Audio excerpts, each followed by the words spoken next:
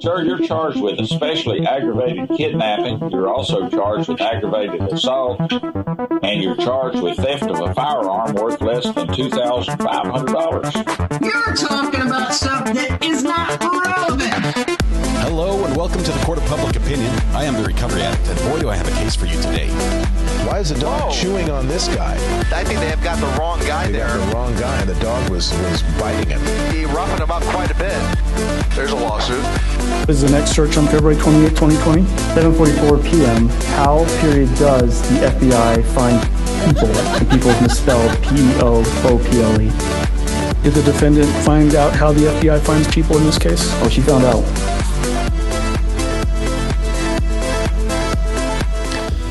Good morning. Welcome to the Court of Public Opinion. Why I'm over there.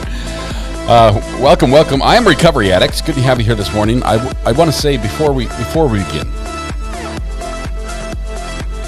First, I have to be over there so I can. Everything's balanced now. Before we begin, I'm gonna fade this out here just for a minute. Before we begin, today... Are we going to address subject matter jurisdiction? No, we're not. We're going to address something a little more important for just a minute. Today is September 11th. It's a day of remembrance. It seems like a long time ago, and at the same time, it seems like just yesterday that the Twin Towers were struck, and we lost so many people. And what I'm focusing on today, as this is a day of remembrance, is that...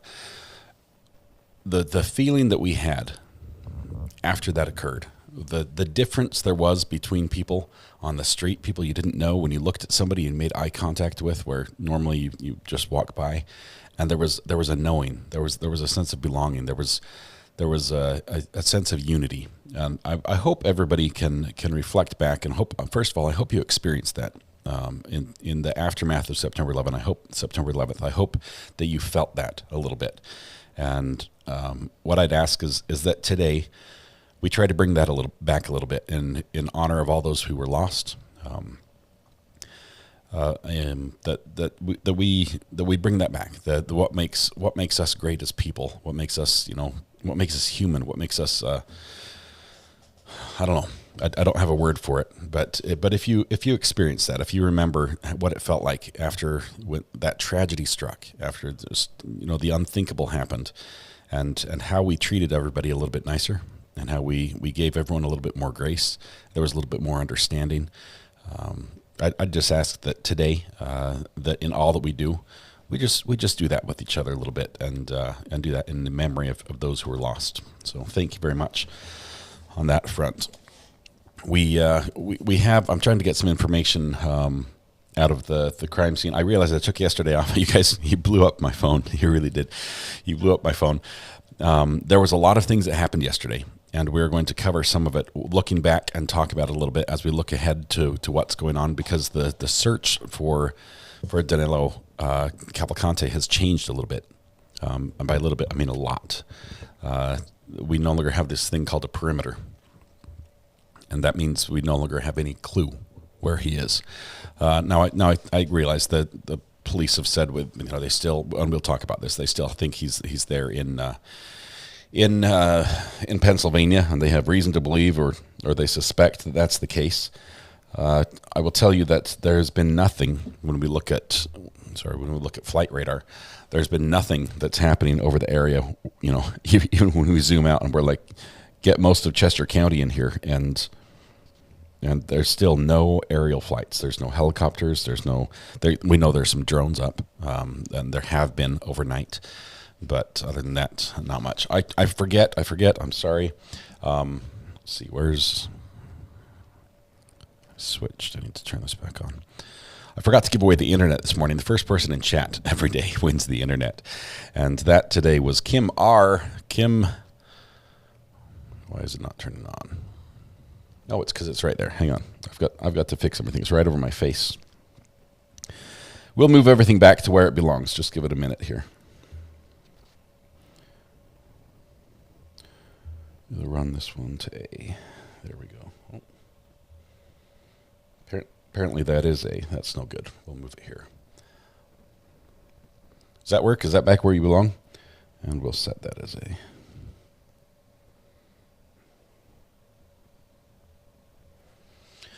All right. I'm well behind everything in chat. Give me just 1 minute. Let's see if we can catch up. I want to bring in, let's see, we've got the press conference we want to have playing. I'll switch to here. Let me get the press conference on. This was yesterday's press conference. We're just going to review that a little bit. Let's see, box 1, it's going to be box 2 will be 6. Box 1 will be 7.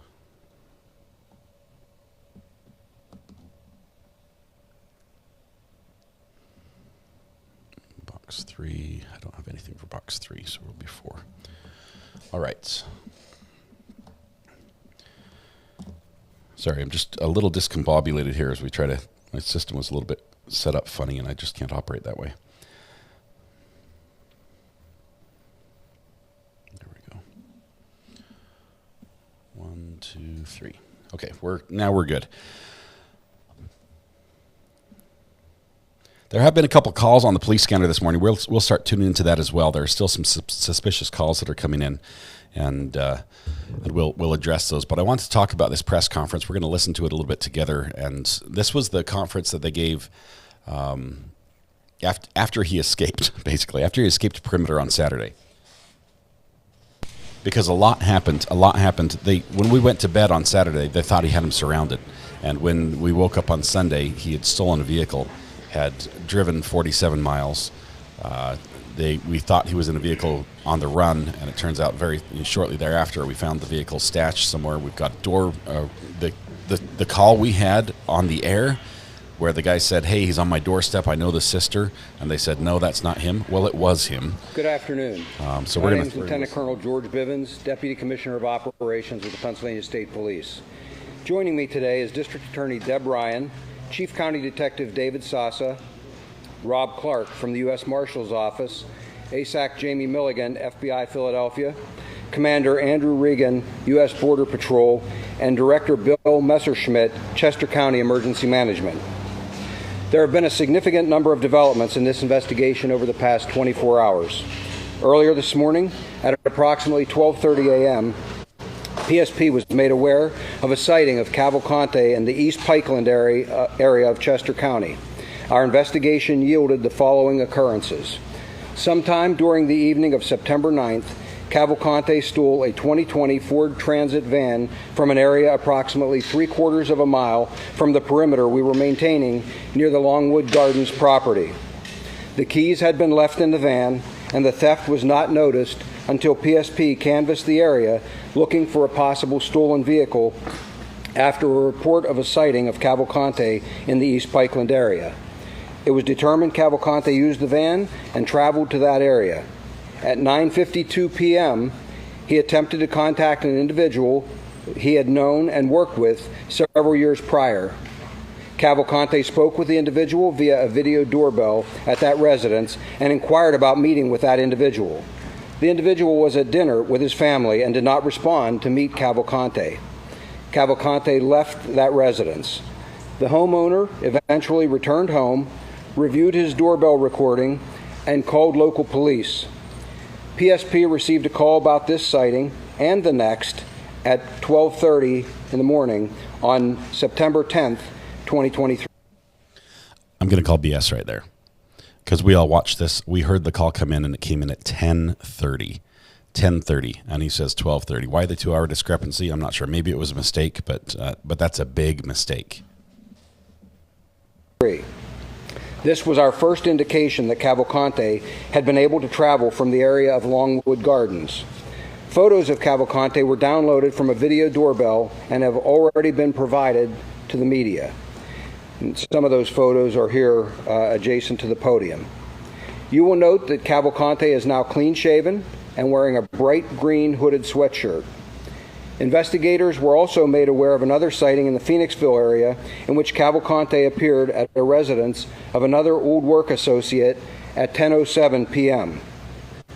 That associate was not home, but a female resident observed Cavalcante and called her friend. That friend responded to the residence and eventually placed a call to local police. Police investigated and then notified PSP. During that investigation, there was an indication of a white vehicle possibly being used by Cavalcante. An updated photo of Cavalcante was provided to state and local law enforcement at 2:30 a.m. Using the description provided, at 5:20 a.m., investigators identified a vehicle from the Longwood Gardens area which fit the description of the vehicle operated by Cavalcante. Upon contacting the vehicle owner, the owner realized their vehicle had been stolen. Further investigation revealed the keys had been left in the vehicle. Law enforcement nationwide was immediately notified of the theft, and an alert was provided to state and local law enforcement at 5:37 a.m. After an extensive search, the vehicle was discovered abandoned in a field behind a barn in East Nantmeal Township at 10:40 a.m. Investigators have been searching the area around that location since that time. We are obviously very concerned that Cavalcante has or will attempt to steal another vehicle to facilitate his escape. As a reminder, we ask for the public's help by familiarizing themselves with the updated photographs and description of Cavalcante, to check security cameras they have, and to call us immediately if they believe they may have seen him. Again, we ask residents to please secure homes, outbuildings, and vehicles. This most recent incident is a reminder that he will take advantage of any opportunity to obtain items he needs. It is also imperative that anyone with information about Cavalcante contact us immediately so we can act on it in a timely manner. I have told you from the start of this manhunt that we were conducting a multifaceted investigation which includes strong investigative and technological components. Those aspects become even more important now. We will aggressively continue this investigation with our federal, state, county, and local partners until we successfully bring Cavalcante back into custody. Cavalcante is considered extremely dangerous, and there is a reward of up to $20,000 offered for information leading to his capture. Anyone with information is asked to call our tip line at 717-562-2987.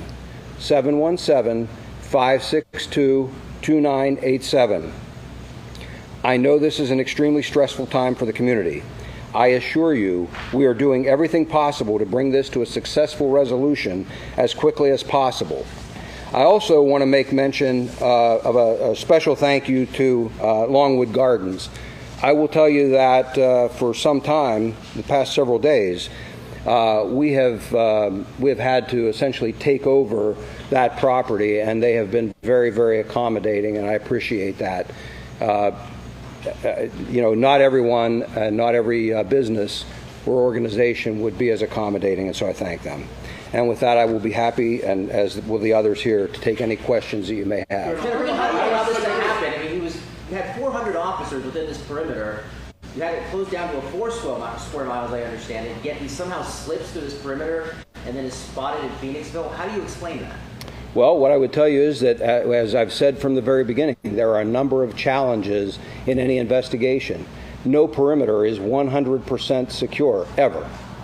We did a very good job, and I will tell you, I applaud the men and women who were out there standing in some very difficult conditions and trying to secure that perimeter. I'm not going to make an excuse to you. I wish it had not happened. Unfortunately, there are a lot of circumstances, there are a lot of issues associated with that property. Tunnels, very large drainage ditches, things that could not be secured. You couple that with weather, aviation being down for a night. There are a number of reasons. Again, no excuses. We took on the responsibility. We gave it a very good effort. We gave it an exceptionally good effort, and I applaud the men and women who have done the job. Is there a reason to believe there were underground tunnels? There are underground tunnels there. You provided blueprints along with Gardens? Did the management there facilitate you in that aspect? They did help us with blueprints, and as a matter of fact, there's additional construction that also has other tunnels and drainage areas that are under construction. Those cannot be secured. It's really that simple. So you do the best you can with any given circumstance. It's no different when it's a wooded search. It's no different when there are challenges with every one of them. And so we do the very best that we can. Our people did a great job, and I applaud them. I wish that it had not that he had not been able to slip through there. But that does happen sometimes, and that's why we don't simply rest on our laurels and say, okay. Okay, I'm struggling with the congratulatory tone of this press conference when basically we were told that the law enforcement has this, stay out of the way. Okay, that's the people. If you see anything, call us, but stay out of the way. We've got this. We've got 400 people. We've got him surrounded. We know he's there. You know, we're going to get him. And now in this press conference, you get the, perimeters. It's like a loose net, and we try to guard the perimeter. You had 400 people on the ground, and he'll go on and say, I was going to have 600. Monday we were going to have 600 people. It's excuses. It's really sad. It's pathetic, and it really is a change of tone, and it changes. The way they presented this before was that the people were safe, that this perimeter, they had him caught and surrounded, and they were not going to let him out. And now, as you'll hear as he goes on, it's just like, there are just so many ways you could escape and could have got by us. And our people did such a great job. I'm not saying they didn't. I believe every single officer there on the perimeter did a good job. That there's nobody who was like snoozing or playing on their phone or doing something else. I think they were all working, putting in the time and watching. But if he knew that the perimeter was not secure, don't tell the people that we've got this perimeter, we've got him locked down, he's inside there, we're going to get him. We're going to take one approach.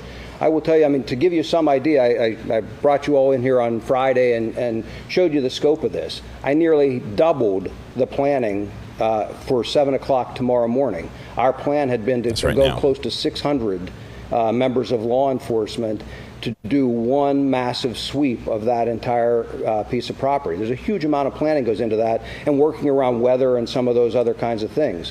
So it is not for a lack of trying that this occurred. We'll fall back, as we do in any other investigation, when something doesn't go our way, we'll fall back to something else. In the end, I am confident we will capture him, and we will bring him back into the criminal justice system. So you believe that Cavalcante... I'm sorry, sir. We're hearing that his sister was arrested. The area of focus now. Where is it?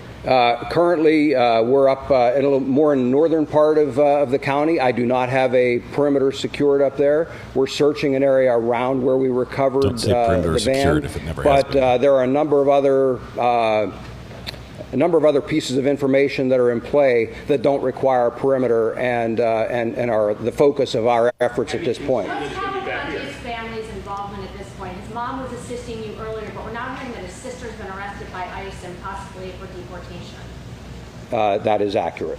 That was a good confirmation there. Do you believe that he's getting any assistance from those family members or anyone else in this community? As always, I'm not going to comment on what assistance he may or may not be receiving, but we take steps to try and minimize or eliminate that assistance, and that's exactly what we've done at this point. Where's the focal point of the search right now?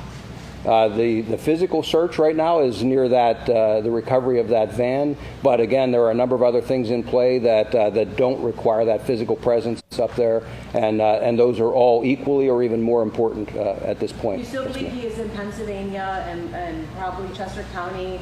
Have other special forces come in over the last few hours to support your efforts from other states? And then anything you tell us about the victim's family right now? I do believe that he's still in Pennsylvania. I can tell you that the victim's family remains under protection, and we assure them that they will be fully protected through all of this. And I'm sorry, what was the other part of your question? Additional support coming in from other states? Yes, as always, we adjust. I just mentioned the planning that obviously I couldn't disclose to you ahead of time, but the planning that was going into tomorrow's efforts. We were bringing even more resources in. What we're doing now is shifting, again, based on the nature of how I see the investigation playing out and going forward. All of our partners here are doing an amazing job of shifting now and bringing the resources we need to bear.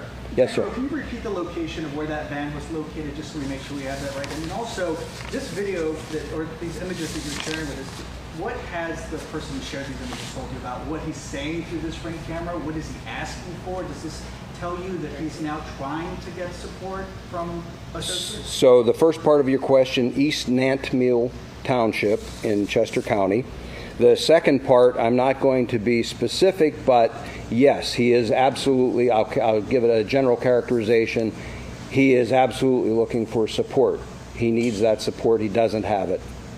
Yes, ma'am. How did he get from Longwood Gardens over to Bailey's Farm and nobody saw him? If there's police cars all along Falling Hill, Northbrook, the last 2 days, like, how come nobody saw him? How do you get there? Well, ma'am, first of all, you've got darkness, you've got a variety of weather conditions, and you've got some fairly rugged terrain. And I mentioned, drainage ditches, underground tunnels, all of those kinds of things. There are a lot of factors. Until I capture him, or we capture him, and I or others have an opportunity to interview, and if he would share that, I guess then we'll know. But until then, I don't know how he got over there. I wish I did. I could speculate on a couple of possibilities, but I can tell you that, again, no perimeter is 100% secure. We do the best we can. Most times, we're able to secure it adequately. For clarification, these images from the doorbell camera, they were from his acquaintance's home? These were from, yes, it was, when I say an acquaintance, it was someone he had worked with several years ago. I'm not suggesting that they have a relationship with him now. It was someone he has worked with, but he sought out their assistance. What's your location that, he might have a weapon or anything? Is there anything from any of these videos or anything that's just indicator? I don't have any substantive proof right now that he has a weapon, but clearly he has been in residences, businesses, and in vehicles, at least one, that I can't say what may or may not have been in any of those locations that he had access to. How much has this cost so far? How much more do you all need? How much more I got to tell you, I'm not tracking the cost right now. We're doing what it takes to successfully run this investigation. If you have to ask how much it costs, you can't afford it. In terms of what we need, I will tell you that our partners have been amazing. Anything that I've asked for, anything that they have suggested, because there's a lot of expertise standing behind me and in the room over here, anything that has been reasonably suggested by any of us, each of us steps up and accommodates with those resources. What do you think you're going to use, though, to try to, elevate this search? Well, again, I'm not going to go into a lot of detail, but I've suggested all along that there are a number of investigative and technological pieces that can be brought to bear. That is where this shifts until such time as we have him in a position where we're prepared to try and contain and capture him again. Are you Yes, prepared to ma'am. characterize this as a nationwide manhunt? Just 1 minute, sir. Are you aware of any vigilante type people who are trying to help you guys, or citizen cops out there? I mean, there's a YouTuber who's running around. Yes, I have heard that that's the case. How do you reconcile what the professionals are doing with what the amateurs are doing? Are they helping you in any way, or not at all? They're not helping us at all, and in fact, they become a hindrance. Again, some of the technology, some of our resources have to be diverted at times when they insert themselves into a scene. When they insert themselves into a scene. I wish they wouldn't do it. I've asked that they not, but I can't stop them in some cases from doing it. Again, are you prepared to characterize this as a nationwide manhunt now that he's broken the perimeter, had access to a vehicle, could potentially leave the state? We have always looked at the potential that it could be a nationwide manhunt. The resources that are standing here with me already make it a nationwide manhunt. The information is being shared as appropriate across the country. This morning, before we even had a full picture, the information we had was being shared with appropriate law enforcement all across the country. And so we keep our law enforcement partners apprised of the progress or the setbacks, for that matter. And and we work with them as necessary. So certainly, going forward, any information that we think is appropriate or could even potentially be utilized by partners will be shared, and the agencies represented here are in a position to do that. Do you think that the officials you were getting intel about Cavalcante, those who knew him best, prison guards, prosecutors, do you think that they underestimated how resourceful he is, how resilient he is? I mean, pretty impressive so far how he's been able to get around. Do you think that was No, I don't think anyone underestimated him. I think, everyone knows that, he is somebody that comes from a background where he has endured some hardship, and there's no doubt he is willing to endure some hardship now. His choice is to go to prison for the rest of his life. He chooses not to do that. Unfortunately, that is not what's going to prevail in the long run. And so he is very determined. we are even more determined he will be held to justice, and we're going to bring him back into custody. Two quick questions. Do we know where he got the hoodie and presumably the razor to shave? Was this at the dairy farm or another break-in? The hoodie was at the dairy farm. I don't know about the razor. And then the second question is, we know that in 2021, some people in Phoenixville helped him as he was trying to escape. Is the gentleman that he tried to reach out to one of those people? I am aware of that information, and I don't want to comment any further on that right now. What is your message yes, to ma'am. anyone who's trying to help? Chance. So August 22nd, on or about, is when he was convicted, and he might have had come in contact with people. Is there any chance, upon that conviction and the people he was talking with, that he hatched this plan to escape on a certain day? I mean, it looked like he had a little help in the prison getting out. He had that watchdog guy there. But is there any thought It's that through he the prison guard started under the this bus whole there. process upon the day he was convicted? Like, is there any way to tell his defense attorney, et cetera? I don't know that there's a way to tell that it was that specific day. Do I think he has been trying to plot this? Yes. Do I think he took advantage of an opportunity that presented itself that other inmates told him about from a different inmate escaping that way? Yes, I think he took advantage of that opportunity. But he has any number of opportunities from the time he is convicted or even prior to have contact with his attorney, with family members, and so forth. And so at any point along the way, the plot could be hatched or the plot could be continued as it goes on. At this point, I am not in a position to say that on a specific day that's where it was hatched. What's your yes, ma'am. Sorry. What's your message to those in the community who may be trying to assist him in this? And what kind of charges could they face? They will be prosecuted vigorously if we can prove that they assisted him. Okay, we're almost and the done with types of this. charges It's depends just a on the minute. type of assistance. But we have the district attorney here, and I don't want to speak for her, but I'm certain that she is well prepared to prosecute anyone who assists in any way. Yes, sir. Do we know anything about where he worked in Chester County prior to the murder in 2021? He seems to know the area pretty well. And also, President Biden's sister lives in Kennett Township, where Secret Service called in at all. First, yes, we do have a lot of information on his background, and all of that factors into the overall investigation. Those Secret are Service would be one of racks many federal for fire partners that department has access outfits to for their information, clothes. and certainly anything that might pertain not only to anybody that lives here, but visits or so forth.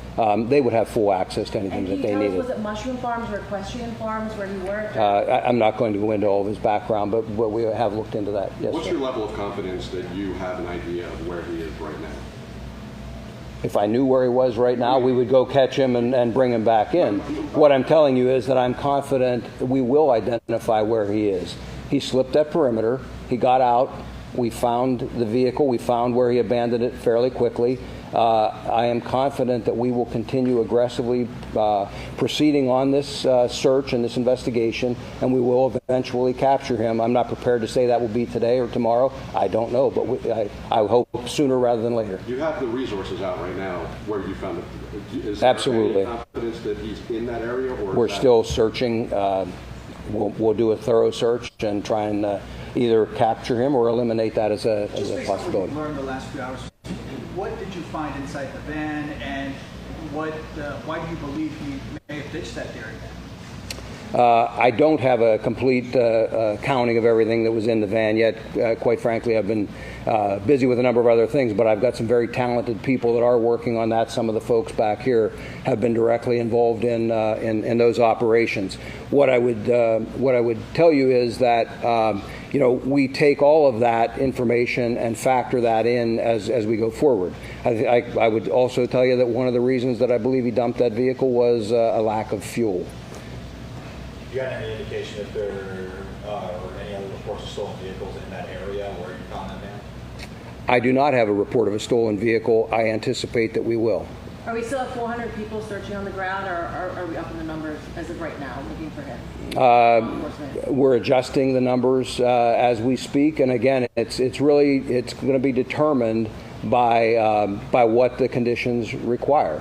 There is no point in having resources stand around. We have fewer Conversely, people. I never want to be in a position where I wish I had more and didn't have them here. So we try and anticipate, and we'll adjust to the You needs. mentioned that you're still investigating investigating how he was able to breach that perimeter, but have you been able to pinpoint where in the perimeter that he was able to slip through, or general consensus of the area? I have not been able to conclusively determine that. I have my suspicions where I believe or how I believe that happened. Could you share that? But no. But no, because I don't know conclusively. But again, I knew where the weaknesses were, and I think perhaps one of those weaknesses came into play here. Lieutenant Colonel, at what point does another agency take over if he is in fact spotted across state lines? At that point, we certainly have all the federal partners here right now. The U.S. Marshals really takes the lead anytime you start crossing state lines, and they're here. They're a huge partner in all of this. We work hand in hand. Not only when we're doing these kinds of investigations, we have people assigned to their offices that are deputized right along with their deputy marshals, and that work with them every day of the year. So this will be seamless if it ever does transition across the state line. Right now, there's no indication that that's the case, but if it does, it won't change the investigation much at all. It simply, we would also then simply transition in another state police agency or whatever, whoever the lead investigative entity is in that state. Senator, what's your message though to the community? I mean, they've been watching you guys chase this guy now. This is day 11. A lot of scrutiny coming towards Day your 12 agency, now. This is yesterday. You let him slip through this perimeter. What do you say to the people that are losing faith in not only the? Oh, I don't know that people are losing faith. I will tell you that I think people realize we have given this a 100% effort. And as I said earlier, I'm proud of the effort that our people have put forth. I'll take responsibility for it. I lead this effort with them, and I'm proud to do it. I appreciate the support we've gotten from the community. I think the community recognizes that in any kind of a major operation like this, there are simply times things don't go the way you plan. That happens in investigations, it happens in manhunts, it happens in all kinds of things. I've had a long career in law enforcement. Rarely do things happen exactly as I plan. That's why if you're smart, you're planning contingencies and you're ready to adapt to whatever happens. This is a minor setback. We'll get them. It's a matter of time. Yes, sir. Can you comment on why the sister was arrested? As was alluded to earlier, there are some immigration issues. Was arrested. Beyond that, I don't have Immigration any other issues. comment. Sorry if you already answered this, but have you interviewed and or gotten in touch with the people that helped him in 2021? As I said earlier, I am aware of that information, but I'm not prepared to discuss what actions we've taken with regard to it. Two things. We've been getting some tips about a sighting at a church. Can you confirm that? I don't have. Going out of a church parking lot. No, I don't have any information about that. Any chance he's still in Phoenixville and someone drove that van up there? Wait, just one second. In prison. When he is caught, what happens to that sentence? Is there any addition tacked onto it? He can be charged, and there can be an addition put on. I can tell you that there's already a commitment that he will go directly to a state correctional facility when he is captured, and we'll work through the rest of what occurs at that point, depending on the circumstances. I'm sorry, man. I need to come back to you. Did anybody see him driving the white van? Or could it have been someone else? And he's in Phoenixville, somebody ditched that van up there. Is that a realm possibility? No, I'm confident it was him in the van. Are you even able to establish a perimeter now that he seems to have gone farther? As I said earlier, a large perimeter isn't the answer in every single investigation or every time or at every point in an investigation. And so we established a small temporary perimeter. We're still holding that in that area while we finish that search. If it's not successful, there's no reason to hold that perimeter. I mentioned to you that there are a number of delays in the reporting of this to us. So we would look to other opportunities to further the investigation. Perhaps later today, perhaps tomorrow, perhaps the day after, if it still goes on that long, there may be a need for another significant perimeter like we had here. And if so, we will absolutely do that, and we will absolutely do our best to capture them at that time. Okay, it's getting hard to listen to with that hook clip in there. That's the tone. What you hear there is what we heard throughout all of it. I was frustrated on a couple fronts, and I've got some things I want to talk about a little bit about that just briefly. While we do that, I'm going to get the police scanner going, because even now we have additional calls coming in about suspicious circumstances. We've had, because the search area has broadened out so much, because we're no longer in 1 or 2 square miles down there by Longwood Gardens. The good news is the people in the community around Longwood Gardens can breathe a little bit, can take a deep breath. He's probably not there, right? We do know he's trying to escape. He's probably not staying there. We know he's gotten a vehicle and left the area. So it's we don't have like 100% assurance that he will never return to that area, but he is looking like he's trying to get away from there. So things may be able to go back to some semblance of normalcy there. The bad news is everybody has to be a little bit on edge, because now he could be just about anywhere, including out of state. And we'll talk about that just in a little bit. We had a couple calls come in this morning. Let me switch over here. Where's mine? Get this one off. Okay. We had a couple calls come in for suspicious circumstances from a couple of different townships. I think I'm going to play, let's see, this one right here. This was, we're behind almost half an hour on the audio, but it jumps very quickly. So we're going to play the police scanner for just a little bit while we get caught up, to let you know what's going on in the background. We've had some attempted burglaries. We've had a homeowner who called the police saying somebody's coming in my window. Elapsed time 0. Right now I can hear him trying to come in my window. I'm scared. I'm upstairs locked in my room. The police showed up and said the building's secure. There's no damage. It could have been animal, it could have been all sorts of noises, but it just goes to show that people are on edge, and it's pretty crazy that way. So let's start this. Let's see.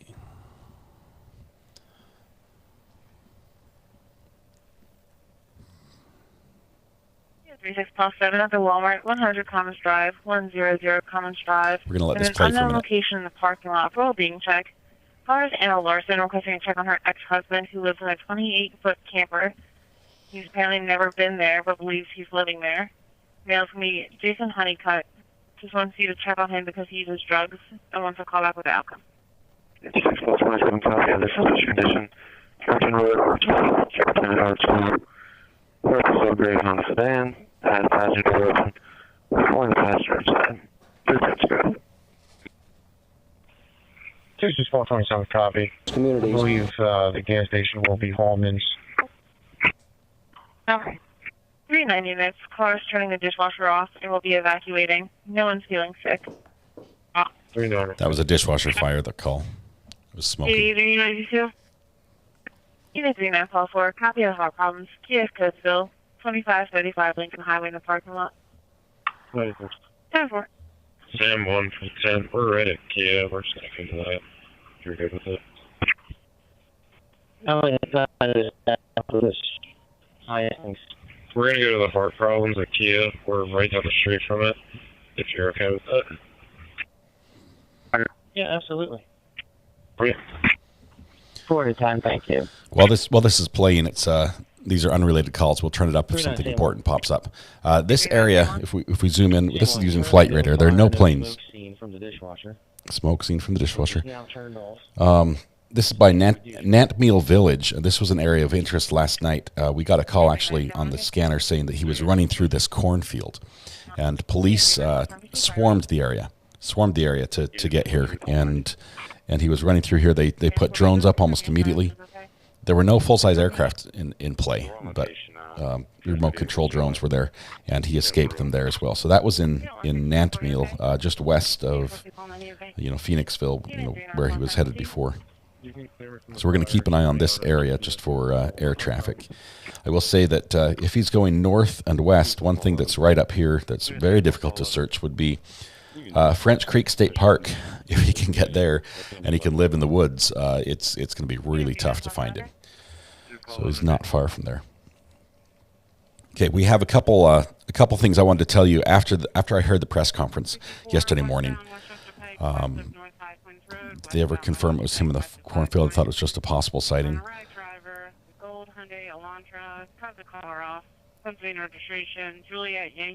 It's just some road rage. They did say it was a confirmed sighting on the police scanner. We haven't had any additional press conferences to authenticate that. Last official sighting was Friday on the Ring camera. Is that correct? Over 48 hours ago. That's the last image we have. 10-4, to the RP, continue on. But they did say they saw him in the cornfield. Stand by, I'm going to double check the county. The caller's waiting in the parking lot of the Wawa for you. We've got the link, the map link's right here. Thank you, Samantha. 10-4, and when you're clear, I'll be holding a medical classic coach work. EMS being dispatched out for a heart problem. 40, your status.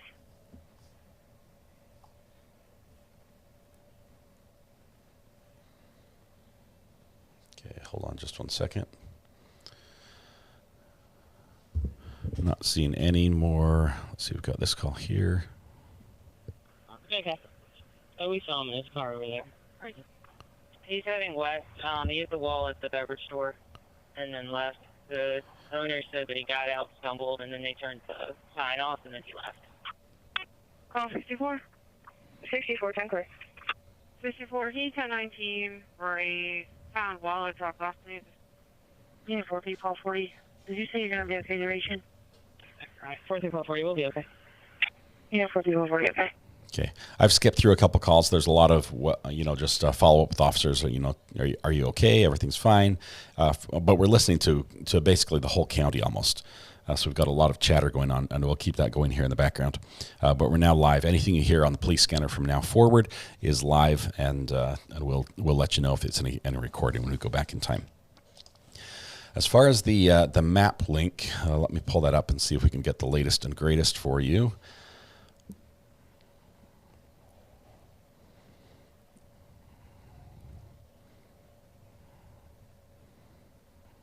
Okay. 341. Yeah, 3-3 pulse flow, MDC check for an animal complaint.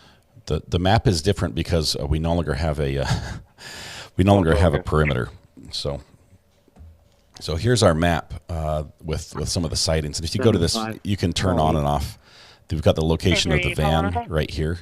That's where it was stolen from, right here by just outside of Longwood Gardens, 3/4 of a mile up. Copy around your suspicious condition.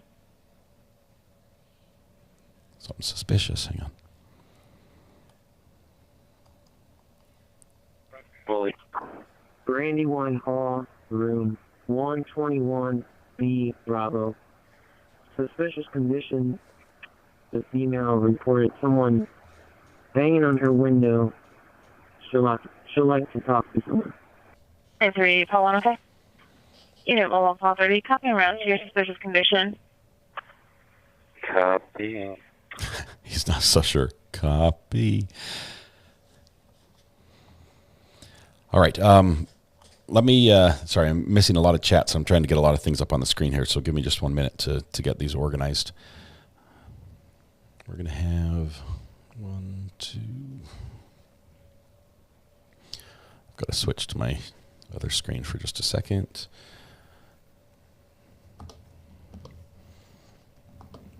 Source 2 will be 7.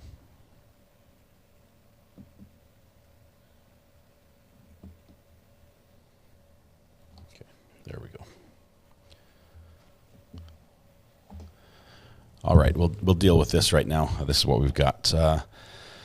On the comments, I wanted to bring to my thoughts about this as we heard what happened with the with this escape, where he escaped to the perimeter. And yes, I'm seeing a lot of things people are asking about JLR and Nick. I think Nick is asleep right now. He was live streaming maybe 5 hours ago. He's been burning the candle at both ends. The poor guy. He slept so much yesterday. He slept through most of the car being stolen and things like that. He just slept and got up. So hopefully he's got some rest. I think he's going to be back up, especially if there's some activity. He's been driving around the area and looking for areas where police are active, just to see where the focus has shifted. JLR's been up there as well. I think JLR is the one that had the video, the image of the guy on the Vespa scooter with the assault style rifle. Let me say a sporting rifle strapped on his back. Interesting image with the Vespa scooter and the rifle. But people are armed up there, so be careful. All right. Let's see. 6-27 copy of these suspicious conditions. More suspicious. Court, Continental Circle, Revolutionary, Continental. Hispanic male in his 30s walking through the yards with a stick. Came off Kimberton Road 5 minutes ago. Ultimate psychotic. Okay, so, 3245 NDC check for phone assignment. Okay. so that's a possibility there. Hold on one second. Move this back to my other screen.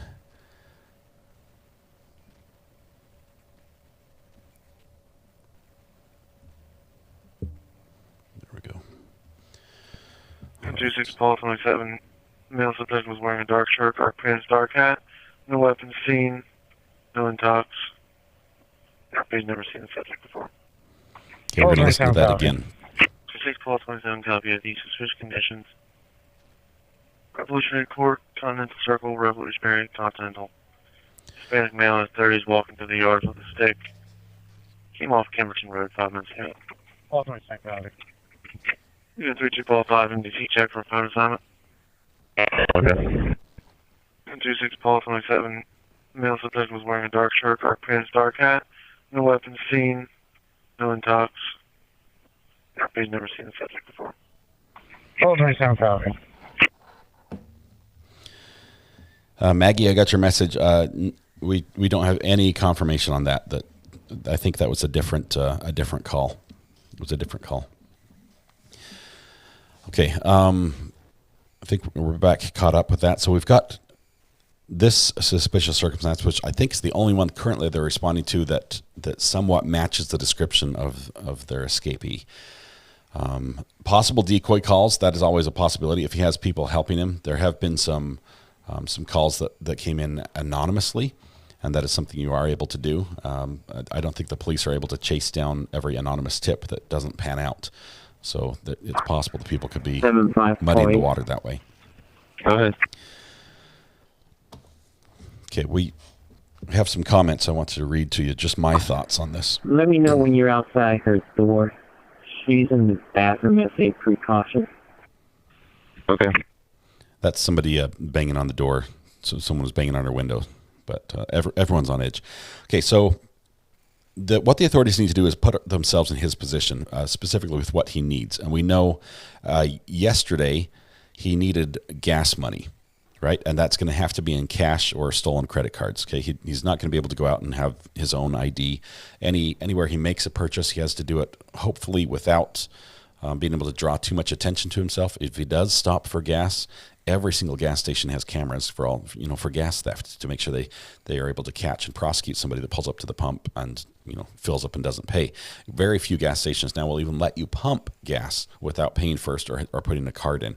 So if he has cash, he goes in and says, hey, put $20 on pump 3, and he can pump and go. He's still you've pulled in next to the pump. He's walked into the gas station. He's caught on camera there, and he walks back out. So there are lots of chances to get this. So he has to change how he looks.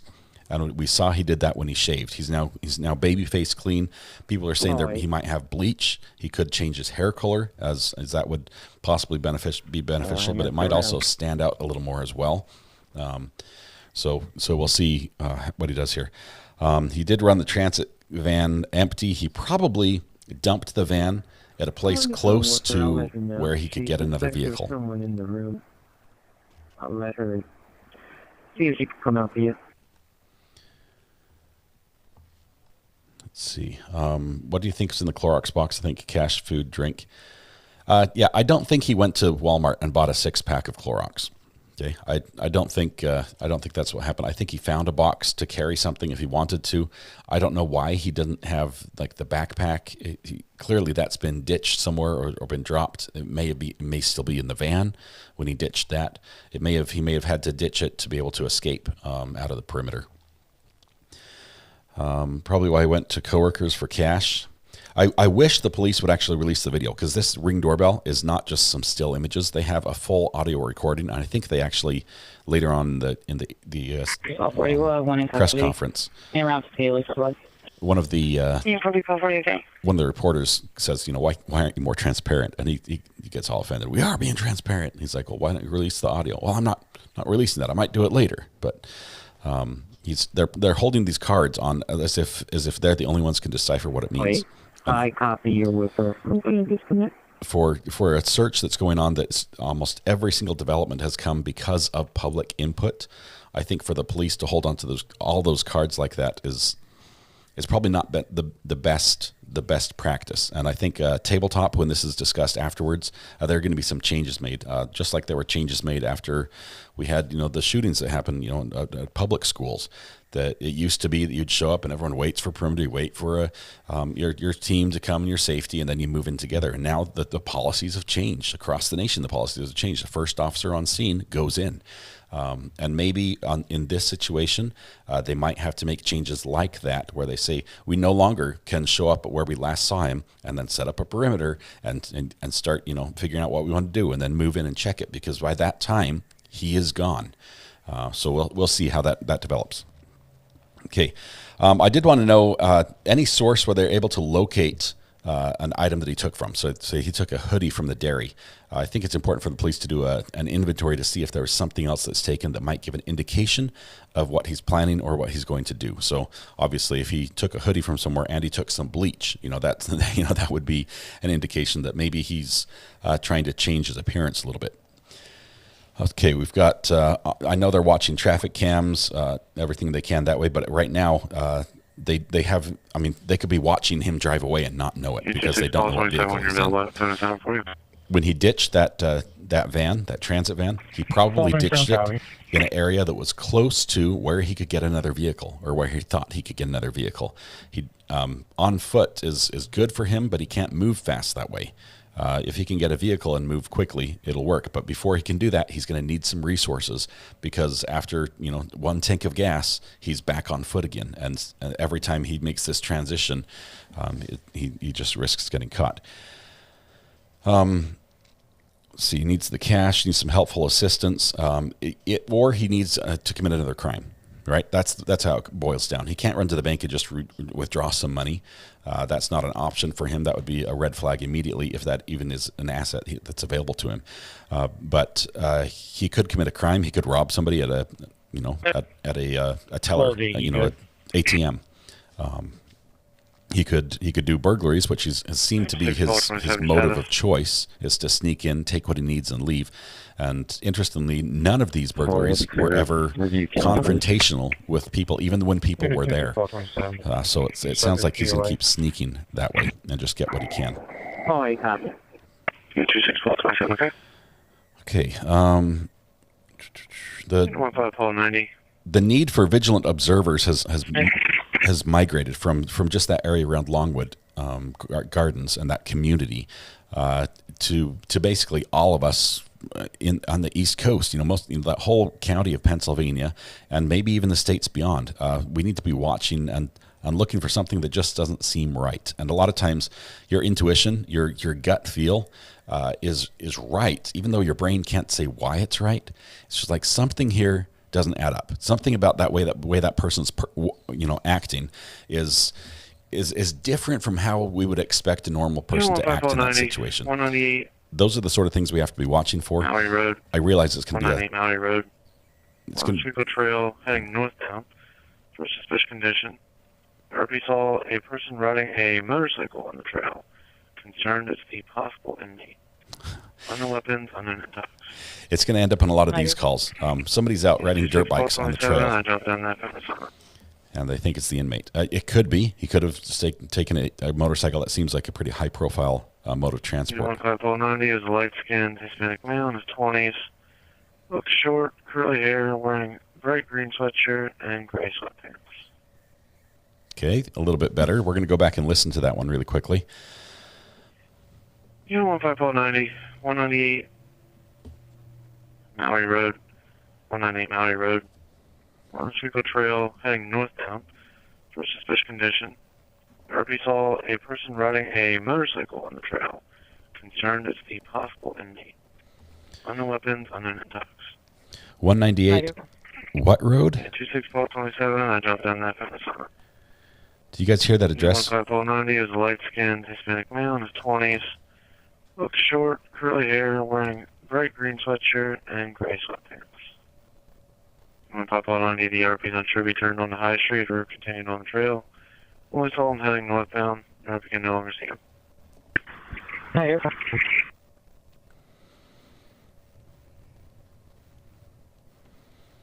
Okay, so is this... we've got a couple valley roads on here. We've got one in, let's see, we've got one, east of Westchester. That's probably out, I'm guessing. We have one west of Modena out by Parksburg, which is it's basically straight west of where he was before. And then we have one way up above Reading, up by Tamaqua. So if it's Valley Road, don't anyone wear green today, seriously. Do you think he would keep wearing the same green sweatshirt, identify himself? No, I think, here's what I think. I think he knows that those pictures from the Ring camera, because you look at him, he looked up the Ring camera. He's almost grinning. He's like, hey, check it out. Here I am. Can't catch me. He's almost posing for the camera there. I think he knows those images will be seen. So if he's trying to escape from that, he needs to change his image from how he appeared in those pictures going forward. So he needs to change his clothing color. He might have to change his hair color or his haircut. We know that he's been able to shave his face. He may end up shaving his head as well. I'll be living in Senate.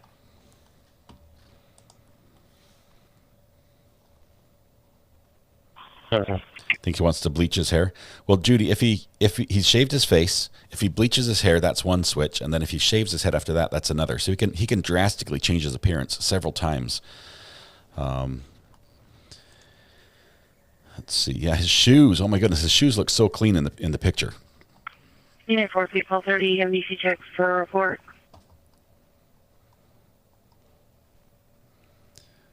He'd be looking to change his clothes as often as possible, and I think those are going to be moments of opportunity. I don't think you'll see him, breaking into houses just to see if there's a different color hoodie he can get. But he's gonna find a target that might be able to give him what he wants as far as some assistance. Probably cash wise is more important. Food will be available as well, but cash would be important. And then if it's free, why not? He's not going to be going through looking for grandma's jewelry in the jewelry box. That's going to do no good. Okay, because he has to fence that or somewhere. That's not going to happen. But he is going to possibly either look for a weapon or new clothes or money. Let's see, a couple more thoughts I wanted to share, and then we'll go back to listen to the scanner. Subject from 1-5, dirt bike complaint. Let's see, it's very unlikely he has access to air travel. What's your location? So it's going to be mostly streets, and he's not going to walk to Mexico. Okay, this is not how he's going to do it. He needs to find a vehicle, and then be able to move with that. So as the company vehicle was stolen from the dairy farm, if he steals another company vehicle, if he's able to do that at a time when the company's not active, you basically have a buffer window until the company looks for the vehicle again before it gets reported. So that might be his mode of choice. Plus, there are some very common vehicles. How many white transit vans are there? Quite a few. I call 2 MVC check for a report. 1-5 units, are you direct? It's sorry, they're talking a lot. It would be very wise to assume that he has access to news reports. That he is now able to listen, if not just to the radio, can actually watch the news and see what is being released publicly. And he most likely would be able to shift his plans to counter anything that is presented. So that's going to just complicate things a little bit more. The dirt bike complaint, Buttonwood and South Main. Going to listen to that one again. Hang on. King 90, you can clear that out, please. Unit 2, King 90, okay? 1-5 units, were you direct on that information? 90, this is 1449 is out with the dirt bike complaint, Buttonwood and South Main. King 90, you can clear that out, please. The clearing that out is a different station. Unit 2, King 90, so they're okay? still out talking to the complainant about the motorcycle issue. Okay? At least they responded quickly to that one. Towards South Main and Gay Street. 3971, okay? 91 out of 1 in service. Unit 91 out of 1, okay? Okay. It's about it here. Let's see. He's got access to news reports. It's going to be It's more difficult right now for the public to gain information. The wide area of interest is now covers new police agencies, as far as townships and things like that. And what typically we see when police are involved, and especially on a mobile issue like this, is the police will take action on a call before they announce anything. So we're not going to hear about a Ring doorbell cam unless we hear it on the scanner. We're not going to hear anything about it until after the police have investigated it and it doesn't pan out. And they say, well, we tried to get him. This is the latest we have. They're going to take action first and then wait. So we're going to be delayed in hearing that, which is not going to help us in figuring out where he is. Let's see. News of outside sightings will only be released after LAO responses fail to locate suspect and need for public cooperation escalates. That's the new sightings that they need.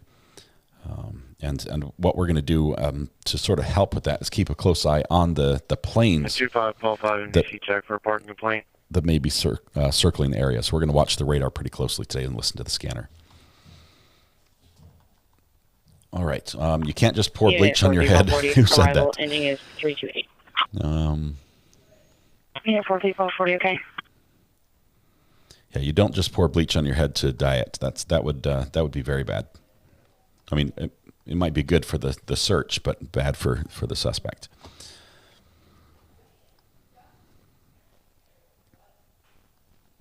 If he does have a weapon, he has not. We haven't had any reports of him using it.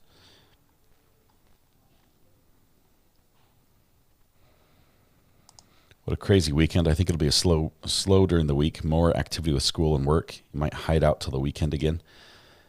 I think right now he's able to move during the day. And I think we might see that here.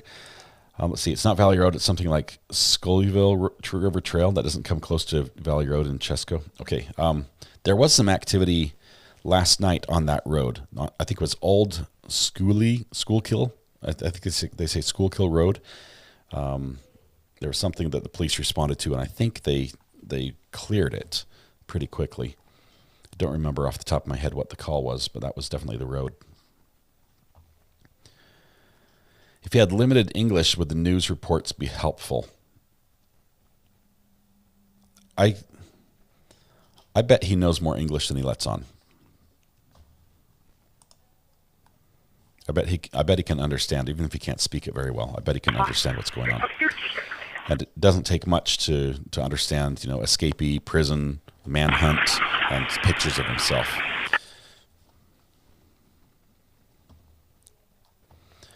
I don't think I could hide for 12 days with hundreds of law enforcement and thousands of citizens looking for me. Most people couldn't. Most people couldn't. And until we get like an inside scoop of what actually happened on the ground there, we don't really know what he was evading or what he was actually escaping. NBC check person assignment. Okay. Unit 5542 Lancaster Avenue and South Waterloo Road. Lancaster Avenue and South Waterloo Road for a property damage accident. 2 vehicles non-blocking. Unit 1630 NBC check person assignment. Okay. Grumpy, I'm not aware of any Spanish language translation. That would take some tech. Check for phone assignment. You could use some of the multiple apps to record the scanner and play it back and have like a Google Translate things for you, I guess. But I doubt he's doing that. Tash, welcome to the gallery. Thank you so much. Appreciate you. Okay. We know he found a van with the keys inside. Who really knows how long he stayed inside of it after locking the doors? May have been there all day, long until the coast was clear to drive away. Squeaky wheel. The dairy farm where that van was stolen from, even though the police said they left the keys in it overnight, the employees were working there, and dairy farms a lot of times they're working hours where everyone else is sleeping as they're getting ready because they're making deliveries for the next morning. So they stole that delivery van there. I don't think he was. He was not seen when it happened, but I don't think it was just like people leaving the unlocked cars with keys in it. And plus, work vehicles, they probably stashed the keys somewhere, in the glove box or in the ashtray or something. Do cars still have ashtrays? Anyone notice how clean his shoes appeared in the ring cam images? Yes, like he'd brushed them up a little bit. They were quite nice. They may have been wet. I mean, he could have rinsed them off pretty quickly, and running through, hosing them off with a hose would work pretty well. Tamaqua says Chief Shenanigation Officer. Okay, Tamaqua. I'll try to pronounce that correctly. The reward, Lenny. I'm frustrated about this reward, right? Because the in the press conference, the police said we're not counting the money, right? We're busy. We're focused on getting this guy, or we haven't even looked at the finances. I think they should look at the finances, because if you look at what has worked in this search, okay, just looking at everything you've done on one side and everything that has worked on the other, and there's a dividing line, and you can't just because you haven't caught him doesn't mean it doesn't work. But clearly the perimeter is not working. 42, right? St. John's Circle, South North Avenue, St. John's, South North. Person special condition, possible sighting, unenraged male, unaged, skinny, short, long brown frizzy hair and a low bun. No facial hairs. Brown short sleeve polo, jeans, carrying a blue backpack. Was walking on the phone, standing near a white vehicle going towards the dead end of St. John's Circle. St. John's Circle. Available. I was suspicious condition at Beaumont Elementary School. Hold on. I'll go to that first. Unit 5549, okay. So a white male that tried to open the front door 6 minutes ago. 5549, you can hold me out. Man. 5549, okay. They've got stacked suspicious circumstance calls. Let me finish this thoughts about the reward as we wait to hear if any of these things are panning out. They need to look at what they've spent and what costs a lot of money and say, could we spend this better by incentivizing the public to do what they've done already, which is tell us every time they see him. Raise the reward amount. $20,000. It's not people generally won't just pass by that if it were sitting on the sidewalk. That's a lot of money for a lot of people. It's a ton of money. It's a game-changing money for many people. It can get them started, get them through school. There's a million things they could do. You can buy a car, but that sort of money it would have to be divided among all the people that give the tips. If they were able to raise this amount, so it's like, hey, there's something on the line. I'm willing to put myself a little out of my normal comfort zone as far as what I do. I'm going to walk around my neighborhood and look at things. I'm going to check my backyard. I'm going to call people I know. 5'5", thin build, unknown clothing description, carrying a Gatorade bottle, unknown intox, no weapon seen, last seen headed southbound on Newtown Road. Hey, Chris, I'll check Newtown Road. They're checking every single call. I mean, everybody 5'6" and shorter is getting called on right now. Anyway, so if they could raise that reward, I think it would incentivize the public to spread the word more among their own circles, their networks. They would they would be more diligent because the add a zero to that reward and suddenly it's like, hey, you've got my attention, and that's where they've had all their tips so far. That's where we've got almost every single one of the sightings has come from that. I think that would be the most beneficial. Aaron Blackman says, people may disagree, but he has connections in getting help. I believe it's highly possible that this was well thought out. He may have a trail miles long with things here and there needed to survive. If he does, he would have to have a lot of connections setting that up, because he sat in jail for like 2 years waiting for it to go through the court, right? So he's been on the inside for a long time before he was convicted. It's me. Kim says, I've been a member for far longer. Yes, you have. I love RA in this community. Don't talk much, but I enjoy the content and zero drama. Thank you, RA and mods. It's me, Kim. Thank you for being here. It wouldn't be the same without you.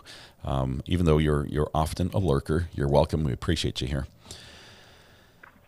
30 to 8 and 4 on our side channel. Okay, let me catch up here.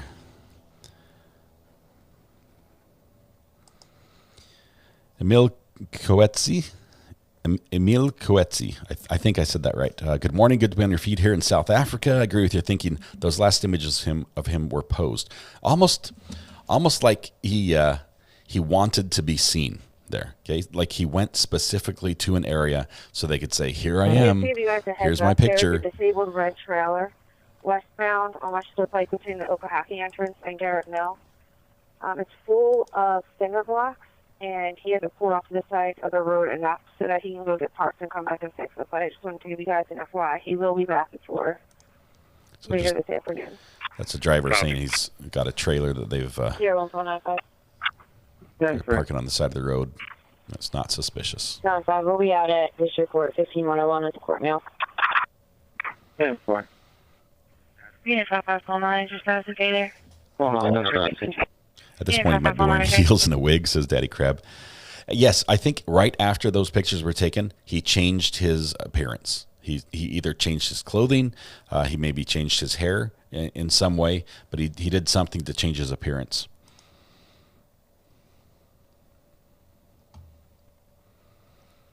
If LEO does arrest this guy, there's no, you get an attaboy from your sergeant is what you get, your chief. You get an attaboy, and there's no bonus there. The law enforcement doesn't get to collect those bounties.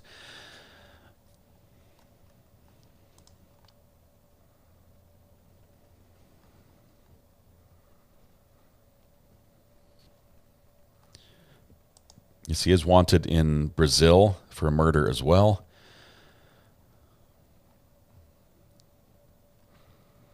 We're going to keep an eye out for some of the guys who are on the ground. I know JLR, I think he was live earlier this morning. I don't think he's live right now. Let me just check. I don't see him live right now. He was live this morning. It's probably going to be a couple hours still, maybe an hour or two before we hear from Nick up there. So we'll see how that goes. He was working pretty late last night as well. I'll tell you, I fell asleep in this chair last night. Woke up at 3 o'clock in the morning. Headphones still on. Scanner blaring in my ears. It was rough. Crawled upstairs to bed. I'm like, oh, my neck was stiff. It was a rough night, and I imagine that Nick and JLR and those guys are, Hong. They're also. I saw one of the pictures where I think Hong had the driver's seat in the car laid all the way back, like he was just laying down getting some rest. Like, man, I feel for you, man. He should have changed his looks after he was seen on the ring. We can anticipate he did, because this is not an accidental escape. He's not just flying by the seat of his pants. I think he does have a plan, because he has run before. He ran in Brazil. He ran from PA when he committed the murder up here. He's running now. This guy's got some experience in running.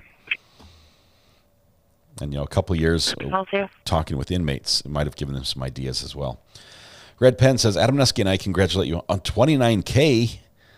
On to 30. Let's catch this guy today. 29K. It's been a crazy week, you guys. This has really been crazy. Thank you so much. Can you dispatch BLS for a 7-year-old female with neck and arm pain? Yeah, 5542, okay. Let's see, I'll try to answer all the questions you can.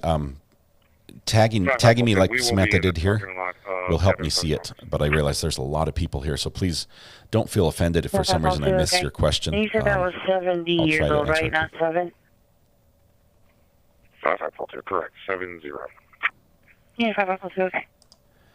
A train. I think the authorities have been pretty diligent in watching the train routes where he might be able to intercept a train vehicle, especially if one was parked in the area. They've been paying a lot of attention to that. I don't think this guy's going to do the whole run off a bridge and jump on the back of a train. He's not Jackie Chan, although he may have some similar resemblance in some areas. But no, I don't think he's going to be on a train. I think he's pretty safe that way. But they're still watching that. Cashette just gifted 10 memberships. Cashette, thank you so much, and welcome to the members who just received those. Let's see, Detective Ed, did you get the message? I did see your message. Let me double check on what you said, because I read that the other day. Let's see. 25 Sam 2, check your current for information. Send me a buzz. I've got like 100 text message since there. Let's see, Strubble Trail. 1. Albright Life Care Center, 555 Fox Chase Road, 555 Fox Chase Road, Suite 106. EMS is being dispatched out for a sick person. 3 belong down. 25 Sam 2, check your current for information. Okay. I've heard. 55 Sam 1. I have the subject from Beaumont Elementary at Millbrook and Newtown. Unit 55 Sam 1, okay. So They just got the guy who was trying to open the door at the elementary school. 5-5. I don't think that was him. I'm going to head your way. I'm on the phone right now with the woman that was outside during this. Ken. Okay. I like your 16, thinking. You can do that phone assignment. 10:30, okay? Random thoughts, but would you rather, they're always appreciated, would you rather fight a chicken every time you get into your car or an orangutan with a sword just once per year? I'll go with the chicken because I think I have a chance of winning that one. All right. Let's see. You've got a Unit in BCD 436 HP scanner. How do I listen on that? It needs to be programmed for the area, and the downside, Mike, is that with those police scanners, you're limited to what your antenna can hear. So you're listening to local stations. Uniden allows you to program that, or even, I think you can buy them programmed. It depends on what you've paid for. But you'll have to go to like the radio scanner page and input all the trunking frequencies manually if you haven't got it programmed. Unless you're in the area, you're not going to hear it on that, because that's going to be it's like a walkie-talkie. Right? You've got to be close to the other radios for yours to hear. It doesn't pick up on the internet and share that way. But Mike, if you want, we've got the scanner link right here that we're listening to. This is the scanner link. It's a bit.ly. It's shortened, but it'll put you right in with the Chester County Emergency Services trunked network. That's what we're listening to. Christine says, I'm a grizzly. Wonderful. We got some incredibly kind words on Grizzly True Crime over the weekend. Just some really nice, friendly shout out. And I have to say, within like 3 minutes of that shout out, I had like 300, 400 extra subscribers that just appeared. Thank you so much. You guys are so kind. Thanks for supporting and checking out the channel when she said some nice things about us. Let's see. I'm glad their scanners are not encrypted like they are here in VA. Gleason, SMD Gleason, they are. Some of the scanners are encrypted. Almost all the nation is switching, at least on the tactical channels, which is what they use for a major event, like a manhunt. Usually anything that involves extensive, law enforcement activity over a period of time is going to be, whether it's a SWAT situation or some sorts of search like this, it's going to be switched over to tactical channels, which are almost always encrypted. That is so they can protect their communications from being transmitted to the suspect who they're trying to catch. Otherwise, if you knew what the opponent was going to do every single move, it would be very easy to counter those moves. But there's oftentimes, and what we have right here, even though the people on the ground doing the searches, the SWAT team on the ground, they're going to be on TAC channels. We're going to be listening to the dispatchers around the area who are receiving calls from the public, which is where most of the sightings come from. Most of the sightings come from the public. So it'll come through a dispatcher saying, hey, we've got a suspicious circumstance over here. XYZ has happened, or we saw this person looks like this many minutes ago. And then it goes from them to the tactical groups, and they can start responding. So that's why we're listening there, because it'll keep us in the loop that way. Linda Denton, thank you for gifting a membership as well. Appreciate you. Look at that yellow courthouse by your name. It looks awesome. Let's see. Can you show the ring cam photos when you're able? Chad is asking. Let me pull them up just quickly. Let's see, where do I have the best place to pull it up?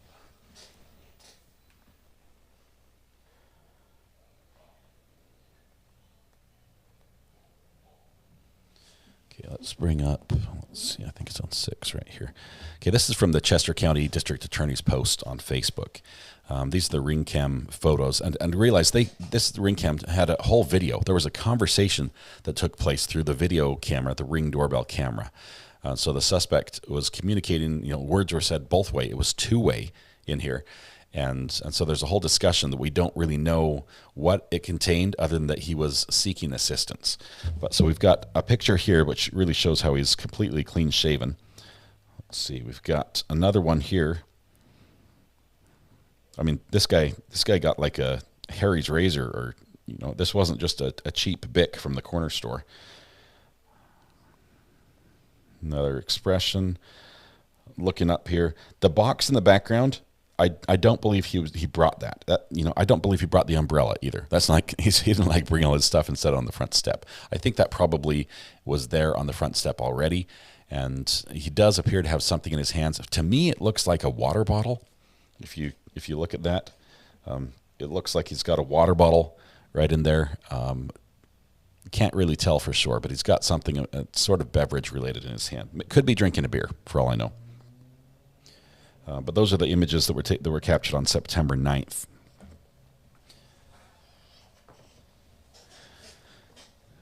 Let's see. Judy watches Grizzy as well. Thank you. Big thanks for her. I appreciate her. It's wonderful. We'll have to see sometime if we can do something together. That would be awesome. ES says, I've been doing school with my 3 kids today, but one earbud glued to this live. Has there been any current confirmed sightings today? Yes, what we've had today is a whole ton of suspicious calls on the radio. And so far, it appears that none of them have panned out into the search. Because if they did, we would hear the officers that respond say, hey, call state. We need state in here. Get the PSP boys in here right away. Selena says, my brother-in-law passed away last night from pancreatic cancer. I'm sorry, Selena. I'm trying to stay distracted right now. Please pray for my family. Selena, you are in our thoughts and prayers. You have been wonderful here in chat. You have made so many people smile just with your generosity and your kind words. Our hearts go out to you. Thank you so much. And you're in our prayers for sure. I'm so sorry. I'm so sorry.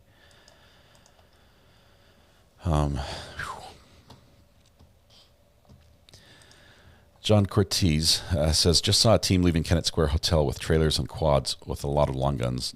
Told them good hunting. John, Kennett Square Hotel, this might be federal agents that are leaving. Those might be assets that were in the area around the Longwood Gardens and are now moving somewhere else. They could be going to the next location, or they could be just going back home. They did bring in a ton of people. Those hotels were pretty much booked up with officers from various agencies from all over the region.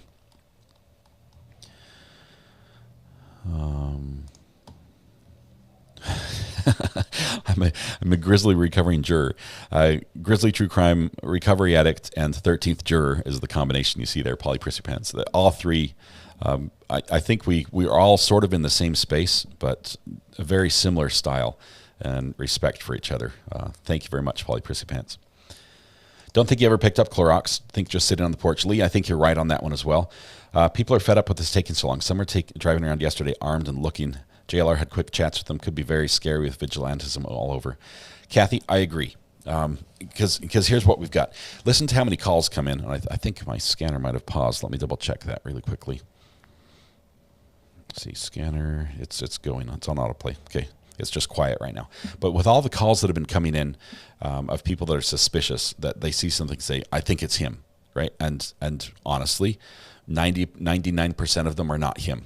99% of them are some guy just getting ready for work, or out exercising or going on a walk. It just happens to be a short guy in the area where we're looking for a short guy.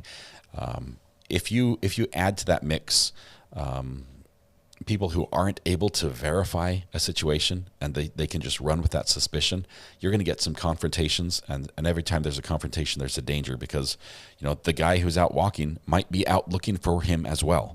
Okay, and he might be, if you get two armed people who think the other guy is him, it ends very poorly. So I do believe when it comes to any armed response, from 32 on our channel.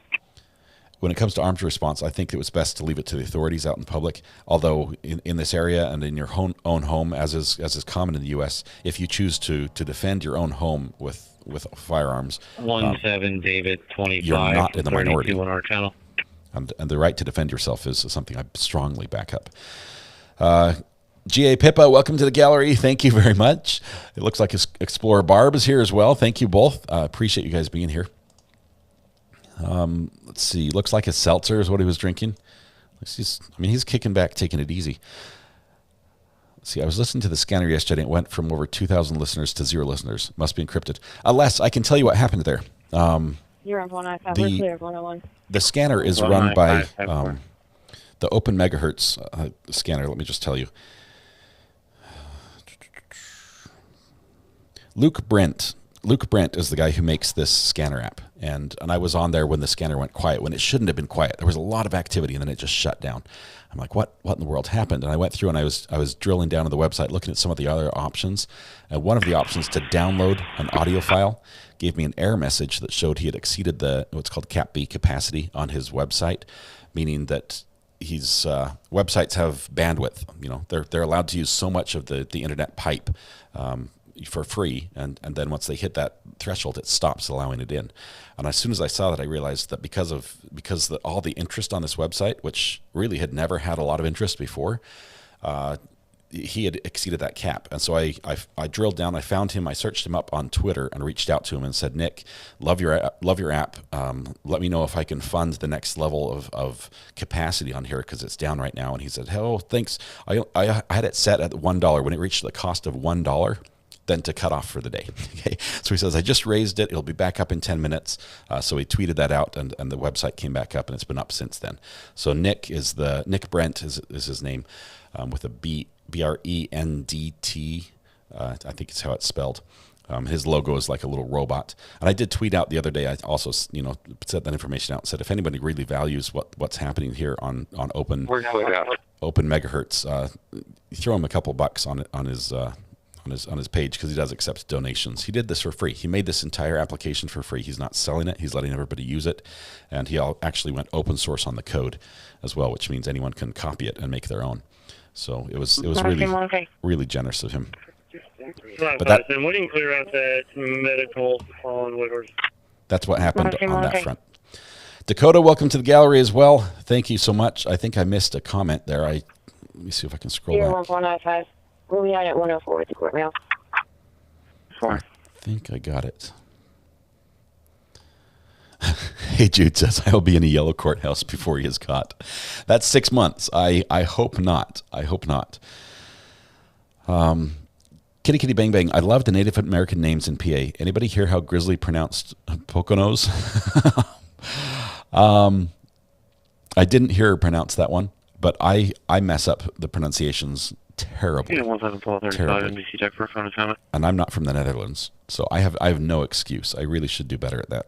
So thanks for educating me. Let's see.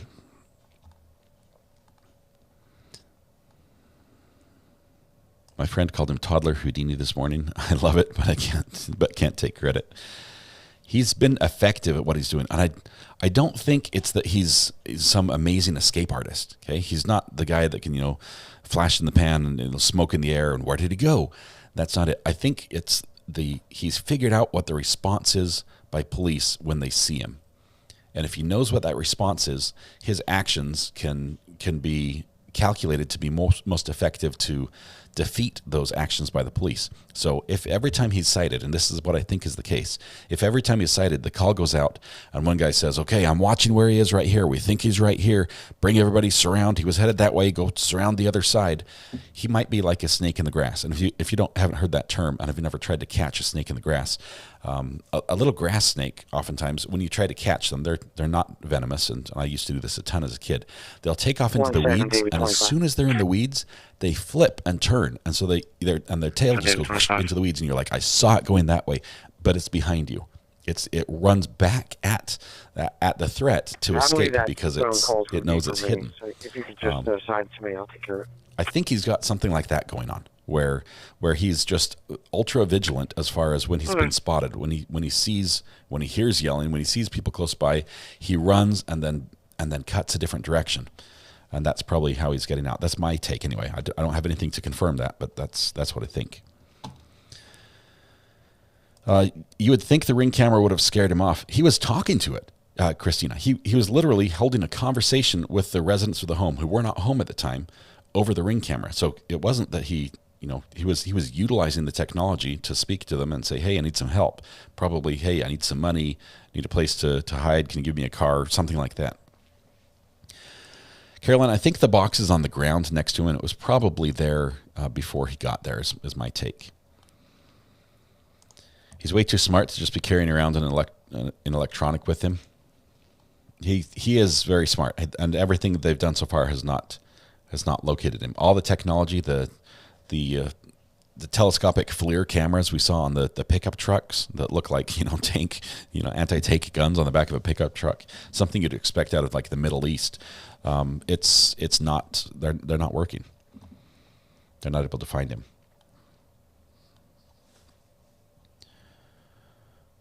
Okay. He sure doesn't look like someone who spent 11 days on the run. Quilting the true crime addict. It looks like he took a shower, put on a fresh pair of shoes, a clean hoodie, shaved, and grabbed a drink, and then went over to a friend's house. And trying to put that together with, how do you reconcile how he looks on the camera with the previous 10 days of him on the run in marshes, in mud, in rainstorms. There have to be either somebody helping him or other homeowners who have no clue that their local fugitive just took a shower and shave at their house and then left. So it's somebody out there. Hopefully there's some cameras that'll show up. But I think he's definitely been in more homes than we think. The person he visited wasn't home when he was there. Him and his family were out for dinner. Checked the camera when they got home. Saw pics. Called the police, but police said it wasn't him. Holly, yes, that happened at 10:30. We were listening when the call actually came in from the police department, and then like 4 minutes later, the officer responded and said, "Oh, it's not him. Don't worry about it." But this guy, the officer that responded to this call, so dispatch puts out the call and says, "We've got suspicious circumstance." Caller says he's got the Ring doorbell has the escapee on it, and he's driving to the police station, presumably to turn over the pictures of the video. The police officer responds and says that police station isn't going to work. Have him come to our police station. Can you ask him if he knows the escapee? Why would the police officer say, "Do you know the escapee?" unless the police in that area know that this address is one that is associated with the escapee? So he says, ask him if he knows the escapee. The call comes back and says, yes, he knows the sister, and he thinks it's him. Okay, so they have all this information. Then the officer looks at the pictures and says, I'm not sure if it's texted or what, but looks at the pictures and says, nope, it's not him, clear it. And then 4 hours later, we get yep, it was him, send in the troops. But it's my understanding from the press conference that was yesterday that it wasn't just him showing up at the doorbell, that he had a conversation over the Ring camera, and that video conversation was spoken. Let's see. Lindsay Hendricks says, that's my big concern as well. I feel as if authorities are skipping over the Spanish and Portuguese-speaking communities. I've yet to see a wanted poster in those languages. Do we know if he still has the phone and they can't disable the phone? We don't know. We don't know at all. We don't know if he's ever had a phone that he's turned on. I think there was one that was stolen or possibly stolen from one of the first houses he broke into. I don't know if he's even able to turn it on. Did they say how he broke the perimeter? And is there a new perimeter? Just got here. P-Will, for real. They did not. All they said. Sam 30. NBC check for report. Sam 30. Okay. All they said was that they did a really good job on that perimeter, and he's so proud of his men, and he stands behind what they did. They have no clue where he got out. It could have been through a tunnel. It could have been through a ditch. It could have been through a waterway. They still don't know how he got out, but he did, and he made it 3/4 of a mile away and stole a vehicle. No new perimeter, although we're looking right now at the map of the last perimeter. Let's see if we have anything going up in the air here. These are all just commercial flights or private jets. Not seeing anything. Not seeing anything in the area that could be the police searching for him. So this area on the map was a perimeter near a cornfield where they saw him last night. But that's all.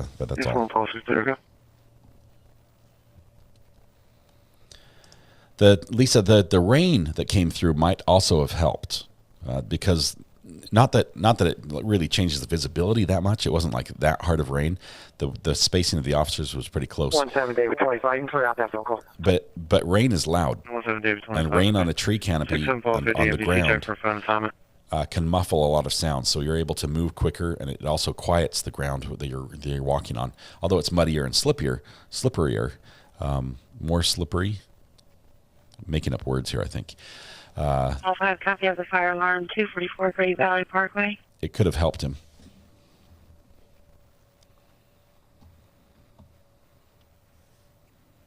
Chopper and Sky around the area of the ditched van, according to JLR. Let's see, is JLR on right now? He was up a few minutes ago. I don't show him live right now. The ditched van. Got to get my bearings again. Where are we at? Westchester, Phoenixville. Yeah, 2155. The ditch van should be on this screen. I think it was actually over here. I'm not seeing the chopper anywhere near that, so that might be an older video. I didn't see one this morning. The Veterans Community Living Center, 1 Veterans Drive, first floor, B side. You must be in dispatch off for hypertension. Copy. Cleared out, please. Yeah, 2155. Okay. So Nick was live 6 hours ago. He's probably still sleeping here. We'll let him sleep for a while. He needs to turn himself in and take the 20K. He won't get the 20K if he turns himself in. It's got a little caveat, a little asterisk on the award right there. That's one of the exceptions. Police also called it rugged terrain. This is the old DuPont property. Most of it's meticulously manicured and maintained. There is some rugged terrain around there. If you look at some of the waterways. Could someone have given him a new SIM card and that's how he's communicating? It's possible. But I think he would have had money. I mean, if he had a SIM card, he would have had gas money for the car. I don't think he would have run it dry. It seems more feasible that he would be given cash than a SIM card. Didn't attempt to hide his face from the camera. I think he wanted to be seen, so everyone thinks he's in the area, but already had a ride out of the area. That's also a possibility. It was further north, okay, so he might be trying to throw people off the scent, and then he goes back down south. Last time he ran, he was caught in Virginia down south. They keep messing up. It's frustrating. Thank you for answering. Yes, it is frustrating every time they escape. Yeah, 425, the alarm company is advising they spoke to someone on premise and they're advising it's not an emergency. My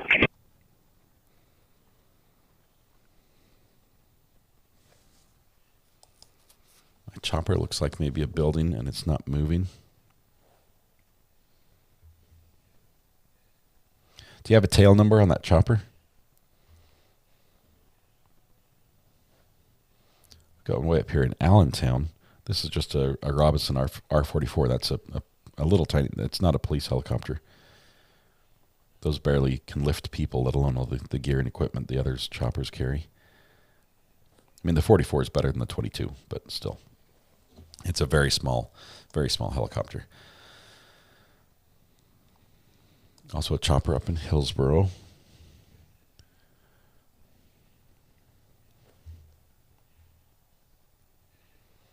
This is Lifeline. This is a medical evac. Penn State Health Lifeline.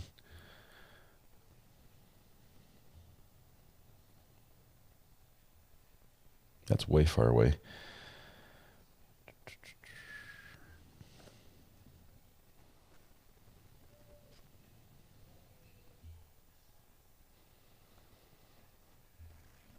I'm not seeing any choppers that are in the area right now, anywhere near the area of where they're searching, where they could be. You've got a jet flying over, that's about it. It's a big one, too. 767. Okay, we'll keep an eye out on that. All right, any more questions? Based on his clean white shoes, I don't think he'd be living in the woods for 10 days. His pants were pretty clean, too. He may have gotten a change of clothing, like a complete change of clothing. Also didn't have his backpack or anything in the ring photos.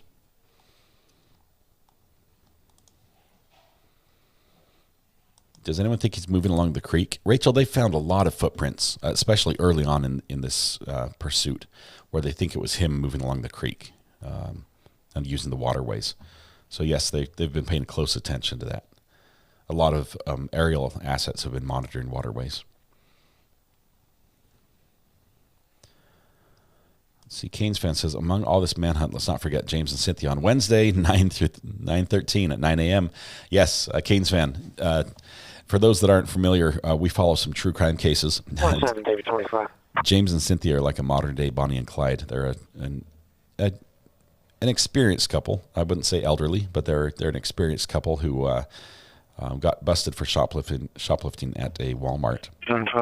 And they're working through the court system. They should actually get some resolution. Sentencing, I think, is on the 13th.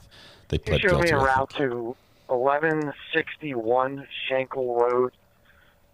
Just received a report of a vacant house that was broken into unknown time. 1161 Schenkel. That's in Shannon. No, that's in Shellsburg. Let me zoom out here. That's way far away. Way far away. So I don't think that's our guy. Does Merrick have phone boxes on the street he could use? Nicola, very, very few payphones still exist, and the ones that do, most of them are not functional. They went out of style was when cell phones came in. There are a couple that are still existing. They're relics. Copy of the alarm. This is going to be the same location as the last one.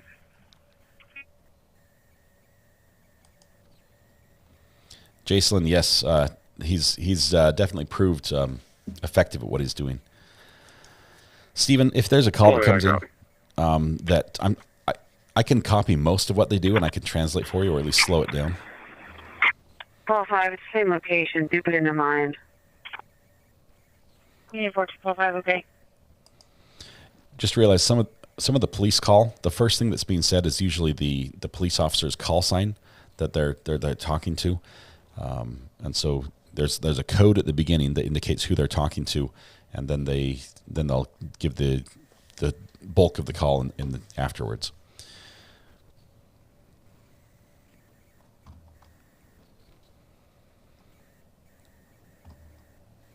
Okay, B404 in Reading. Let's check it out. It's on the ground. Or 407. 407 is the state police chopper. Let me do a quick search for that.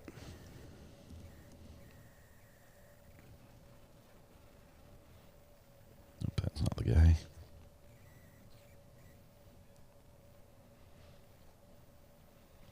You must be looking at historical view.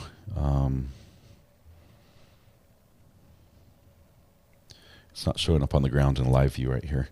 But they have been flying the chopper out of Reading to do searches. Here's the chopper. Hang on. Where'd this come from? 15.20 MDC check for a phone assignment. I think that was a 22 inspection, sir. 20, okay. Got a chopper here coming out of Coatesville. No known destination on the flight plan.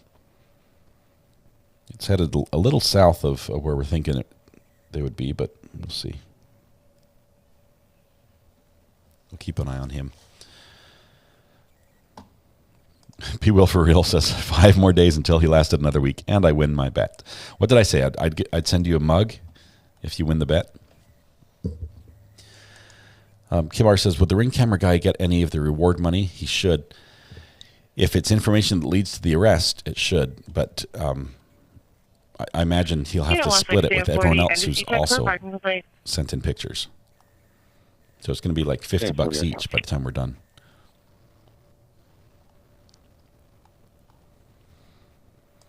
That's not what white sneakers look like when you have been walking in a creek. He's got to have some new shoes on. He found some new kicks somewhere.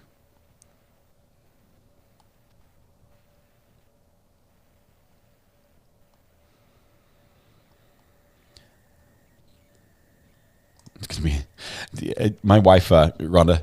My wife actually said, "Hey, you've got to play that clip on your stream of Tommy Lee Jones saying, search every house, search every dog house, every bird house, but any outhouse. You've got to play that clip. But yes, that's what they need to do. They need to have a thorough search of every building. You don't want to policy your status. What's the map on the right? The map on the right is the last known locations. Okay. This is a map that's been put together by Sean and Andrew, who appear in chat. And Andrew's right here, as a matter of fact. This is Andrew. So this is the map. I need to refresh this and see if there's anything else. If they catch him and no one, gets the reward, they should give it to those kids. 14 Polly. So these are the latest sightings. We've got the search zone that was from last night. America, number 8, East Beechwood Road at the front desk. For disturbance, there's a female guest who's verbally threatening staff. Caller is advising that they're trying to evict her from the property. Was waiting for the court. No weapons, no intoxication. This is the entire map. Longwood Gardens is down here at the bottom. Fire alarm. Their status is okay. And send me down the disturbance. And all the other sightings are up here. Okay. County 7 traffic. Turn right.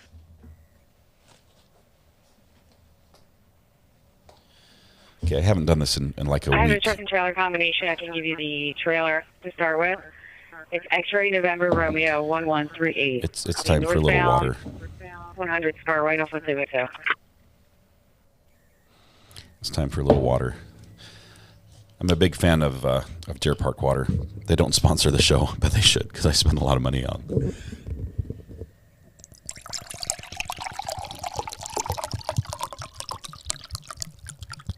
You can clear 90 Virginia. Yeah, 1690, okay. Alrighty. Oh. Okay. Good stuff. All right. News chopper over Exton.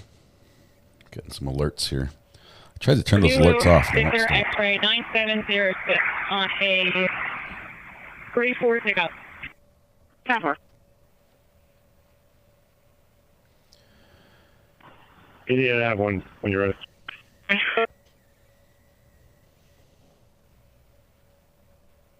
And our caller is going to be the manager on duty.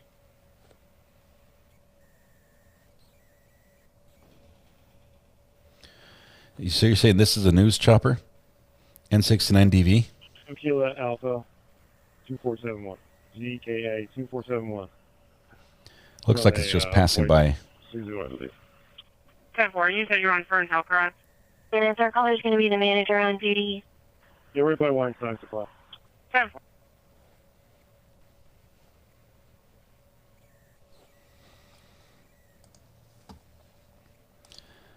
Natalie, thank you very much for the super sticker. I appreciate that. Thanks for your support. That makes all this possible. If this goes into 16 days, I got to hug my mother-in-law. I was drunk and made the bet, says Terry. Wow. Still in the lobby at this time. No comments. No comments. This is exactly why I think the caller with the Ring doorbell video should get the reward. It's more like looking for a needle in a needle stack. Okay.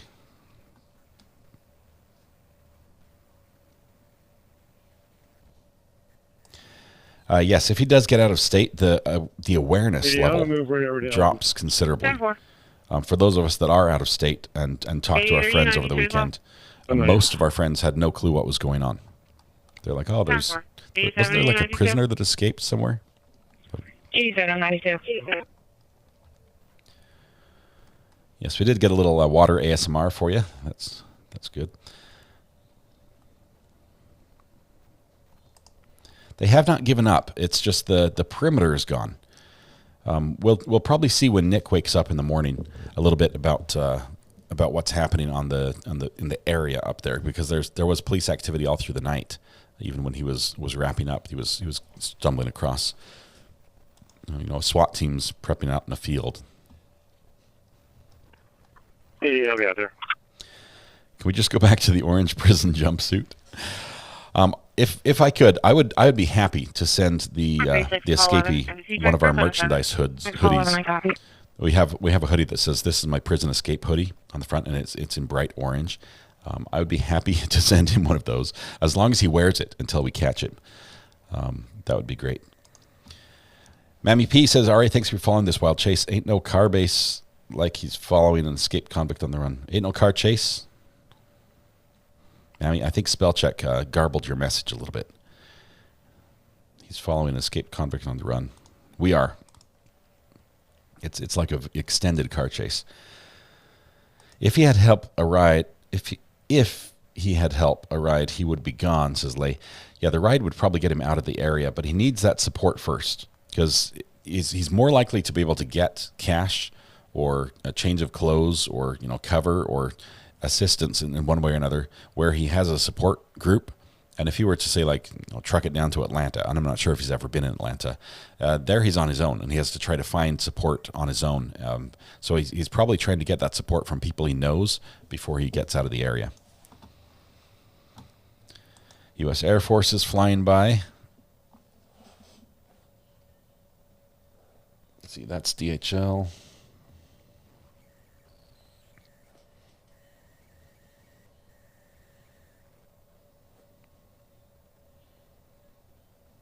Just taking a peek at all the planes that are in the area.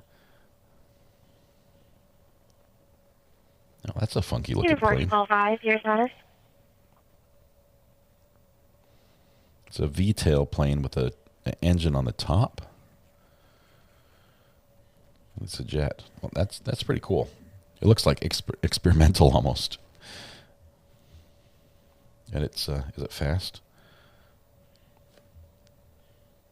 244 knots. It's moving. Status.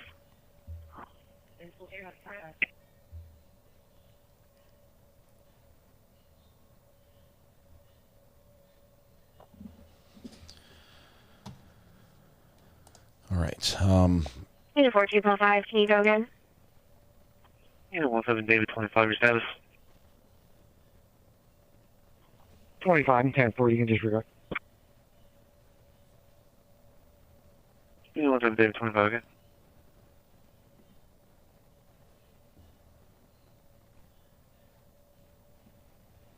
Do you want to show one more picture here really quickly? 18 Sam 2, check your MDC for message. This one came from F-Speech 411 on Twitter, and it's just a sort of clean map that gives you an idea of the route that he went. Down at the very bottom, if you can see this here. Okay, let me get this off the screen. Down at the very bottom is Longwood Gardens. David 60, I'll take that phone assignment. The second dot up is the Brown's Dairy Farm. He was spotted up here by East Pikeland, went over to Phoenixville, and then ditched the vehicle, and they were searching for him over here by Ludwig's Corner, sort of that area. Is it reference to That's the last. That's the last we know of where he's at. Negative, it's not in reference to that.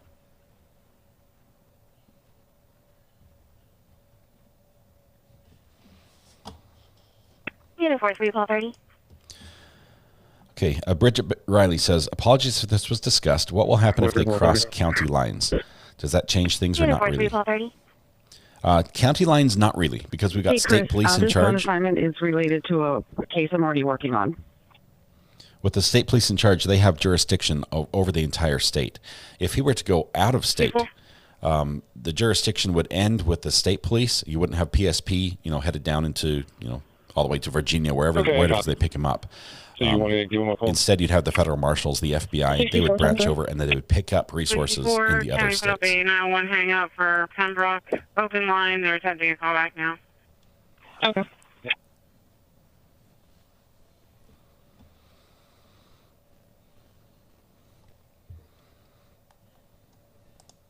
Everyone's saying the ring bell guy should get a part of the reward. Agreed.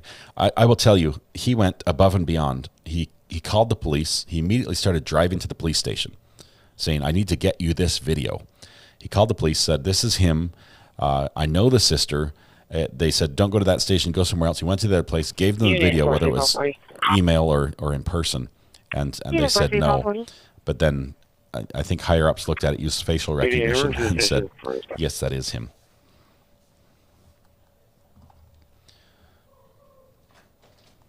Well, one mail from PMH en route back to my station. Starting is 40328.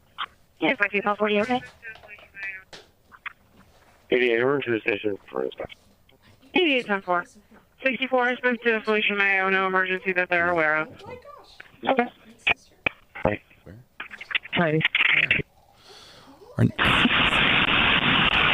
Our neighbor just brought us a cake. You know, 1519, copy of that shot. Brownies. Just Avenue, Westbrook Street. She just brought me Avenue, brownies? Westbrook Street.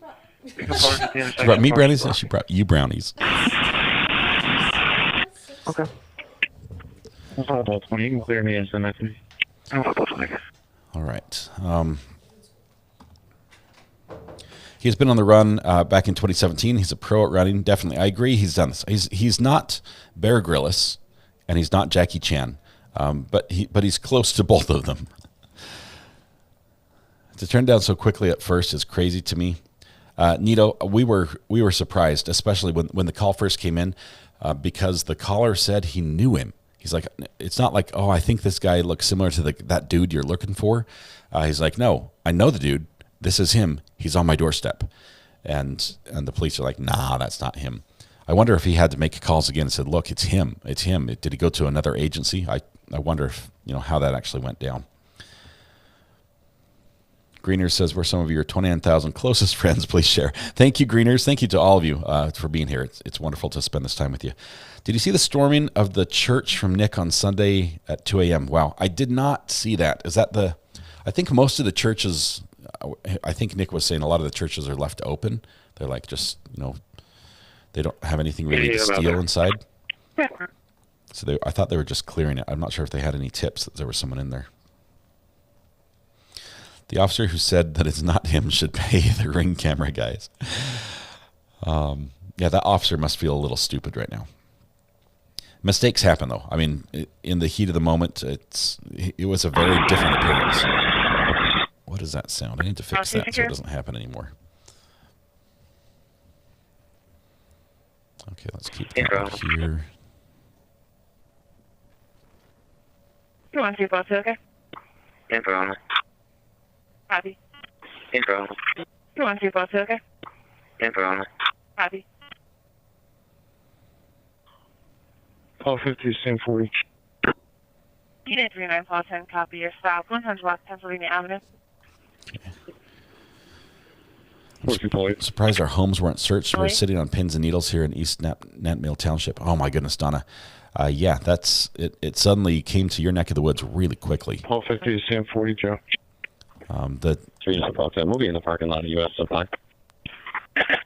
Yeah, it's the interesting thing is, in the U.S. we have rights, right? We have these rights that the police can't search without, probable cause, reasonable suspicion. There are various thresholds they have to meet before they say we get to interfere with your rights, and so they need probable cause to search or permission.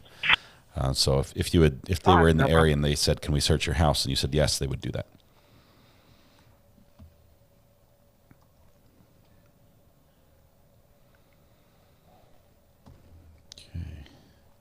I'm missing a few. Is she having any trouble breathing? I have fantastic neighbors.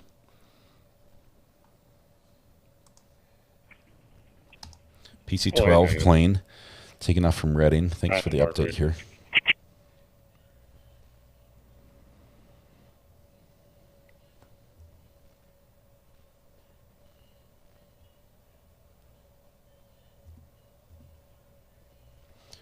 It's literally lifting off this very moment. This is a state police plane. We think it's the actual plane that flew Brian Koberger to Idaho.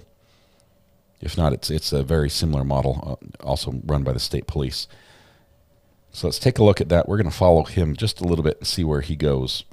I'm going to zoom in a little bit. We're going to follow him. It's the first police helicopter or police air vehicle we've seen this morning. Captain J says, Bear Grylls slept in apartments or hotels. Jackie Chan reference makes no sense, but okay. I'm just saying that the Bear Grylls portrays a high level of knowledge of survival in the wild, and Jackie Chan has he does all his own stunts, and so he does jumps and flips and dives and rolls, and you combine the two and imagine that you've got somebody out in nature, jumping tree to tree, escaping the police. That was my thought process. I'm sorry if I missed a little bit on that one. What do you think about his ex-roommate, Franco? Could be helping him? He said he moved out the day before the killing, but he was out at the searches taking pics of people. I I have not followed that one closely. I've heard a little about that, and I'm waiting for some confirmation. Greeners, I'm not sure if I'm going to get any brownies either. The kids were looking very hungrily at them. So we don't know if it was him who abandoned the van. He could have had help as a distraction. Peter Steele, the question was asked in the press conference about that specifically. They said, what could it have been somebody else driving the van? And the response was, we're confident it was him driving.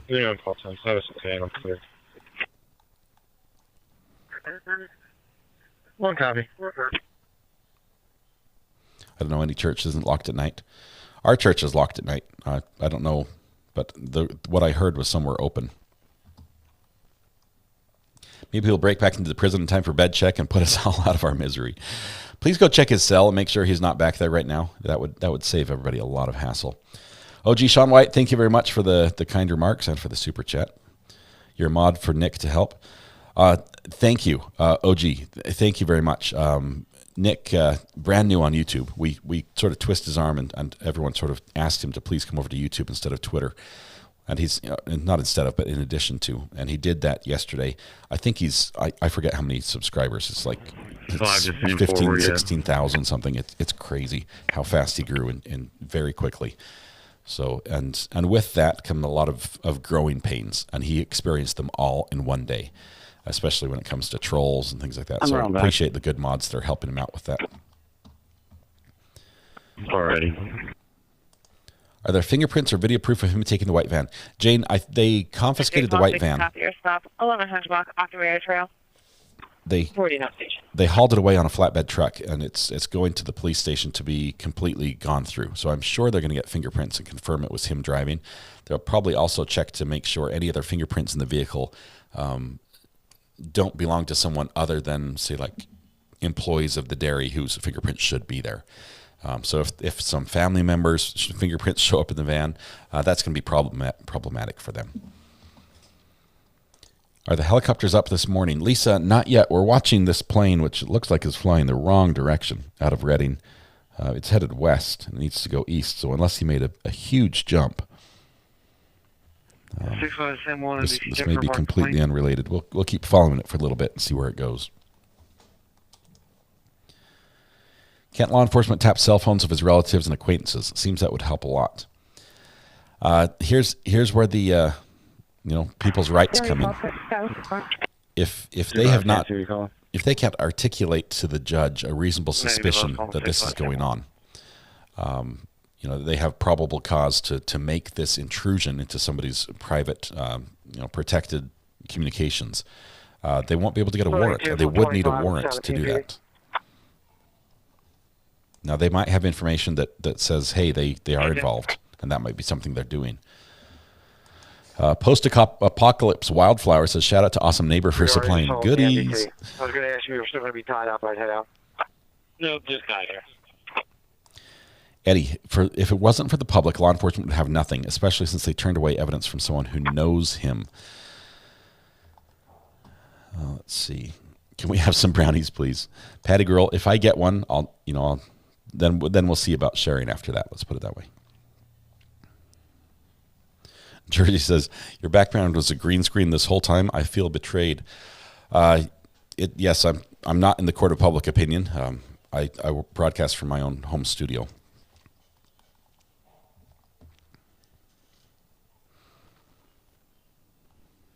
Right. He could be leapfrogging, stealing a vehicle, then calling someone who he knows to pick him up when he ditches, then travels a few miles in his friend's vehicle, and then steal another. It's possible. I don't think he's going to be in and out of vehicles that much. I think he's going to use the next vehicle as much as he can, and then only ditch it when it becomes problematic for him, and he needs to switch. Unit 60 Pulse 20, copying route to disturbance. Peter Lumber Company, 805 West Cypress Street. For an ex-employee refusing to leave, no weapons, no attacks. Ex-employee refusing to leave. You can't fire me. The last sighting was basically last known sighting. I think was when they had him in the cornfield up here. That was if we zoom out, just east of Phoenixville, north of the gardens, quite a ways, about 45 minutes north.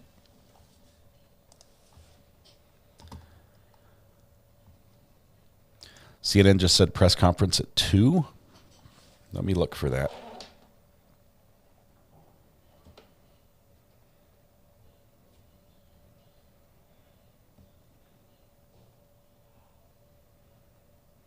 It should be the state police that are putting that out, so I'm just going to try to get a confirmation from them.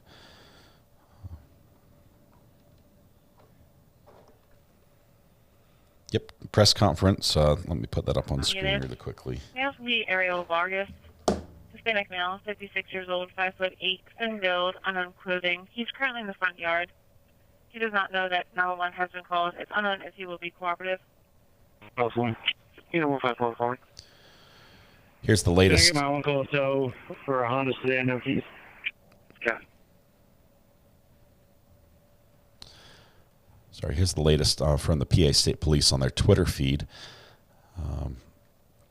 It says a press conference to provide an update on the search for Cavalcante will be held at 2 p.m. today at the Pro Marlin Fire Company. That's the same place they did the Sunday press conference.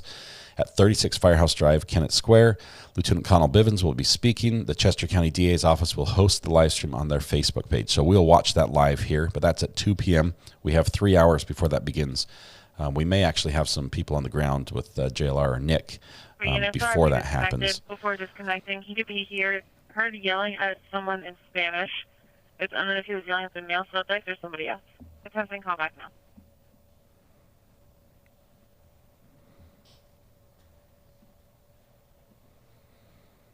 Okay. Let's see what information they provide. Hopefully they have some information about his appearance. You know, 17 Paul 35 MDC check for funds on it. 35, okay. You know, 26 Paul 27 MDC check for report. Cassie, this would be enough if Cavalcante had a phone. Yes, they definitely got enough to tap his phone. That would be, you know, the fact that he broke out and is missing. There's enough to tap his phone immediately, but it becomes different. Units. We now have a female employee on the line advising it's going to be a verbal argument between the original caller and the ex-employee. Nothing's changed. All for a copy. The argument's going, you've been fired. Go home now. Get another job. Go somewhere else. No, hopefully that gets resolved peacefully. Yes, he has been convicted. When you talk about his acquaintances, you can't just put out a warrant. I can't, Cassie, I can't just ask for a warrant on your phone so I can listen into all your calls because I think that somebody is committing a crime. And that's what the police have to deal with. If they do have evidence of one of those associates that are helping, that are committing a crime, that might be enough to get them that warrant and get that information. But they can't just listen to everything. Great Pumpkin, thank you very much. Welcome to the gallery. Good to have you here, and looking forward to Halloween. Ex-employee is now heading to his vehicle. It's going to be a black Ford Explorer. I'm in registration. 6750. 23 copy. Paul 50. 23 copy. Cindy Scott says, I feel the fugitive is pretty smart, but also extremely lucky. His luck will run out, though. 60. What's the number 8 on the map? Let me zoom in. Can you show me en route to 52 Tom 87's traffic stop on the Route 100 spur? Incident number ending in 7796. This is the last reported sighting that's unconfirmed, and it's up north. If we zoom in on this. Unit, go ahead. Affirmative. She's coming towards your way. You know, 17 David 25. This is Hanover Street. 60 units, male left. Last me heading eastbound Cypress Street. It's going to be an unknown, incomplete Pennsylvania registration. Golf, Yankee, unknown numbers. GYY. 25, 10 4. Who are we looking for? Hey guys, she just went in the shopping center. Who are we looking for? This is 6020. I'll be out with that vehicle in front of the Sherwin-Williams. I'll give you a call. Copy on location in front of the Sherwin-Williams with the vehicle. Okay, so the employee that wouldn't leave is now pulled over. Any new sightings since last night? Nothing confirmed, but we do have word now of a press conference at 2 o'clock, which is good. It's going to be at the fire station, so it'll look very similar to one that we saw yesterday. Keek 852, how long will we be live today? I just found your channel on Friday and really appreciate your coverage. Just moved from KSQ 3 months ago. We're gonna be live as long as we can provide relevant and new information. So definitely until after the press conference. No, I do not have the brownies. I'm sorry. My brownie has not been delivered yet, if it even exists still. Nick and JLR need to go to ask the hard questions. I do hope that they allow some of the freelance journalists, citizen journalists in there,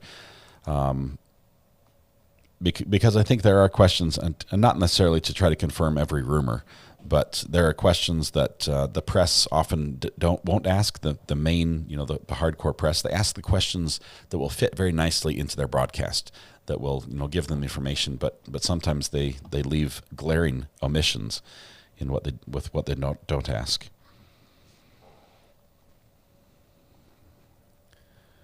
Check the helicopter south of Allentown. It's circling, says on French. Let me look.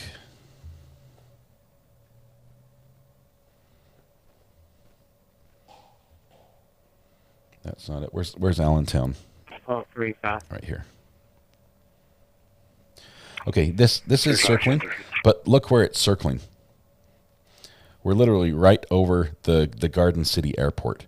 Also, this is an R-44, Robinson 44, which is one of the cheapest helicopters to buy as far as they go, and they're often used for training. So the R-22 and R-44 are a training helicopter. It's most likely a student pilot. It's going to be in reference to her home being burglarized. That's already been reported. She just has additional information to report. 48, they're rounding up. Easy. 04574. Give me a 39 10, copy your stop, 100 blocks North Callan Road. We're going to listen to that West Chester dispatch about the burglary. 16 South Walnut Street, 116 South Walnut. See a Mary Calkins. It's going to be in reference to her home being burglarized. That's already been reported. She just has additional information to report. 48, they're rounding up. Easy. 04574. 116 South Walnut Street in West Chester. Stop, 100 blocks North Callan Road. 60 unit, your status. That's in the middle of town. I mean, this is like Yeah, 0, Tommy 83, okay? It's not rural at all. That's downtown West Can Chester. you call Delta 60? Affirmative. Probably not connected.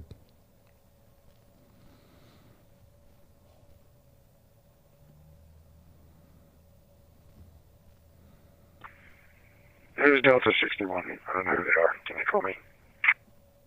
10-4. I appreciate those of you that are tagging me on some of the updates that you're seeing on Twitter. That is extremely helpful. Thank you very much. 45 clear. Send it to me. Hold on, son. You can clear me out. 5, okay. JLR is live now. Let me see what he's up to. Copy. It's going to be Westside Apartments, Clubhouse, 1107 Rapsdam Road in the parking lot.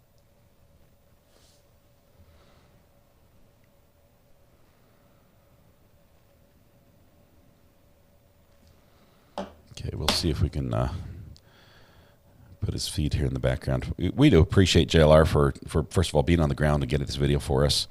He's been gracious enough to let us restream his video. We appreciate him for that. If that's not the one we need, he's on camera 2. Right? There he is. We're not running his audio right now, as he's just showing us a little bit around the area that he's been in the last night. Was what we heard last. So we'll keep an eye. Most of what we're going to do here on this channel is going to be following the police scanner and updates we hear that way, as well as the press conference.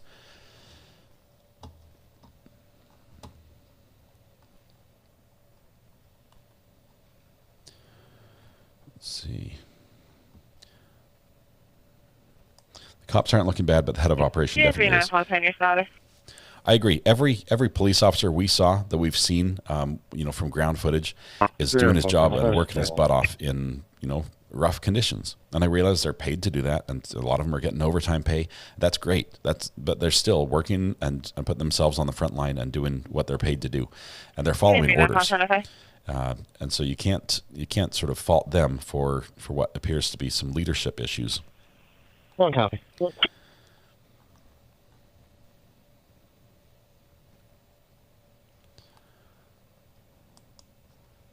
Elliot says, 0435, I'm 1090.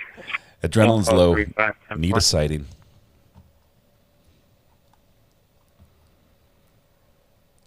Let's see. Yes, I saw the chat. Is it crazy or what? Blaming JLR and Nick. Hey, Sky, I don't think this is going to be came with ours. the scanner last night, complaining about the doing the live stream. Someone called the police.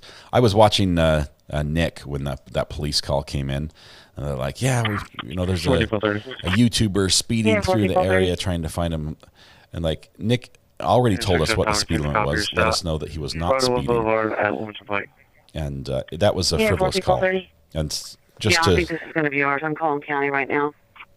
You can clear me, and you can send me down the report. Down the one just with the board. Just to put it in perspective, the call that came in was anonymous. So it was probably a troll that was calling that in, and that just wastes the police officer's time. Nick wasn't doing anything wrong. He was outside the perimeter. He was doing what he could, what he should do. JLR as well has been outside the perimeter, obeying all the instructions that the police have been giving him, and the police have even provided an umbrella for him and things like that. They're not mad at him. And type Q. 10-4. CM1 Tommy. 67 Tommy 6. 26 below 27. Your status. There may have been some rolling stops, Lois, but we've had a lot of locals come on and say basically that's the standard operation in the area. Beck, is the 20,000 dead or alive? Here's what I'll say, Beck. Any individual, any citizen has the right to defend themselves, even with lethal force in Pennsylvania. So if they are feeling attacked, if they are being attacked. White male, 41 years old.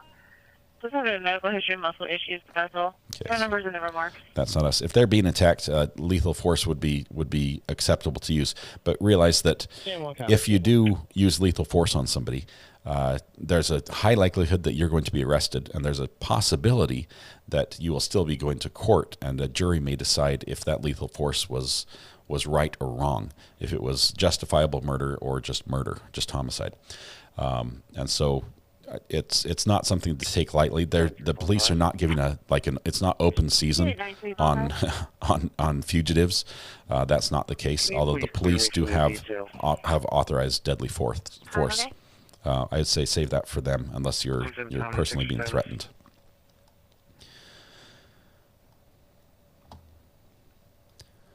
Okay. Stop signs don't actually mean stop in the northeast quadrant, says Franco. Yeah. 39 someone. Brother's vehicles made gray Toyota Tacoma. Caller's mother's currently on location, waiting in a black Honda CRV.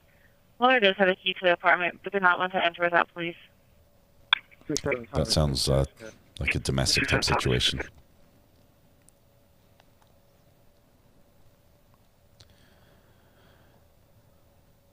The $20,000 reward is for information leading to the arrest of Cavalcante. You don't have to, catch him, hog tie him, and hold him for the police to get that. If you say, "Hey, I saw him going to my barn. He's still there right now. I'm calling the police." That's enough. The police show up and arrest him. You're like, I'd like a cut of that $20,000. I don't know how they're going to divide it up, though. I mean, how does the ring guy, because he escaped last night, does the ring guy not get a cut, even though he, took the risk? JLR is showing that there's police activity still as officers are driving around in the area. They are still searching the area, so there's more police zipping by. Unit 37 call 2, copy your stop. 3300 South Lincoln Highway. Call 2, I'm right here. Unit 37 call 2, okay?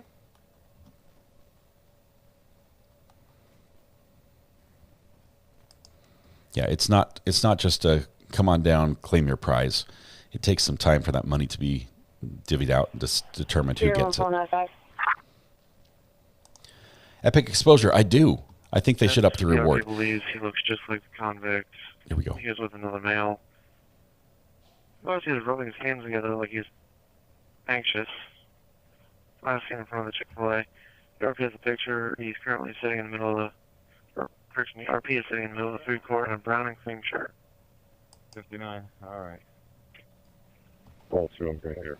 Unit 37 call 2, okay? Okay, so there's a dude at Chick-fil-A who's really excited about getting his nuggets, and and we're going to call the cops. We will be in Might be Route him. 2, Could Chester be him. County Prison, 142P, ending mileage 991.8.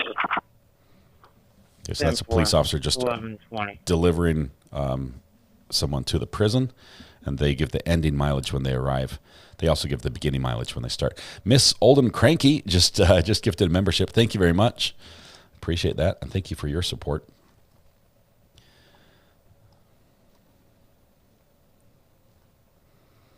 I love Chick-fil-A. Jen, I'm guilty of that as well. I would also go to Chick-fil-A after escaping from prison. Seriously, can I get some real food here? Let's see, it's easier to follow than people sniping your channel. 41 units RV is going to wait by Key Jewelers. I don't know who's sniping the channel. We have permission from JLR. And we have permission from Nick to use their feeds, and we give them 100% credit and thanks for that. They're on the ground, on location. That's not easy. That's also not cheap. If you do appreciate what they're doing, I would encourage you to thank them directly, not through me. What do you think is more effective, hiding in hidden areas or hiding in plain sight? I think if he has accomplices, hiding in plain sight is more effective. Right now, running through a field looks pretty suspicious. But if you could hang out with 3 or 4 of your buddies down at the mall, Road, 162 Cooks Glen Road, you'd probably be good. Condition. He's on vacation, Colorado. Dog center took the dog due to PD activity. Possibly left house unsecured. Requesting check on the property. We did. And request a call back. We did hear that there was arrest. Hang on just 1 second. I've got to take a call off the air. Could you repeat that? I didn't copy the detail. ERP's on vacation, Colorado. House is unoccupied, possibly unsecured. We're requesting a check of the property. 25 Sam, okay, I copy now. And also, could you log on 25 Sam too?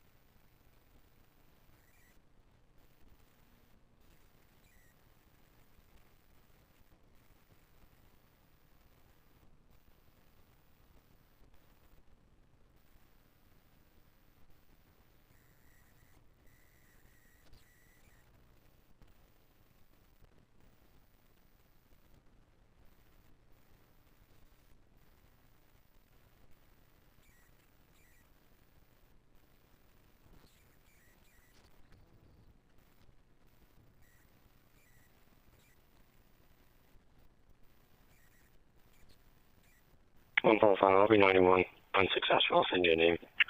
5549, ABC check for animal complaint.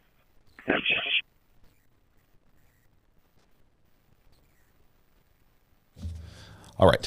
Thank you very much. Let's see. We've got Chick-fil-A. So let me get caught up. The stream is not frozen. JLR's in a place where it's got weak signal right now. It's not the best. Let's take a look at the air again. See if we have any air assets coming in that could be useful. And really, there isn't. There's nothing in the air. Now there may be drones on the scene, because officers on the scene do have remote control drones they can put up and launch if they need to in the area. And I think those also have thermal capabilities, but those won't show up on our radar view. So currently nothing in the air. Sure, stone sign and pending if you want to give me a call. Copy. 1 to 4, 8 and 10. I'll be out at 12 Fairway. With Mom. I'll let you know if we get a hold of her. Something. 4 copy. I'm going to be heading up your way. Okay. Then we'll sort out that other one after we're done this one. Let me swap these images around for you for a minute. You said 1 and... You want 1 and 2? Like this? Oh, sorry. 1 and 3. 3 and 1. Oh, my goodness. Oh, my goodness. I've got too many buttons going on here. 3 and 1. 3 and 2. There we go. Let's do that. Does that work? Sorry. And we'll go back to air traffic control here. All right. Catch up on questions. Do you think it's Lieutenant Colonel Bevins should be fired after this is over? Oh, gee, I'm not calling for anyone's head on this one. I don't think that's appropriate. I think there needs to be a hard look at what happened and what decisions were made that allowed this to happen. So it may not be that we have somebody who's completely inept at the lead. It may be that the operating procedure, the manual that they're operating out of, just doesn't take into account the type of situation we have here, and that they need to. Looks like that's just a work truck. They need to adjust when they have somebody like this and maybe operate differently. Like I've said, we've had sadly in the U.S. we've had way too many. One is too many, but we've had way too many school shootings. And in those scenarios, initially years ago, the operating procedure for police would be to show up and hold the perimeter and wait till you had a full squad with a stack and a riot shield and support and coverage, and then move in. And we learned that is not effective. That in effect puts people's lives in danger, and you end up with more loss of life. And so now the policy has changed in that scenario. And so now the first officer who arrives doesn't wait for anybody. They go in immediately. They run to the sound of gunfire. That's the training. And I'm thinking in this scenario we might have to make a similar type change. Where we run towards the guy instead of waiting for a perimeter to be set up and then try to flush him out. Okay. 15120, can you return to station, make contact with the walk in the lobby for a harassment complaint? Angler PIA 21, CIA, National Guard. National Guard, they're typically involved in like disaster response. We heard they were involved here a little bit before, but I don't think so. CIA is more international. FBI is there already. They're on scene. 979 stand by. JLR is going to head toward the sister's house. That's cool. He's explaining that here. I don't want to steal his audio because I do. If you guys want to watch JLR, I'd highly recommend you go to his channel because he does get a benefit from that, and he is incurring expenses doing this. I appreciate him allowing us to reuse his stream, so we'll pop in and listen occasionally. But as far as that's concerned, we're going to. We're going to let you go over there directly to get that because he's doing some great work, and I think he should be directly rewarded for that. And there's a cost for it, too. So.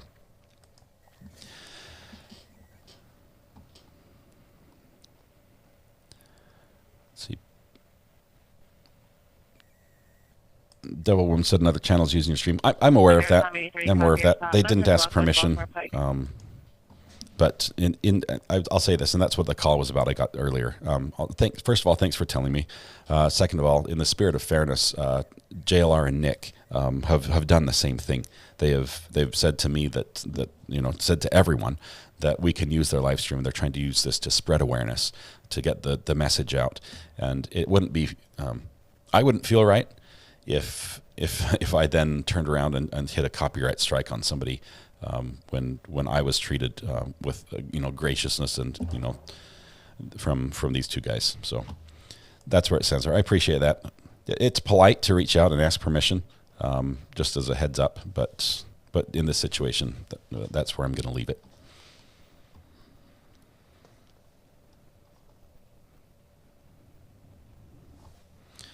Let's see. Abandoned Channel says, "You're such a good man. Really pleased by you. Thank you very much. Appreciate the kind words." The Guinness. The Guinness. I agree with this. We need a zero. We need a zero added on to the reward money. Not that people are sitting there saying, I don't know, $20, I'm holding out for something better. But the news spreads better. I mean, I'll give you an example. There's a little company that was doing like treasure hunts where they would hide something and people would try to find them. It got a little bit of press, but when they said we've put like $20,000 or $25,000 cash in a treasure box, and there are the clues to go find it, suddenly it became like the top story on the news. And when you have a large prize like that or a large cash reward, it just becomes more newsworthy. People are more interested. It's like, holy cow, $200,000. You know what I could do with that? That's worth me stopping and going back and replaying my security video over the last week in my backyard and seeing what happened. And for that reason, I think it's important. And also, the cost we're spending on this search every single day is so much more than what it would cost them to up that reward. And you only pay it out if you catch him. I mean, what is the downside for raising that reward a little bit? Because this money is coming out of the taxpayers' pockets one way or another. And I'd rather we stop the bleeding that's going on as all this went on. Let's see. Delphi reward was $325K, and it didn't work. You're right, but I think it would help. I think it would help, and it can't. Okay? What harm could it do? What harm could it do? Unit 1175, proceed.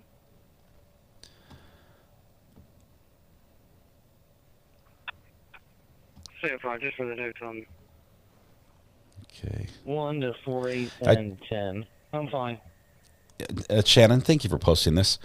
I realize that that some of the people that we're working with may have records, may have done some bad things in the past. All I can say right now is that what they're doing for right now is good. And as much as I love to follow true crime, we love to follow court cases. We like to see justice being administered. At the same time, if someone has paid their crime, paid their time, done their time, and to society, I'm all about second chances. I'm all about giving people opportunities to say, that was me then. This is me now. This is, I'm somebody else. So I appreciate those comments staying out of here. We've got some people that are doing some good things. I just want to thank them for it. I'm not condoning anything anyone did in the past, but I'm appreciative for what they're doing right now.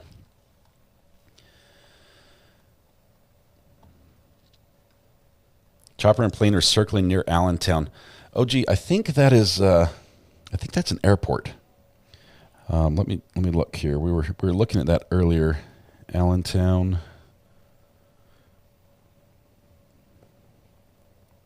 Might be way behind on this. Let's see. We've got a chopper down here. It's a Leonardo. Don't think that's it. Plane circling. This is this is an airport. If you look right here, there's an airport right here. We had a helicopter circling here earlier. I believe those are just student pilots that are just flying right around the airport, learning how to control the aircraft.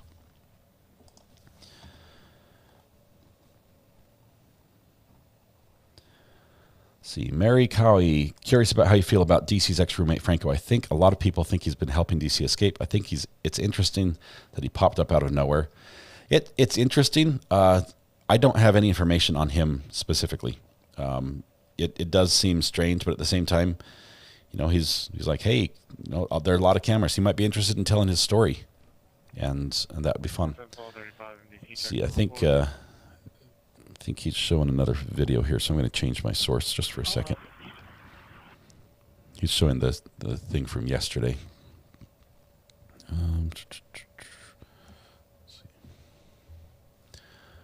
Box 3 is going to be camera 4. There we go. We'll check back with JLR once he gets back on the road.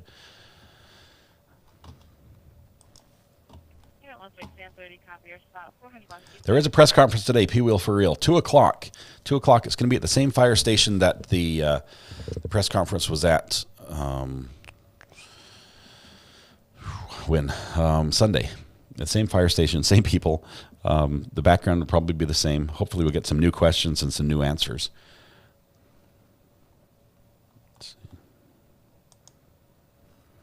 Let's see.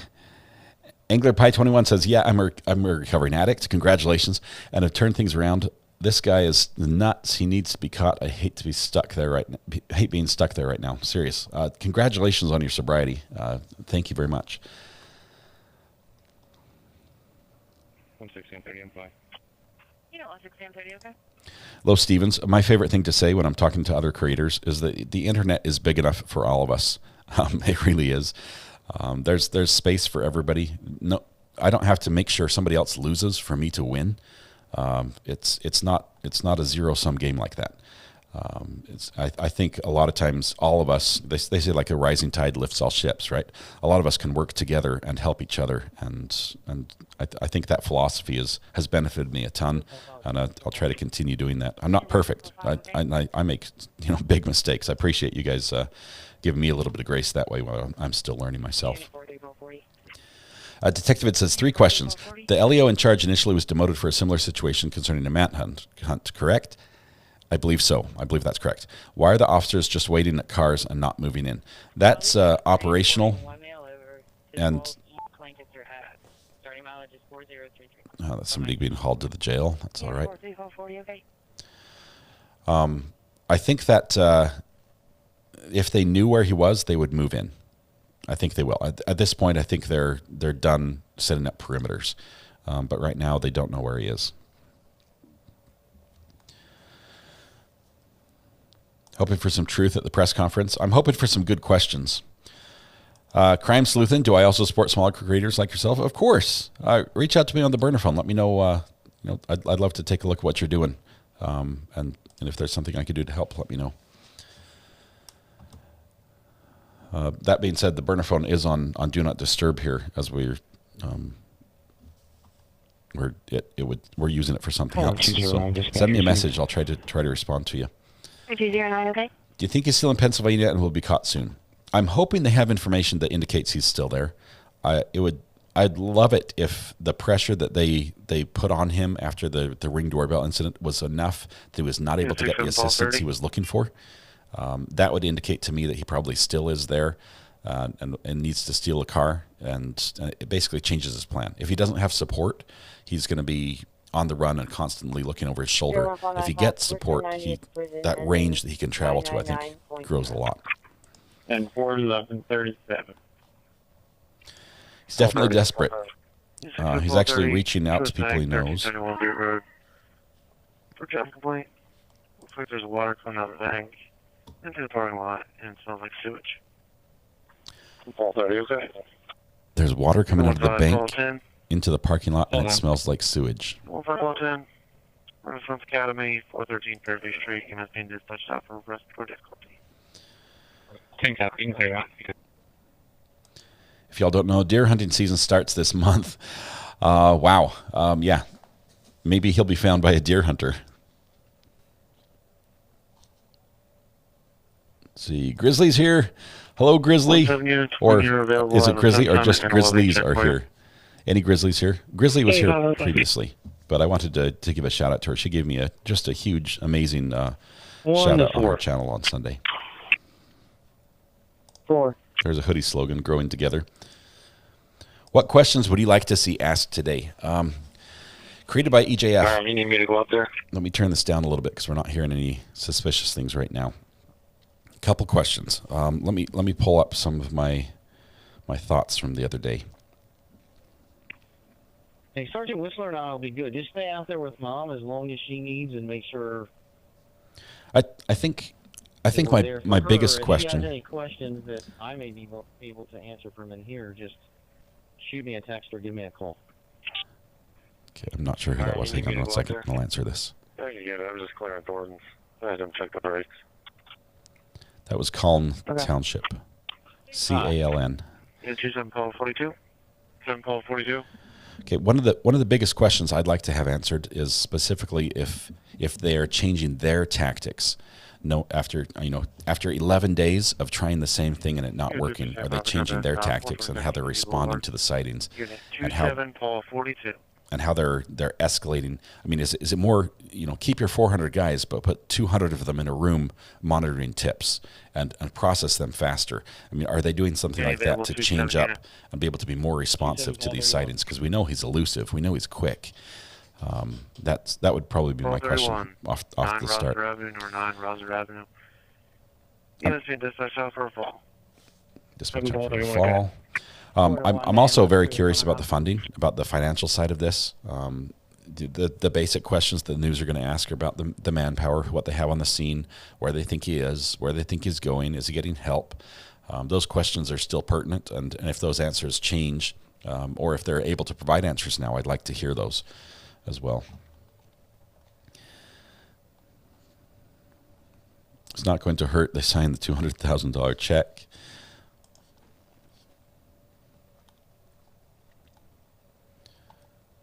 Check under podium. Question, please. Bigger. Yes. Is there somewhere under the podium? He could be there. He could fit there.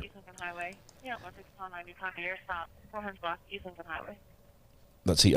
Miss Webb, did they get to the cornfield quickly yesterday? They did. And I believe the call, I'm not sure if it was a police officer. I'd like to get clarification on that as well. If it was a police officer or a citizen that said he was spotted running through the cornfield. And they had a pretty good description, or at least pretty good confidence that that was him running through the cornfield. So that was pretty quick. Many grizzlies here. There are many grizzlies all over the world. Grizzly True Crime is a great channel. 2375 status. Sam 5, okay. 3592. It might increase the reward. Okay. We've been asking for that for a while. I think that will help just to raise awareness. It will spread this out from being a local story where it's a very big deal to more of a regional story, even in surrounding states that could be useful. 1445. That's right. Are you with Nicoya Adderton? No. The only reason I would be in favor of them not releasing the video on the Ring camera is if it contained information that would put the person on the other side of that Ring video in danger, or maybe even if it's in danger from the public. So that's what, they have to be careful about that. You can't just dump everything out on the public. But if it doesn't have that, if it's just him at the door saying, "Hey, answer the door, I need some money, guys, the cops are after me," something like that, I want to hear that.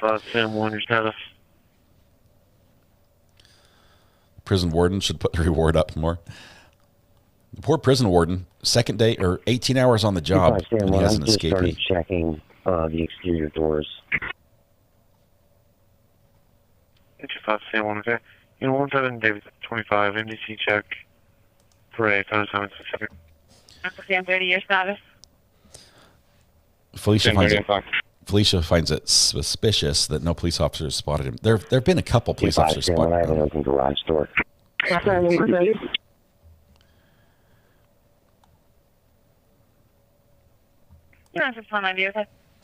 She does such a good job. The level of research she puts into her streams are just incredible.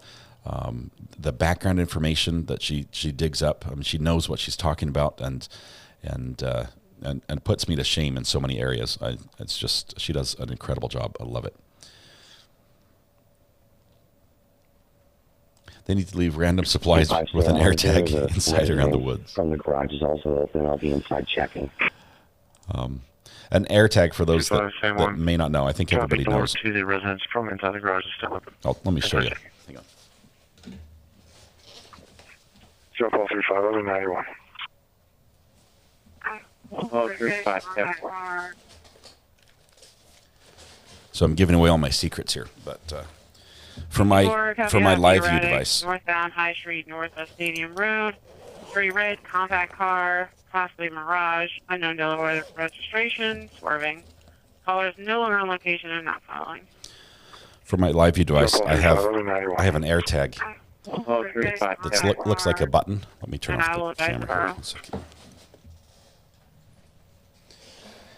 It's about the size of a large flat battery, and it's made by Apple. It's a little transmitter, and it goes for like 6 months on a battery. But this can be tracked, and anytime it moves around, it will ping anyone else's iPhone. So if my neighbor with an iPhone comes by, it might ping and say, "Hey, I'm here," and it gets the location. Just give me a minute. Gets the location from those. Yeah, 6040, okay? Hang on 1 second. You call in when you get it. I copy. Okay, lots of traffic on the radio. I apologize. Anyway, it gives the location. You can track items anytime it's around somebody with an iPhone. It will ping. So they're saying put bags with supplies with a hidden air tag out there, and then anytime he goes near somebody, it will ping his location. So that would be fun. I do that so I don't accidentally leave my camera gear somewhere. I know where it was. Let's see. Do you believe the law enforcement needed to deport the sister? I thought she helped prosecute. Kenny, I've heard that she did testify in the trial against him. Your ride driver was possibly the escaped prisoner because they were driving like they were trying to get away and blasting Latino music.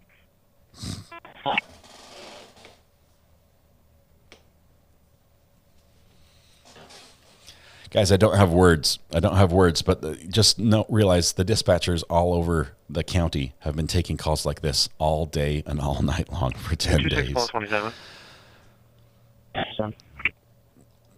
Wow. Yeah. Just because somebody looks Hispanic, that is not suspicious. If they're driving down the road listening to the radio, it's not suspicious. They were told the RP there are two women trying to break into this vacant rental property.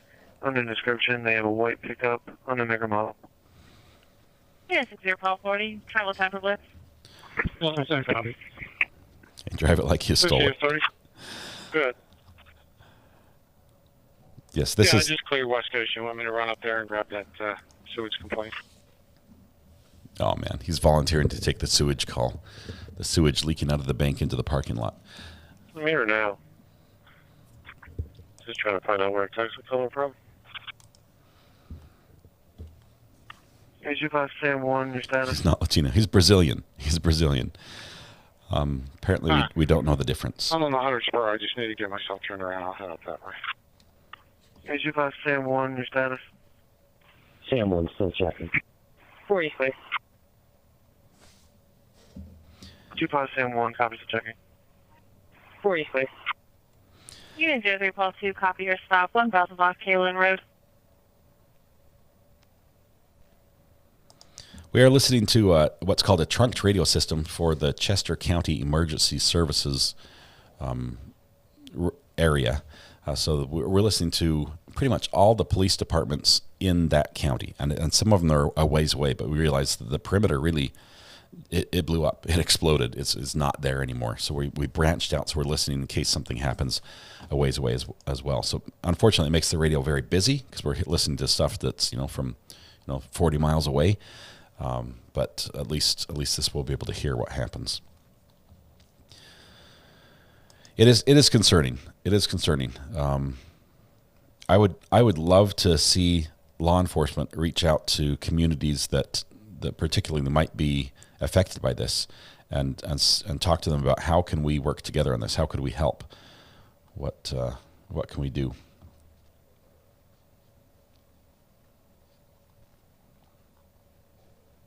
Yes, she did say he was blasting Latino music and driving erratically, and so she thought he was the prisoner.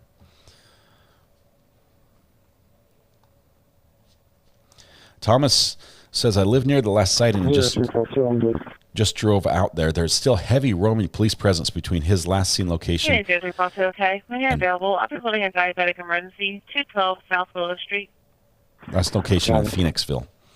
So these are the two locations here on the map, here on the screen on the right.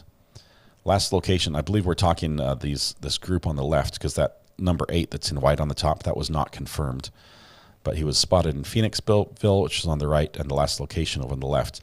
I think he ditched his car over here and might be trying to I think he's still trying to get support. So I think he's still trying to get to family, friends, acquaintances, someone over there. Hey, staff, we have a missing female.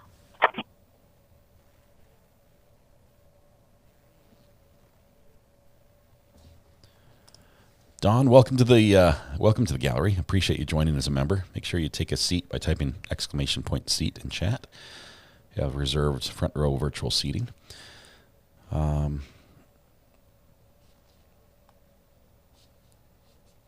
He's Brazilian.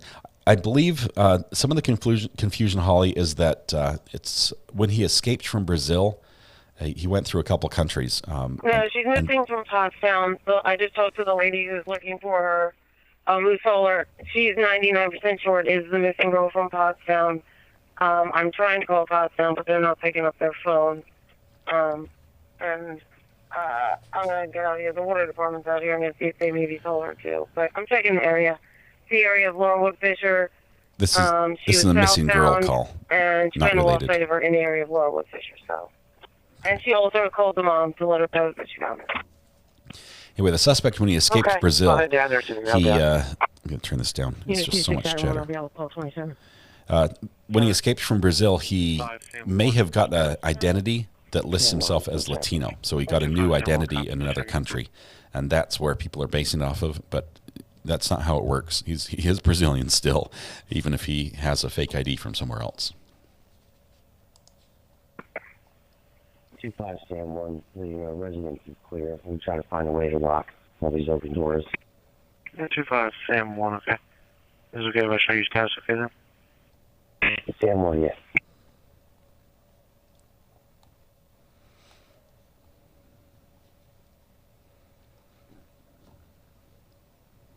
I realize the ID, the description saying he's Latino or people saying he's Hispanic, they have to describe what he looks like in some way. They can't just say 5 foot tall man. There's people have characteristics, visual characteristics that are beyond just their height and gender, and even that sometimes is looks different. So I think Latino is probably the closest description they can get. 26 units, your status.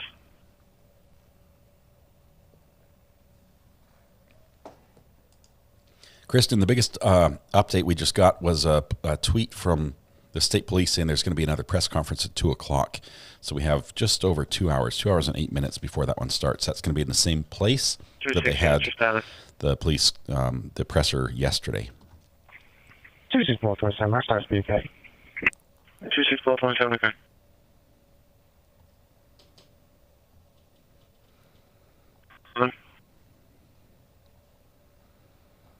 Okay, I'm sorry, I'm trying to keep up with chat, and as you can see, it's moving pretty quick.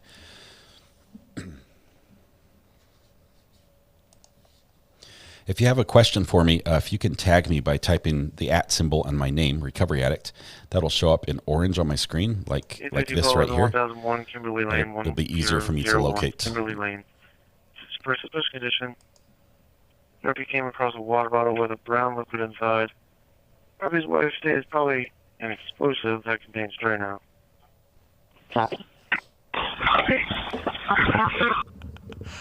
Okay, I should not laugh. If you find a bottle on the side of the road that has liquid that doesn't look like the original liquid in it, first of all, don't open it. Copy en route 40.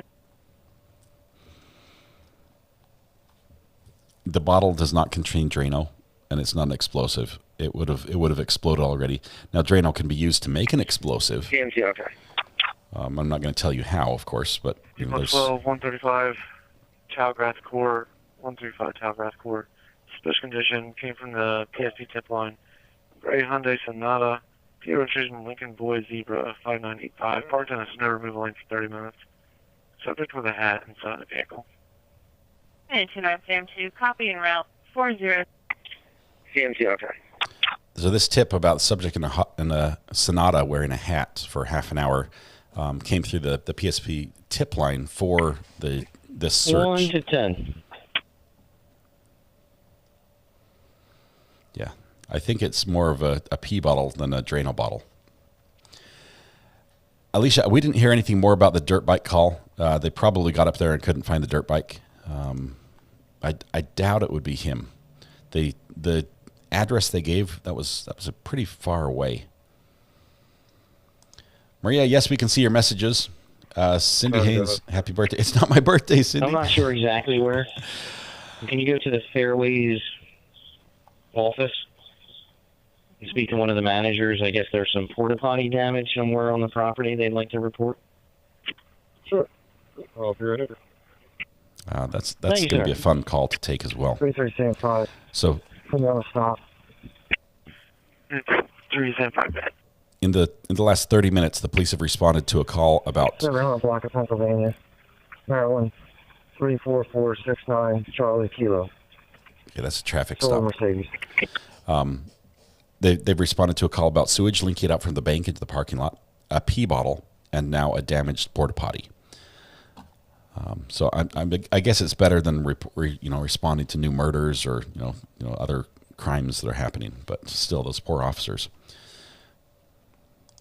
Butterflies and alibis. Yes, I believe they are they're paying attention to areas of interest. I don't think they're stalking everyone he knows, but they're keeping an eye on the area. Why did they arrest his sister? They haven't given the specifics, but they have said there were some immigration issues. The rumors that we've heard about her trying to help him have not been confirmed. And maybe those will be confirmed today, or maybe they'll be debunked. But that hasn't come from an official source that I've heard. Do you think he will try to skip state? Travis, definitely. I think that's on his plan, but I think he needs some support. He needs to get everything he can to try to have the best shot at making a run for it. And that might be money. That might be, changing his appearance considerably, or even getting some assistance. Is it possible he had access to a fake passport?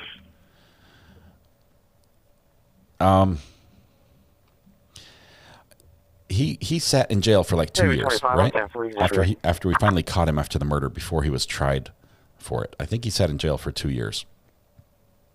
So he would have had to stage everything or have somebody help set it up. I don't think so. Keep me out of the disabled vehicle at Pine and 3rd. 47 David 25, copy, you're okay? Yeah, 0657, okay. One thing that's of note here on this police scanner is that in this area, the officers rarely use 10 codes. Yeah, 0342. Copy of the diabetic emergency, 212 South Willow Street. I'll check out. 10 codes are frequently used to shorten a transmission. Last night I heard one call where an officer got on and said 95, and immediately the dispatch says, jumped on the radio, called 2 officers and says 1095, 1095, which means the officer needs assistance. And you can go up and you can pull the 10 codes from online for the county. So they have 10 codes, but in their communications, they're not using them day in and day out. You can place me on route 2. Yeah. Corner 209, okay? There is not a perimeter set up. There is Staff, not. I just ran into the parents or the mom. They're in the area looking as well. It is from Lower Pottsgrove. Yeah. Corner 209, okay? Aircraft, let's see if we have anything searching for him right now. I don't think we do. We have not had any aircraft up this morning in the area. Let's see what we have driving around here. The state plane took off and flew west from Reading. We've got a chopper coming in, but this is a Penn Star. This is a medical chopper. It's from the University of Pennsylvania Health. So that's not it. Don't see any news choppers inbound either. Let's see, we've got one way over here, which is, I don't know who this is. Let's check that out. It's a private owner. It's by Newton or Newtown.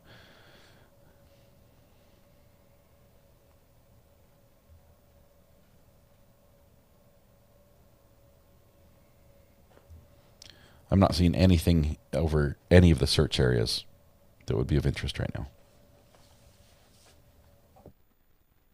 Dairy Plateau, we are available. Representing disturbance, 226 South Walnut Street, 226 South Walnut Street. In reference to a niece and niece's husband, the niece's husband and male child left in a red truck about 3 minutes ago. Now seen heading southbound on Walnut. The husband caused damage to the glass door. Okay, this is interesting because we had a previous call at 116 South Walnut Street today as well. That was maybe the dude's been damaging more than just that house. I'm out with the juvenile in the cold. With mom, she's missing juvenile from the hospital. If you want to find him. I can't understand what she said. Great, Paulie. Unit 3, Paulie, Valley Road and Scott Avenue. Valley Road and Scott Avenue. Per Chief 44, buyers being dispatched out for a burning complaint. Great, Paulie. You want 10 plus 35, okay? 29 Sam status, okay? Unit 29 Sam 2, okay? Unit 60, Robert. 03 plus Sam 2, copy. Hey, Whiskey, I think Unit 03 plus his gang affiliation was in Brazil. I don't know if he has any gang affiliation here in the United States. Also, I see EMS is out on that medical. Can you send me the disturbance? Jeff, no update on Chick-fil-A, although I still am craving it, if that is the update you're seeking. How long has the little girl been missing? She's been in our prayers. I don't know the girl on here. I don't know when the call started. We just picked that up in progress. Okay. Popular disturbance, 226 South Walnut Street. Cars advising the husband and 12-year-old male are no longer on location. No weapons, no intox. Niece is going to be Ariana, unknown last name.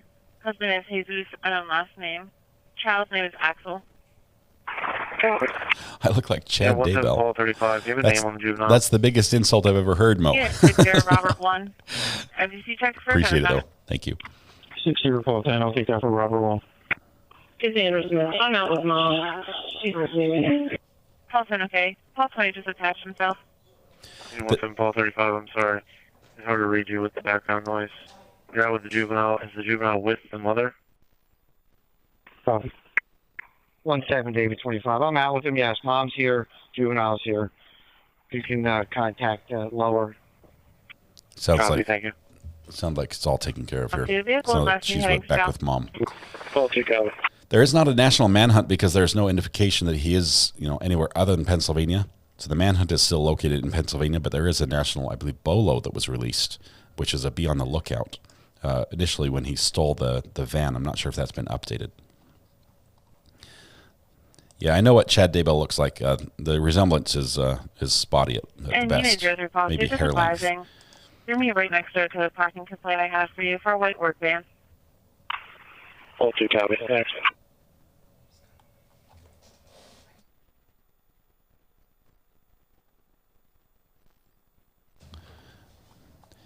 Yeah, for those of us that have followed the Lori Vallow Chad Daybell case, I realize the resemblance is not there. Let's see. Yes, Parrot Court TV. There was a stolen vehicle on Sunday. He did escape the perimeter and drove about 47 miles away. He was spotted. We got some Ring doorbell footage. Changed his appearance, clean shaven now, and also clean shoes, clean clothes. Got a new color hoodie. It just made a lot of changes, and the only thing that's constant is we still haven't caught him. T-Sky says he's 5 foot tall, clean shaven now. He could easily disguise himself as a woman. Anything is possible. He's desperate. I don't think he needs to go that far yet. He still has other routes that he can disguise himself as without resorting to wigs and fancy clothes. First of all, yes, he could. Now he's shaved. He could either grow his goatee back out, but that would put him back as the original description, or grow his beard back out. He could color his hair, which would help, and then he could cut his hair as well after you color it and have it separate. So he's got 2 disguises with his hair. That, believe it or not, does significantly change how you look. Even though the AI would be able to tell you, detect the face shape is still the same.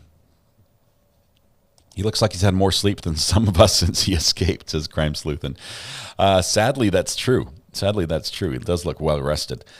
Nursey Dog Mom says, my birthday is coming on Wednesday, so you better warm up those pipes. Thank you for all you do. Is it Luke's birthday today? I normally sing for people who have the birthday, first thing on the live stream before all the people get here. But I did not sing this morning. I apologize. So press conference coming up at 2 o'clock. Will be the same PSP. We're going to carry it live here. The only complaint I have about the press conference is they don't give us a feed before they go live. They literally, as soon as he steps up to start talking, that's when they go live. And so we get no warning. And sometimes we miss that first little bit of announcement we'll have to rewind for. Where would he get the supplies to color his hair? Probably the same place he got the razor, Kathy. And I don't think he got it from the dairy. He got the hoodie from the dairy. He probably got the razor from somebody's home. And I think if people are vigilant, they might see that he's been in a lot more homes than we thought he had. Karen Newton found your channel last week. Love the community. I'm now an addict. Thank you, Karen. Thank you so much. Welcome. O-Town Chill, your birthday was yesterday. Happy birthday, O-Town Chill. Paige Malone as well. You didn't do it to your status. Fanny Pack. We might sing at the end. Can we sing at the end? Is that all right? It's hard to, in the middle, we're trying to follow the news. And I'd hate to disappoint all of you with my poor attempts at singing.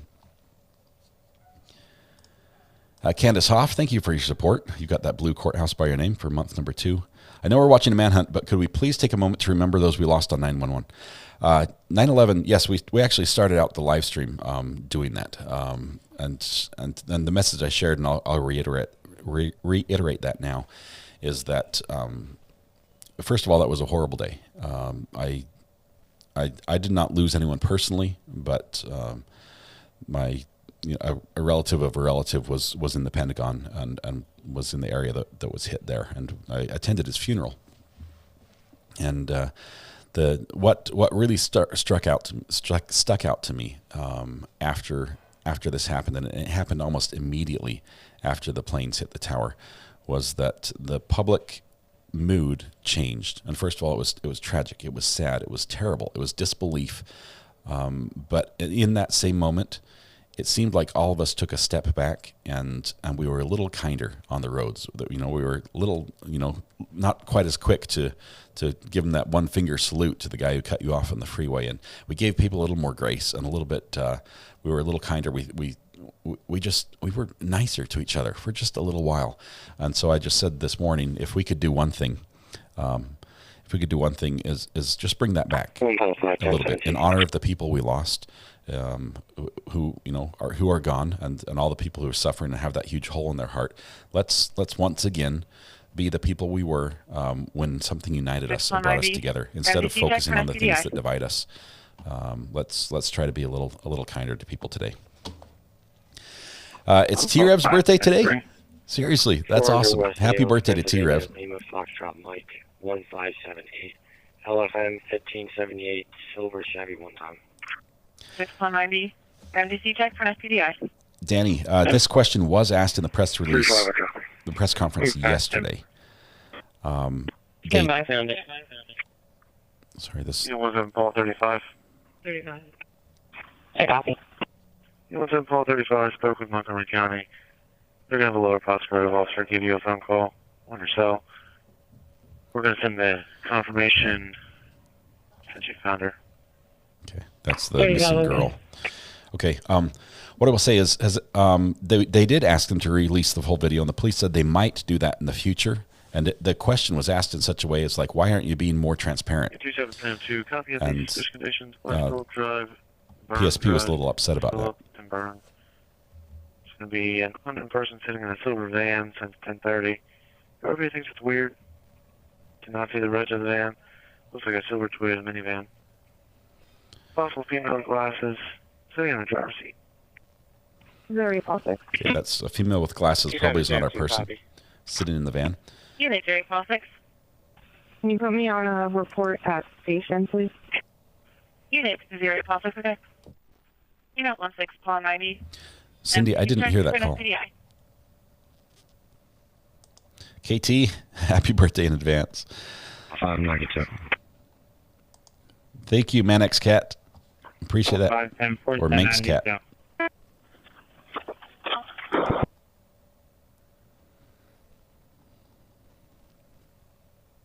Yeah, he has a couple countries looking at him, so he has to be careful where he goes. Could a regular citizen legally shoot him if they came across him without getting into trouble? No. Unless there were extenuating circumstances that were putting that citizen in danger or someone else directly in danger, and basically it has to be in self-defense or in the defense of another. The police do have authority to shoot him if he's not actively surrendering. They can't just shoot him on sight. It's like, he's sitting there sleeping by the tree. We can take him out. They can't do that. He has to be literally like running away from them, and then they have authority to shoot, which I don't feel good about, but at the same time, I don't know. I don't know where I think about that. Yeah, 67 Paul 50, 1625 East Strasburg Road, 1625 East Strasburg Road. Fire department being dispatched out for a carbon monoxide alarm. My birthday's in March. It's towards the later end of March. You got a while. I get it, Ted. They just shut the water off, so I'm clear. Copy, thanks. Okay, I'm trying to catch up on the questions. I'm reading all these. I realize some of you have great questions. They're just not focused on what we're focusing on today. So I apologize. You bring me some food? What? Yeah, that'd be great. My son's making me a sandwich. All right. What about Deborah?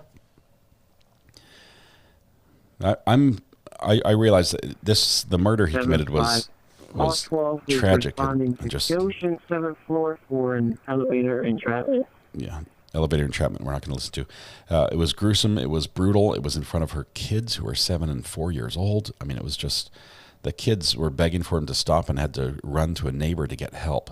It's just the poor children is what I'm worried about right here. Obviously, it's tragic that she lost her life to this monster. But the kids need a ton of support, so my heart goes out to them. I know that they're under guard right now. They have protective custody with police nearby, making sure he can't get access to them. Can you give me a date of birth for the Cassandra subject so we can send the hit? No brownie has materialized yet. Where was the last confirmed sighting? That's going to be right here on the map. I think we're going to be the cornfield. Sorry. February 27th, 2010. 64. I think it's going to be in this area right here. CA2, okay. And this is... I can't see because it's too small. Yeah, 3211, your status. 10-4. Right here is Ludwig's Corner.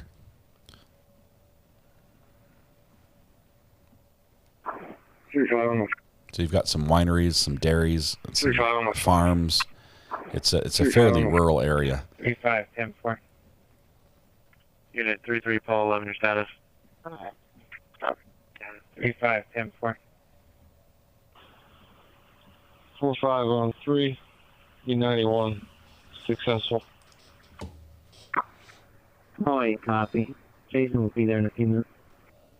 4513, 10-4. Unit 16730, copy your stop, 700 West Coast Street.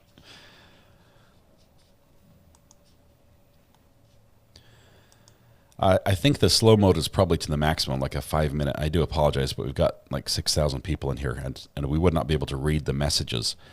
They just scroll past the screen so quickly if we turned it down anymore. One good side about being a member is slow mode does not affect members, which is part of the problem because we have a lot of members here, so it's going fast. We do have a new press conference that was just announced. It'll be happening in about an hour and 45 minutes, which we're going to air here live. We'll take that. Hopefully we get some information as well. Last confirmed sighting. I think the last one we had images of was the Ring doorbell. That was 48 hours ago, roughly, or thereabouts. Then we have a sighting in a cornfield yesterday where they said they saw him running through a cornfield. I believe that one as well. They tried to set up a perimeter and tried to flush them out that way. And they were pretty quick in sending people there. I mean, officers from all over the region flooded that area. But I still think it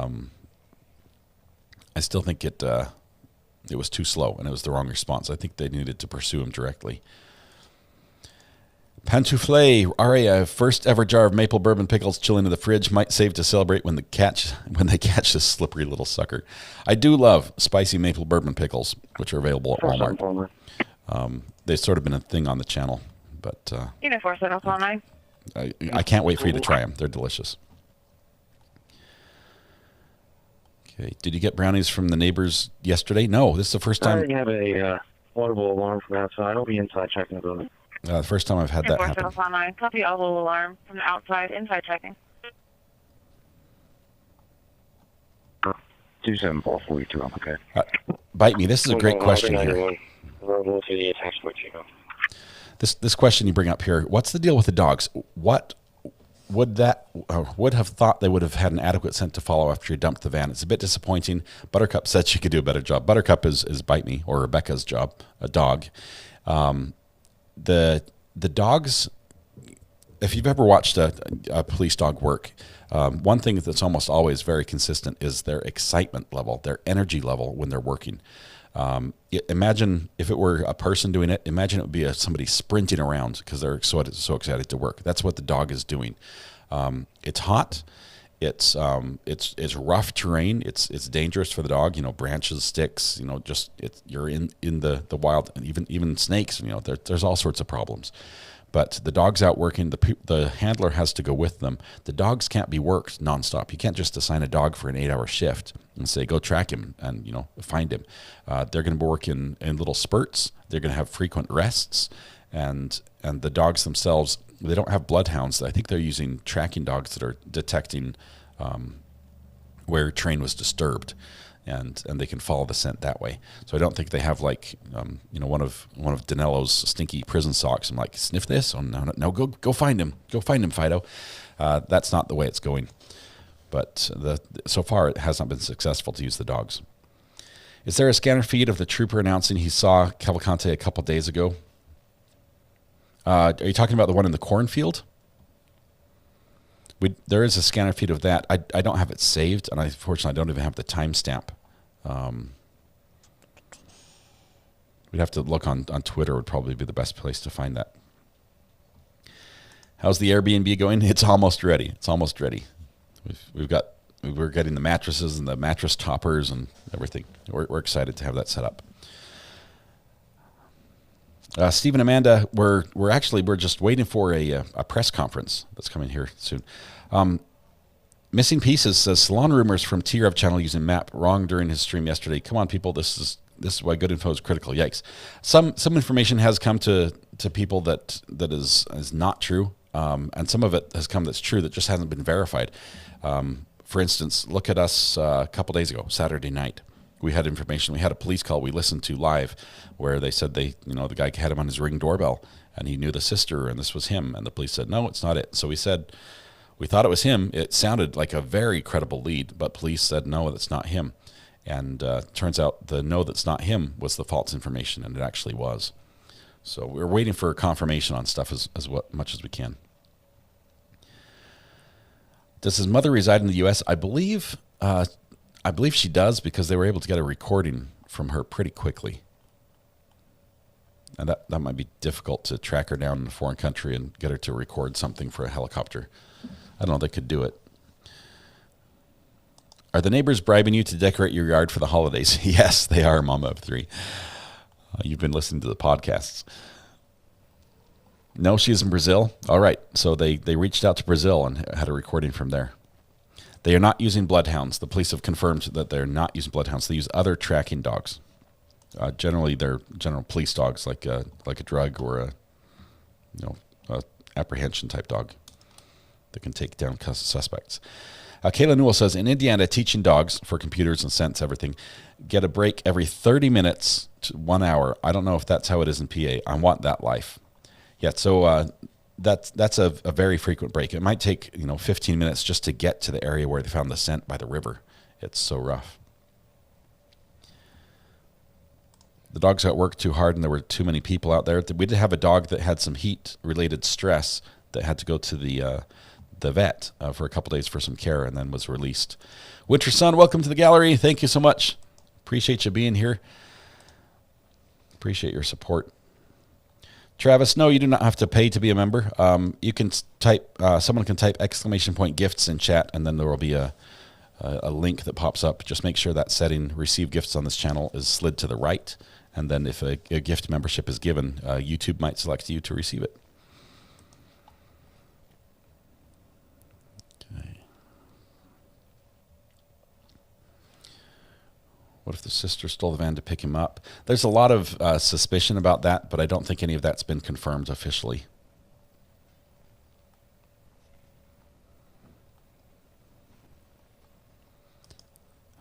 Heard the scanner about the sighting yesterday in the cornfield. A resident called, said the man seen with black hoodie spotted going into the woods. Never verified it was him. I heard a different one then. I specifically heard an officer really excited saying, they've got him running, they can see him running through a cornfield. Donna Woods just drove by one of the police hangouts. We've never seen so many cops in Easton and Meal before. Yeah, they've moved in. Hopefully that they move out soon and they take one unwanted guest with them.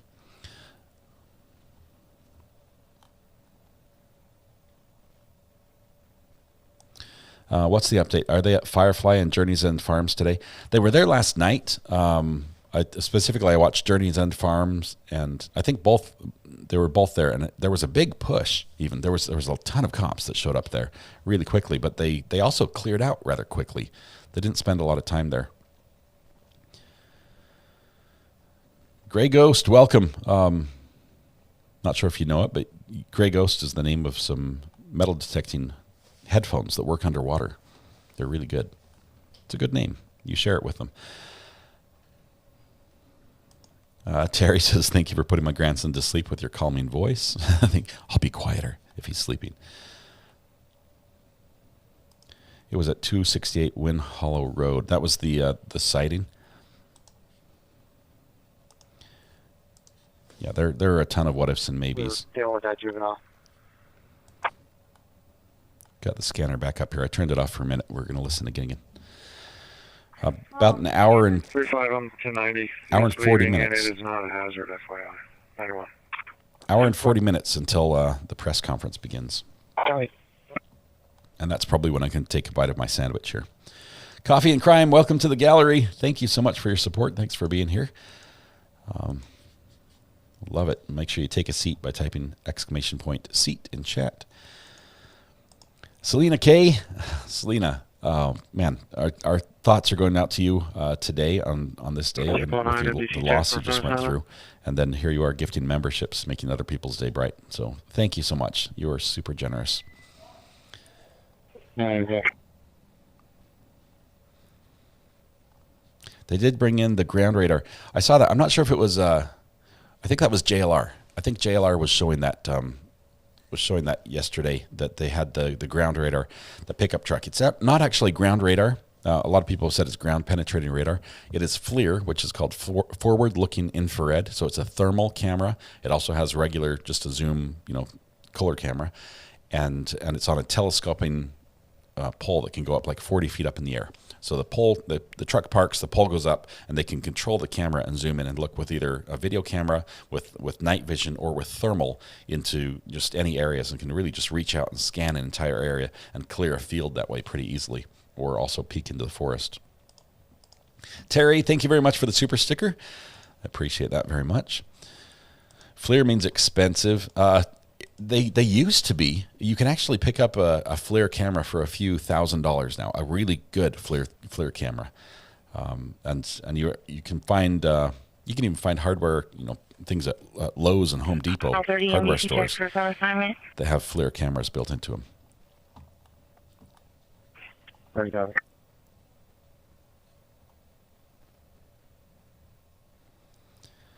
Let's see. Sorry, there's a lot of... Yeah, we saw that truck last night. It's pretty cool. I've used one of those systems from a police command center, and it's amazing. We parked 2 miles away from the mountain, and I was zoomed in, and I could look. Basically you're zooming in just a deer is the only thing on the screen on the mountain. We were just checking out deer with a thermal camera from a couple miles away.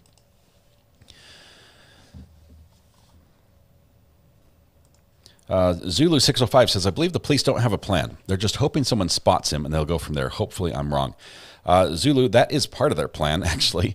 I know it's somewhat frustrating because the police have been very quiet about what they're doing, but if you look at all the different sightings that we've had from when he escaped till now, most of them, if not almost all of them, came from citizens, came from neighbors, from concerned citizens that saw something and called and said something. So that is a big part of their plan, and a lot of their perimeters they've been setting up and the searches they've been setting up have been in response to that. So I think that will continue. FLIR is a 30-year-old technology. The big thing that's happened lately is it's almost, I think they're almost to HD resolution, which is how precise, how focused the thermal image looks. And the higher the resolution, the cost is exponentially higher. Don't think he's alone anymore. Have a gut feeling he's getting help. Well, he's definitely trying to get help. So if he was successful, that would be problematic. 217 East Lincoln Highway, 217 East Lincoln Highway, in the parking lot in front of it. For a traffic complaint, Caller's unable to get her vehicle to turn on. She's going to be 17 years old. She's going to be operating a silver Chevy Malibu, currently with the vehicle. The 17-year-old driver just called the police. We've got a complaint because my car won't start. So I guess when you're 17, that's what you do. And the officers are going to go respond and try to help out. That's awesome. Kathy says, do we have to enable gifts every time? Just one time. Just one time. The front row is pretty crowded. It's a virtual front row, so there's room for everybody. Let's see. Ravens fan, last night was the most activity we've seen thus far throughout this 2-week manhunt. Ravens fan, I'm hoping they address this in the press conference because I think that what they've been doing, the first 10 days of this search, this manhunt, has not been working. Namely, perimeters are not holding them in, and the way they respond to a new sighting is not getting them there quick enough. So something needs to change. And today we've already seen that, ever since basically the van was found, we haven't really had the same type perimeter scenario that we had down further south when it was down by Longwood Gardens. And they're still using other technology. And I think they're probably going to change their tactics about how they're processing tips that come in, because a 4-hour delay is it's awful. It's terrible. 4 hours is terrible. But we had video from somebody who knew him sitting there saying, he's on my doorstep. 15 minutes ago, he was here on my doorstep. And we waited 4 hours to say, yep, that's him. So I think they're making some changes there, and we'll be seeing the police respond much more rapidly to tips as they come in if they can be verified.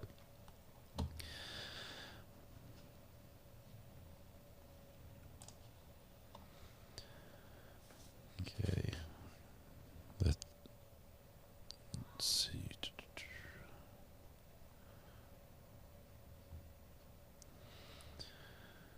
All things considering, it's a pretty small perimeter. Why haven't they got him yet?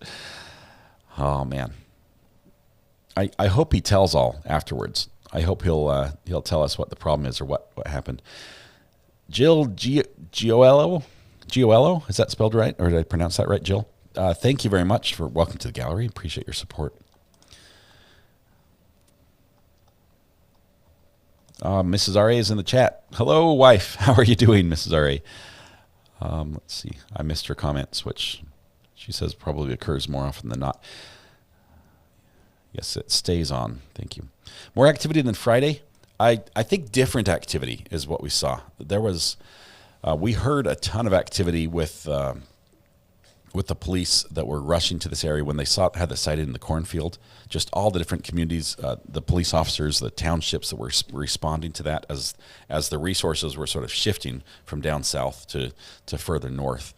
And that all happened because those resources had not yet switched over to one tactical channel. So we got to hear a lot of that on the scanner when that first happened, and that was really cool. Brooklyn says, I appreciate JLR coverage, that's for sure. I don't know. It's not my job to think about him other than that. Hey, we appreciate what he's doing.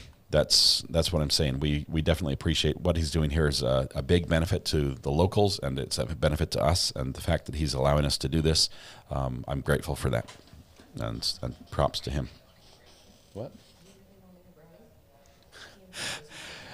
My wife just came in and said, are you really wanting a brownie? Was there ever any question? It wasn't. I'll wait till after my sandwich if there's one left. Of course I want a brownie. Of course I want a brownie. Let's see. Some of your comments are really funny. Casey, we will have trials here soon. We're hoping this manhunt wraps up, and then we can go back to watching some trials and some other stuff. Katie says, as someone who grew up in PA, the response from LEO tracks. It's like, this is normal. They need a dedicated tip line if they haven't already. They'd have one now. We've heard that there's a state tip line that goes straight to the PSP, the Pennsylvania, and tips are coming in that way. And that helps because, well, it doesn't help us because those tips are not being played over the scanner. The tips that are coming in that are played over the scanner are calls that are going in when somebody calls 911 from their home, and those are routed to the local dispatch, and then that call comes across the scanner. We'll hear that, and then it's routed to the state if it's deemed pertinent. What is the definition of doing the same thing over and over and getting the same results? Yeah, I think they're making some changes. Did he make any calls from the jail after conviction? And does the jail have someone who speaks Portuguese? Lucas, I think what you're getting at is some allegations that people were concerned that his lawyer might have been involved in something. I have not heard from any official source that there is anything that indicates that happened. I would say that the state of Pennsylvania, the prison system, most definitely has assets readily available that could discern what was going on in a Portuguese phone call. And there are also going to be recordings on there, so even if it didn't happen in real time, they could go back and do that. I really hope they let someone else speak at the presser. Eileen, on the presser that happened on Sunday, yesterday. We heard the PSP guy. I can't remember the lieutenant's name. I think it's lieutenant. We heard him almost express some frustration at people that were challenging his stance and what he was presenting.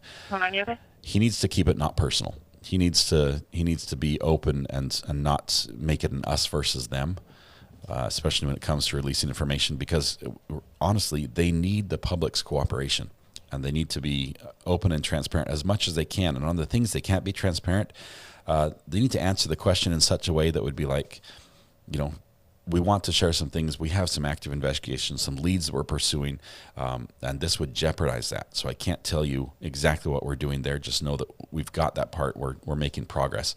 Give them something instead of just like, no, I'm not going to tell you that. I'm not going to release that. Maybe later. And that flippant nature, I think, didn't help the mood, even though he says the mood was great and that nobody's losing trust.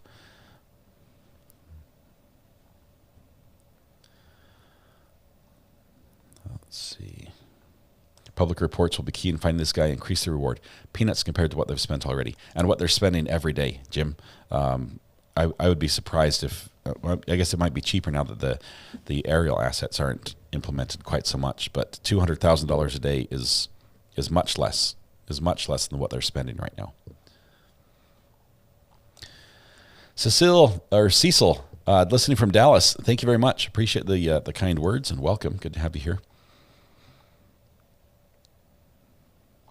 Our mods are doing an incredible job, by the way. Thank you.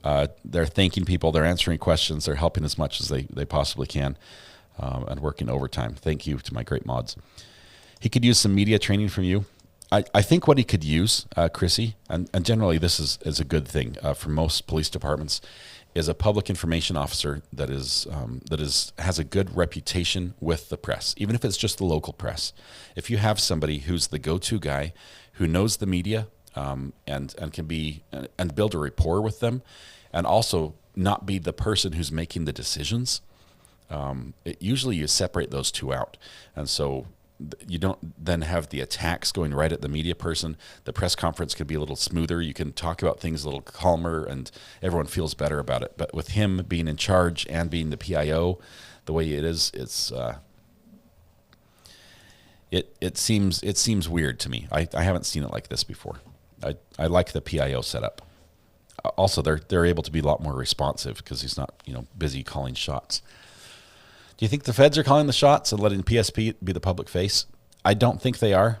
I think a lot of federal assets were released, and it's mostly state right now. Look at the perimeters. I mean, we occasionally have some FBI jackets, but mostly it's state police every time there's a perimeter. Could he be headed to Canada instead of Mexico? I guess anything's possible, but he needs to have a plan up there too. I mean, Canada's not going to want him to come in there when he's wanted by two other countries. I have clear out your report, put you back on station. Was that with another report? Yes, please. Okay.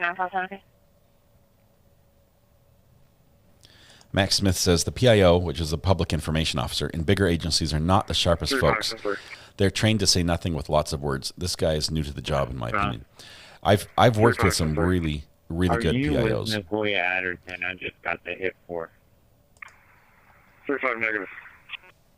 10-4. Don't think that's our guy either. He could also do with a break. Yeah, he said he's like, none of us have slept more than a few minutes in the last 24 hours. That's a bad form. You don't want to go into a press conference with an angry group of reporters on little sleep.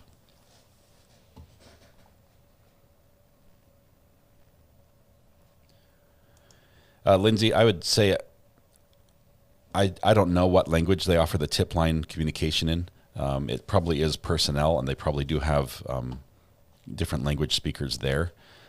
But I would say don't call it at this point. Leave it open for everybody else. You don't want to be the person who ties up the line so that somebody who has an actual lead can't get through.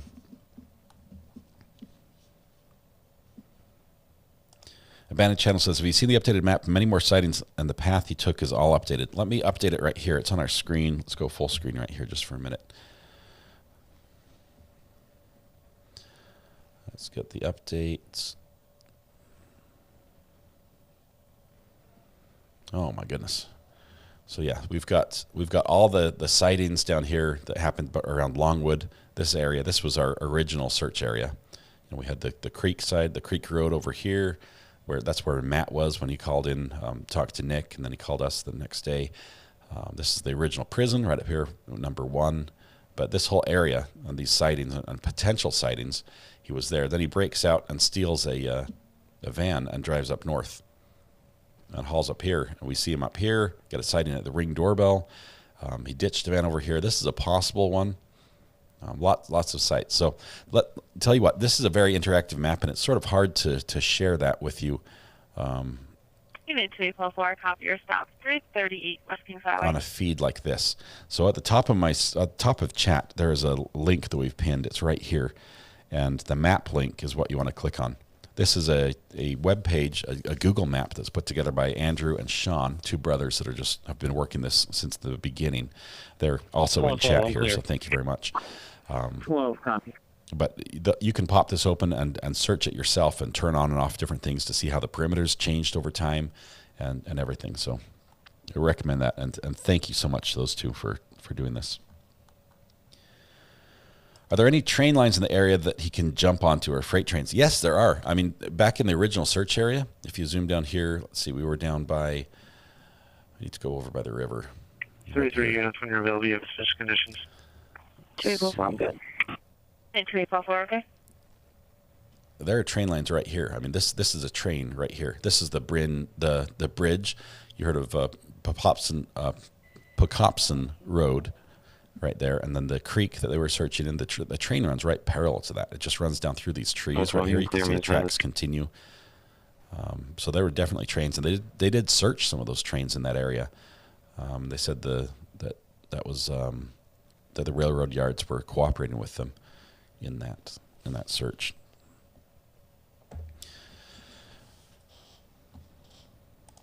Okay, sorry, I'm falling behind on the comments. Yo Mama, USA Today, he was previously an agricultural worker. Thank you for the comment. Travis says, what do you think of the chances of him swiping another car in broad daylight? Eastbound down forward to Deep Willow Drive. Eastbound down forward to Deep Willow Drive. Special condition, a male walking, looks like he's KP.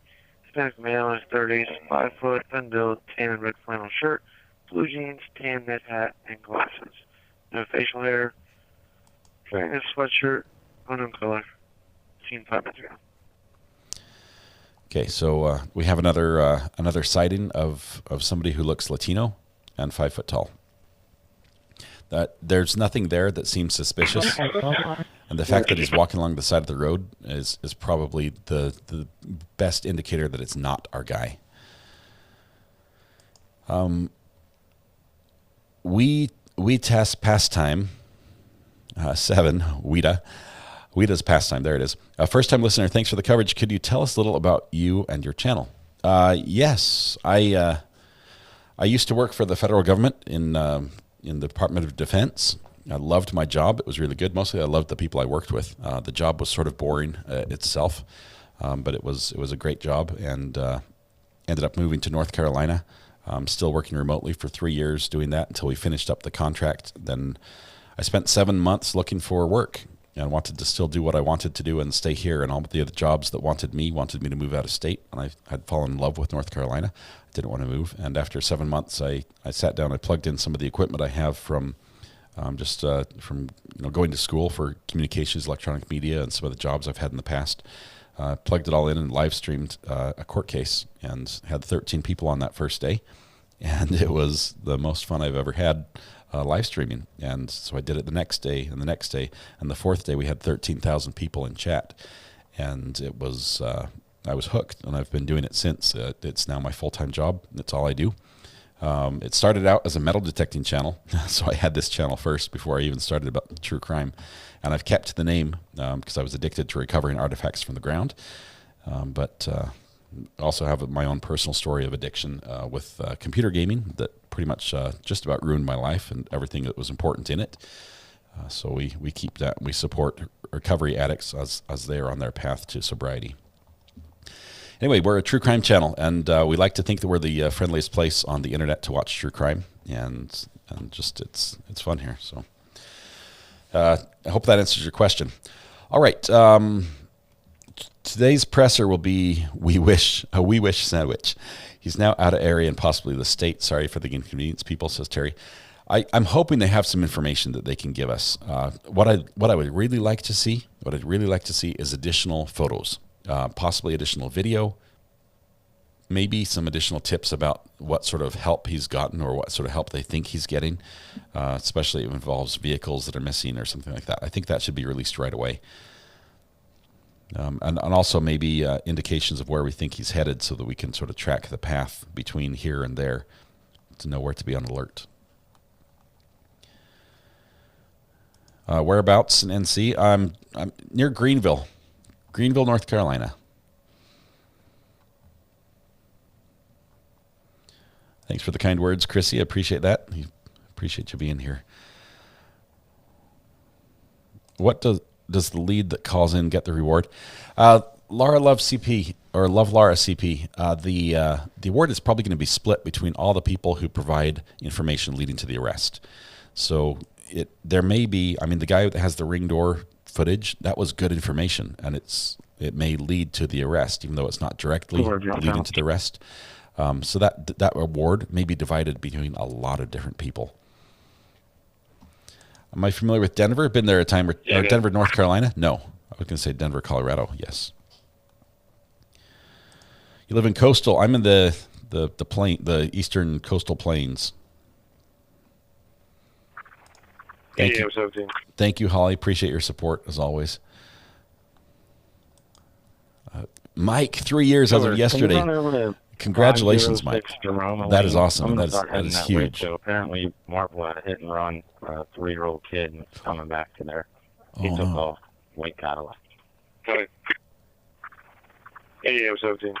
That sounds awful. I'm on the ramp from 202 South to Pelly Pike. It's a tow truck dragging half a car down the roadway. Tow truck dragging half a car down the roadway. Wow. P. Will for real. World of Warcraft was my game of choice. All those weapons vapor. Caitlin's brother's supposed to send it to me.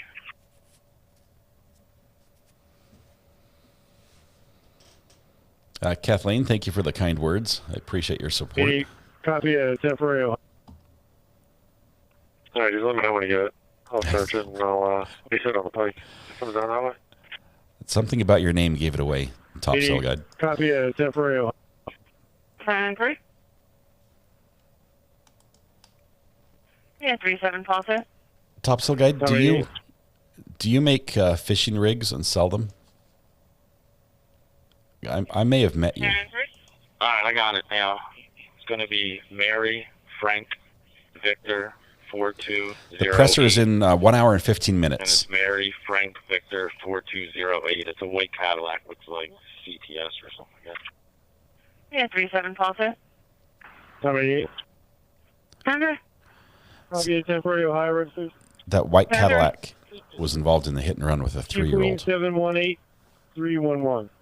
Ohio temp.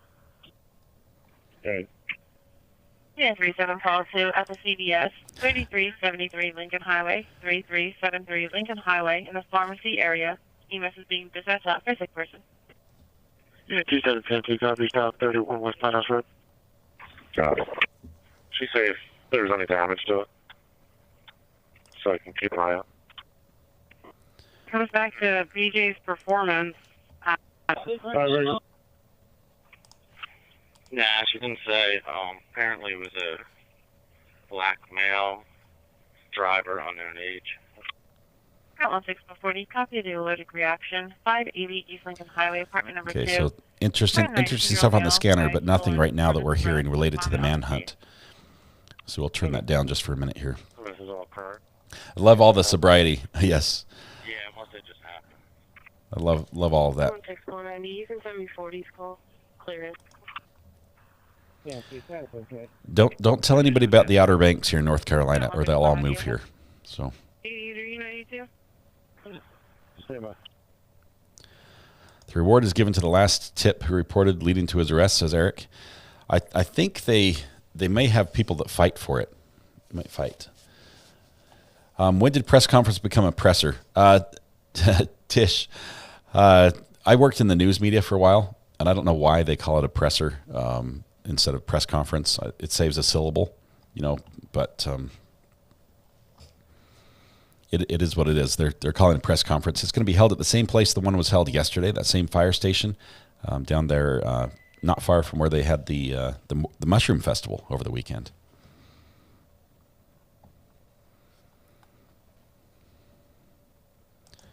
Chuck, I'm not hearing that. I'm listening to the scanner. I didn't hear the possible sighting. Do you have a timestamp and a talk group code on that one?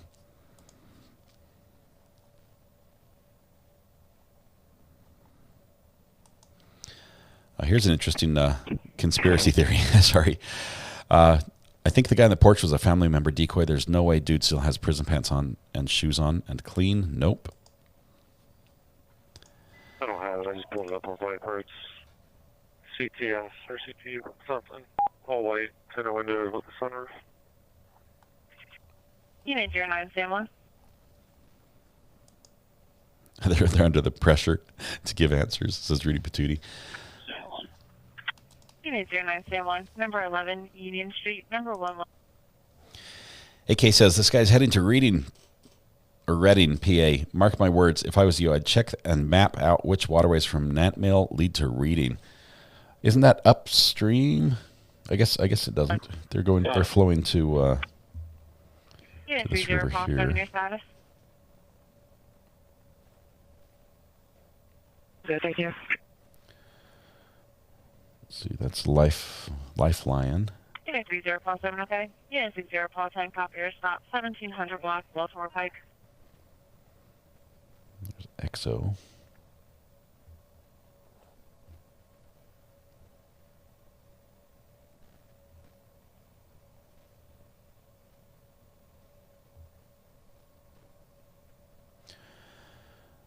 No planes in the air that are of any significance. Of course, there could be drones locally. Position. Not sure if there's damage. Said the guy got out of the car there, looked at the kid, and then took off. Oh, man. That ticks me off. I'm going to play that one again. Did you hear that? This is Garage is open. Car's clear. This is in Westtown, East Goshen Regional Police Department has this call. Replay. He said he struck him at like the 1 o'clock position. Not sure if there's damage. Said the guy got out of the car there, looked at the kid, and then took off. That's that Cadillac they're looking for. Open. Car's clear. Man, that's frustrating. Reading. I keep saying reading. Reading. Thank you, Edwin. Like read a book. Or like read a book. So, Yes, it's 0.7, okay. the past tense of red like the color. Thank you very much.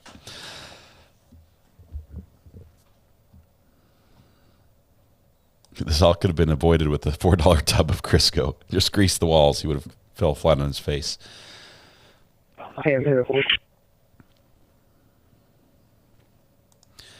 Happy life, Jay. Thank you very much. Appreciate you, even if you're just a lurker. Good to have you here. Unit 29 Sam 2, 216 Resolution Drive, 216 Resolution Drive.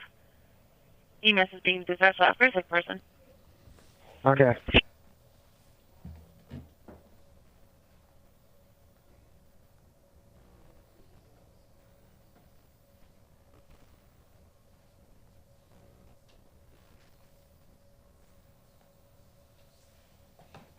Haven't seen anything from Nick the Hat yet, but this is about the time he should be waking up, as he's been up most of the night filming for everybody. Let's see.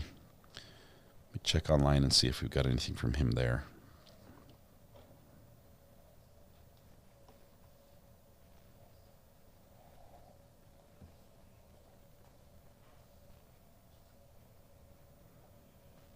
Minutes ago, he's got no updates, heading down shortly. 92, or need a second?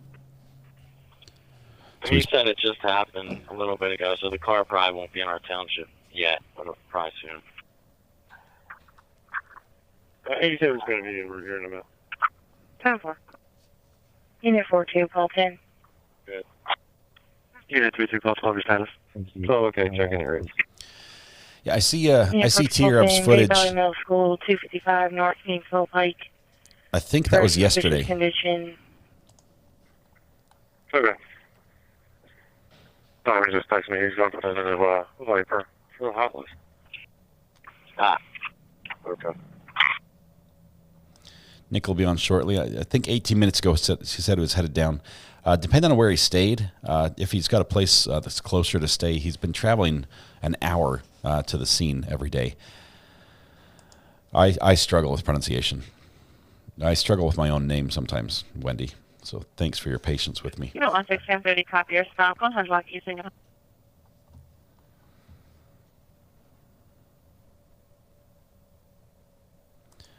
We're going to have the video link. We're going to play the press conference live. Nick's going to have a couple of his own questions as well, hopefully, if he goes there. He was at a previous press conference. Skipped the last two, I believe. But he did ask some good questions initially. 27-31. Cut and shoot. Thanks for asking, and I'm fine with it. Just know that that I've been given permission also to live stream other people's footage. So I can't pass on their permission, but I'm fine with you spreading this. That's great, and good luck to you. Good luck to you, my friend. Appreciate that. 27-31, okay. It may have been recorded as live, and then the live button was saved into the video. So it's called a downstream keyer that you normally use to put the live bug on top of the screen. That's how the news does it. And usually it's done at the time of transmission. But if you've recorded it and saved it, embedded into the video, then it will show live when it's not. Unit 37, Adam 2. Okay, JW says 1138 possible sighting. Do you have the talk group for that one? Do you know which was it Central Police Dispatch? Let me go back and see what I've got on 1138. 37 Adam 2. Unit 37, Adam 2. Burt Real Park, 1265 Old Wilmington Road, 1265 Old Wilmington Road. For suspicious condition, there's a male filling up water bottles, currently in the porta potty.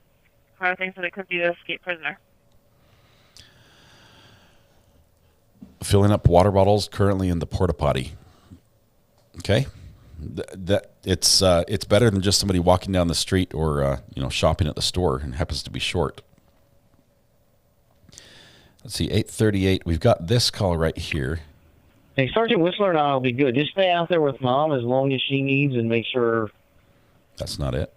Let's try this one here, Central Dispatch. 1230. 1230, Choice Bank, 1371 Beat Road. For job complaint. Looks like there's water coming out of the bank. 01495, 1090 at the prison, ending 999.0. And 41137. I'm not seeing anything at 1138 for that call. We're going to catch up a little bit on the Copy, I will be around. What we've missed here. So hang on for this. Hey, can you certify driver for me, please? Yeah, 37 Adam 2, copy and route. 10-4, the last one on your end. 27 units. The Michael subject lives with his girlfriend. Her name is Ann. wondering if either of them are at work. He just received a text from him saying he's okay. Yeah, affirmative. 10-4. 27 Paul 31, okay, he can clear it up. Yeah, 37 Adam T. It's me, a light-skinned male, unknown age, black shirt, dark, possibly green pants, unknown color bag with him, with some kind of plywood with him as well. Okay. 15 Paul 20. 87 Avenue, 88. Paul 20. Paul 20, 129 South Phoenix Drive, 129 South Phoenix Drive. Domestic. So male RP versus female. It is physical. They're refusing EMS. No weapons, no attacks. That one. Alright. 20. The female in question is going to be Ella Higgins. White female, 14, currently upstairs in the bedroom, possibly having a mental health crisis. Alright. Paul 7, I got it. Yeah, 06 Paul 7, copy of the CBA. Where Presbyterian. Okay, let's see.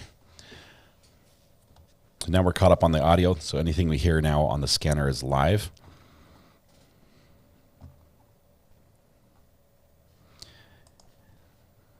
They're filling up water bottles. I think he was filling up water bottles outside the porta potty. Now he's in the porta potty.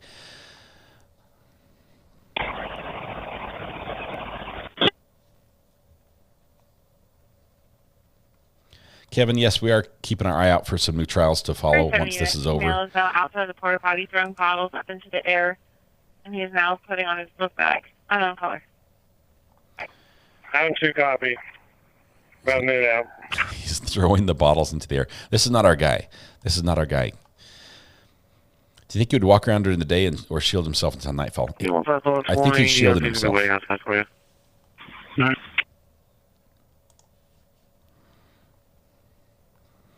We're 1 minute and 1 hour and 1 minute away from the presser with the updates, and we're really hoping we get something good this time. We do need some good questions asked, and I think some of the press have been asking some good questions lately, but we need some answers. Is what we're really hopeful for.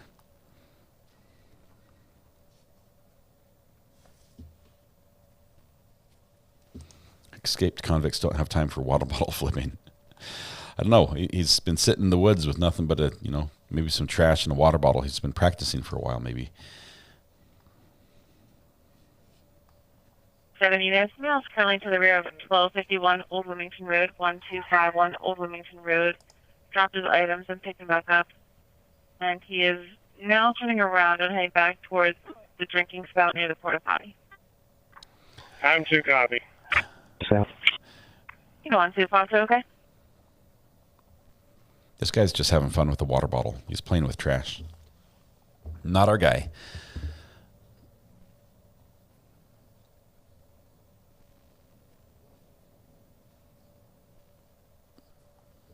Sounds promising, says Chrissy Bacon.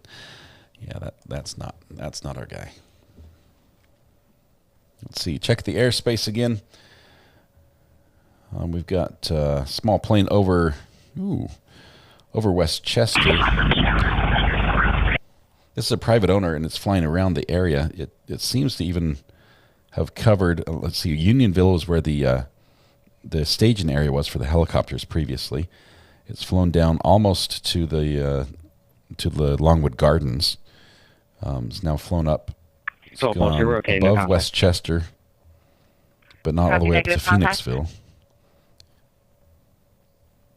Might just be somebody out sightseeing, but we'll keep an eye on that for a minute. Shows private owner. Having lived in the area, he's likely gone to Berks or Montgomery County, more rural, smaller county, wide PD presence, easier to hide or move through. Thank you very much, Nighthawk Studios, for the comment there, and your experience. For property. It's going to be 1251 1251 Old Wilmington Road. 2, we're fine. Right. SWAT in Chesterville. Okay? We've seen them up there. They've been there the whole time. They were active last night as well. Mr. Nice Guy says 2 choppers inbound from News. Let's see if they're coming from the east. Yeah, from it. Looks like it's for a night dive journey. This guy looks like he's associated with a couple of the cars. Or see if we can find it. M4. Here we go. ABC 6. There's one of them that's coming, and then right behind him, in a race, it looks like this. I think this is Action News. Who's the third guy here? That's not him. Hey, Logan, I'm going to go up on 202 at Lake Food. Unit 344, your status be okay? 400 block West Kings Highway. 444, my status okay. Can you certify that registration for me, please? Unit 344, okay?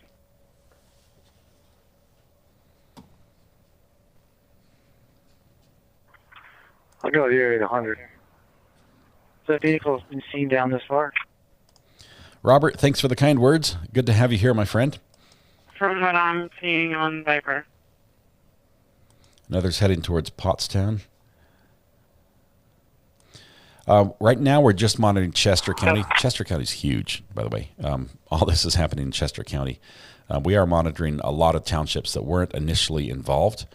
So we've got. That's why we're hearing so much radio chatter, because we're hearing everything around the area, just in case he does escape that perimeter or that area of interest and branch out a little bit. Which chopper is B407? That one has put in the hours on this. That is the state chopper, Lisa. That's the state chopper that has thermal imagery. The last time it hit at 2.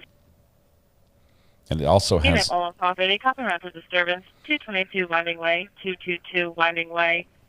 No one's answering the call taker. They can hear male and female arguing. It also looks like the last time it hit at 2. Unit 15490. Okay. 111 units. It's possibly the Woodmont North Apartments, 200 Winding Way.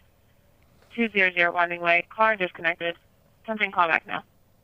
Okay. 5490. Sorry, the scanner's just so loud I can't talk over it.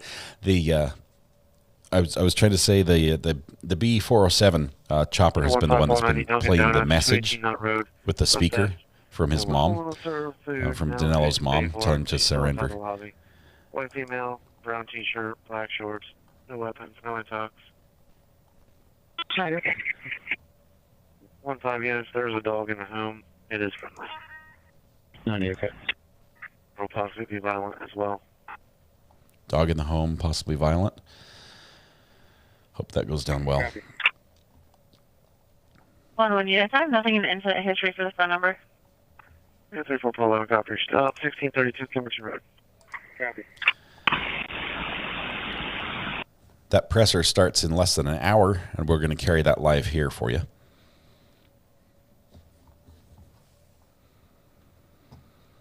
Pottermouse, thanks for giving me a day off. Sunday's my day off. I appreciate that. Although I would have hoped you got caught. I want this over. I want this ended. We always hope that this is the last day we meet each other like this, and next time we can talk about something different, but it's still dragging on. I do not have Patreon. I don't do that. Jason, if you want to support the channel, we do have a couple items of merchandise that are pretty cool and pretty fun. One particularly that we have that might be pertinent for this and is good for a Halloween costume as well is a jumpsuit that says "This is my prison escape" hoodie on it. It's not a jumpsuit; it's a hoodie that says "This is my prison escape" hoodie, and it's available in 2 shades of gray, white, black, and prison orange. Fluorescent orange. And on the back it says "Recovery Addict" with our little courthouse logos on it. But that's something you can check out if you want to. Let's see. There's. Is there call takers on the phone with adjust right? Males arguing with a female subject. The female's refusing to leave. There's the hoodie right there. The breakout hoodie.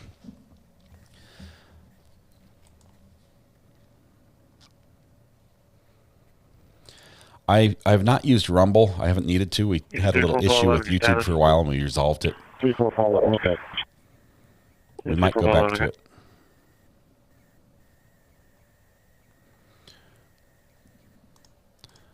Sunshine Girl, I'm glad you like your hoodie. Thank you, or the sweatshirt. Thank you so much.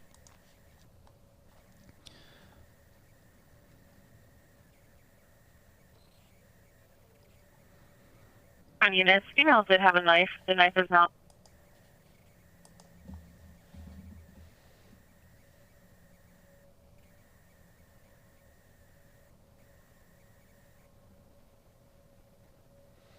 Not sure where these choppers are headed. They're sort of, looks like they're headed toward Phoenixville.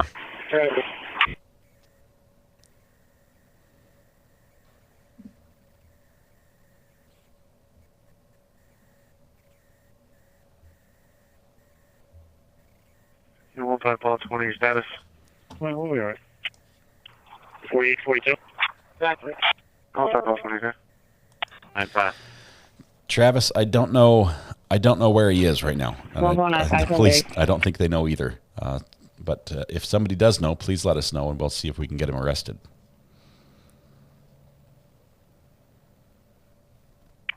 Well, it doesn't sound like it's going to come this way on 202 High Street. That's no problem.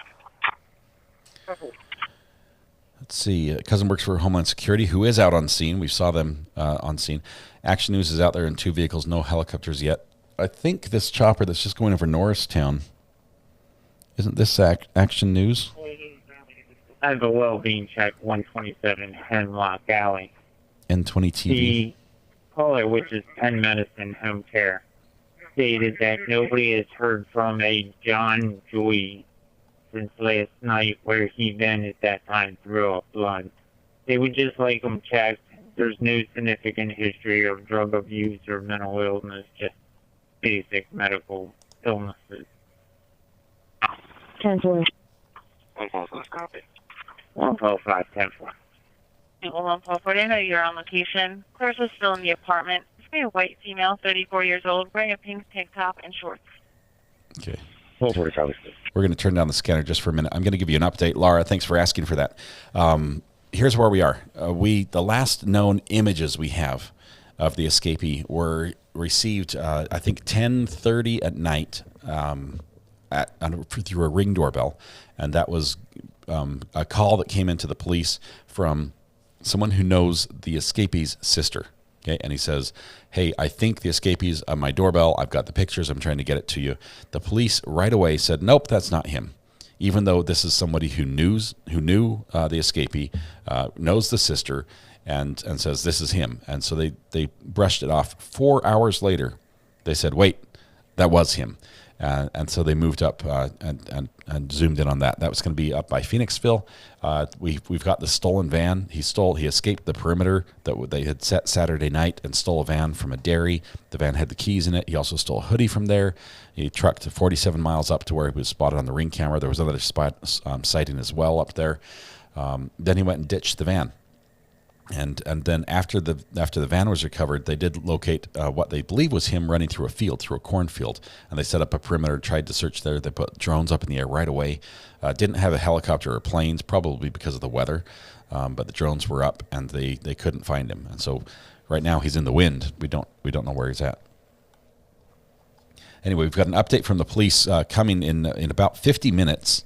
As we've got a press conference that'll be held down there in Kennett Square, which is where, way down here where the Mushroom Festival was held, down south of Longwood Gardens. Let's see.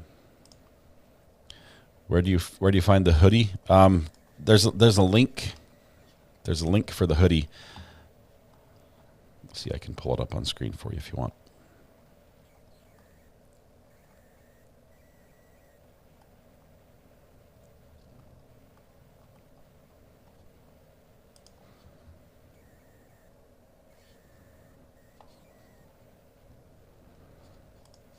Clear this off. I think you can do it a different way.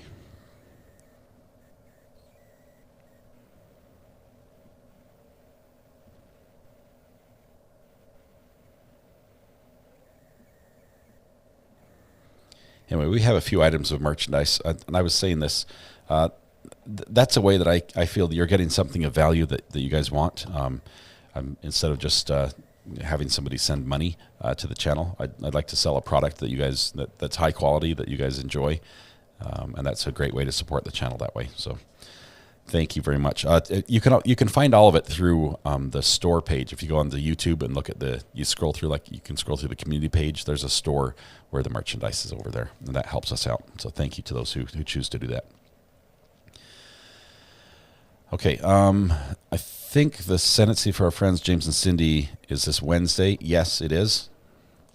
Just got here trying to catch up. Did he escape the area in a vehicle? He escaped the area he was in on Saturday after stealing a vehicle. So he escaped to the perimeter, then stole a vehicle and drove 47 miles away. And he doesn't have the vehicle anymore. He ran it pretty much out of gas. I think he's watching your live stream from the woods. Don't be a lurker, Danelo. Pop up in chat and let us know where you're at. Couldn't the news choppers be bringing reporters to the presser? They could. Generally, they just fly overhead and don't land. They'll probably just get. They probably already have a reporter or an affiliate that will be getting the video from the presser for them. Zach Bolton, the update we're going to get is less than an hour away, about 44 minutes away. We have a press conference that's scheduled from the Pennsylvania State Police. We're hoping for something here. Action News just drove past JLR where the van was found. I don't show JLR being live. Is that?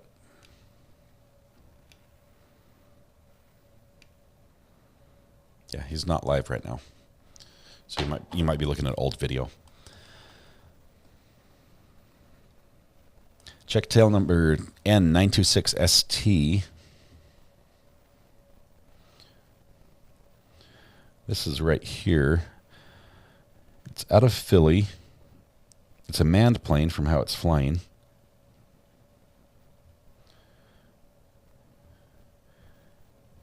Let's see, originally flew in from the Northeast Philly airport. Made a stop over here at the Heritage Field. So this, I don't know what kind of plane this is. Let's see. Its ground speed is 90 knots. This is probably a small plane, not a jet. And because it flew from one airport to another and then took off, it probably did a touch and go right here, which would mean it's most likely just a private plane, probably not anything police oriented. Okay, we do have two helicopters on the scene out here by Phoenixville. So you've got Chopper 6, ABC 6 is there. We also have what I thought was Action News. It might be somebody else. N20 TV in the area, but they're flying around, checking out the area here where the action happened there.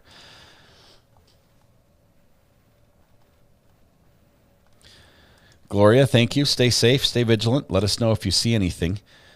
Shiza, welcome to the gallery. Thank you so much. Appreciate you being here, my friend. Thank you for your support. I would agree. He can understand quite a bit. He's been here for years. Is there a no-fly zone in place? No.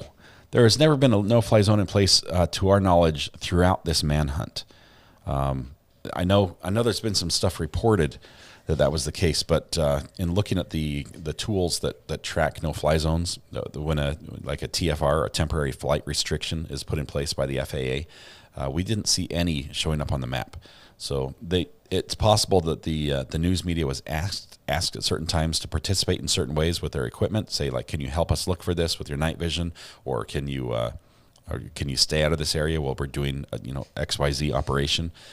There was no official ban on flight issued through the FAA.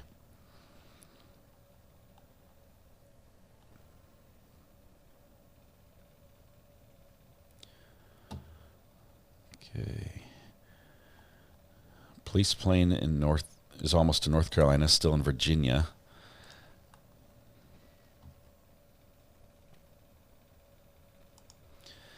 JA&P, the Eclectic Collector says, on the 25th of this month, I will celebrate 18 years sober of hard drugs.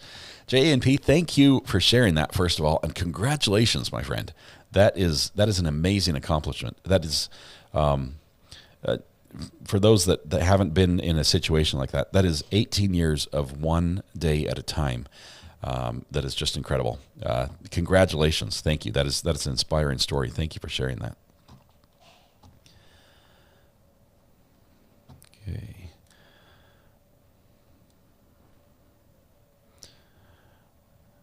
Holy cow. We're 300 short of 30,000. Wow. When we were just hitting 1,000 subscribers, it blew my mind. This is incredible. Thank you, everybody.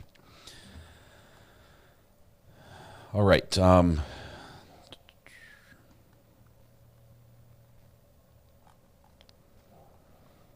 Let's start getting set for a presser. I'm also watching for Nick's video in case that pops up here, as he's going to be in the area about the time this presser starts.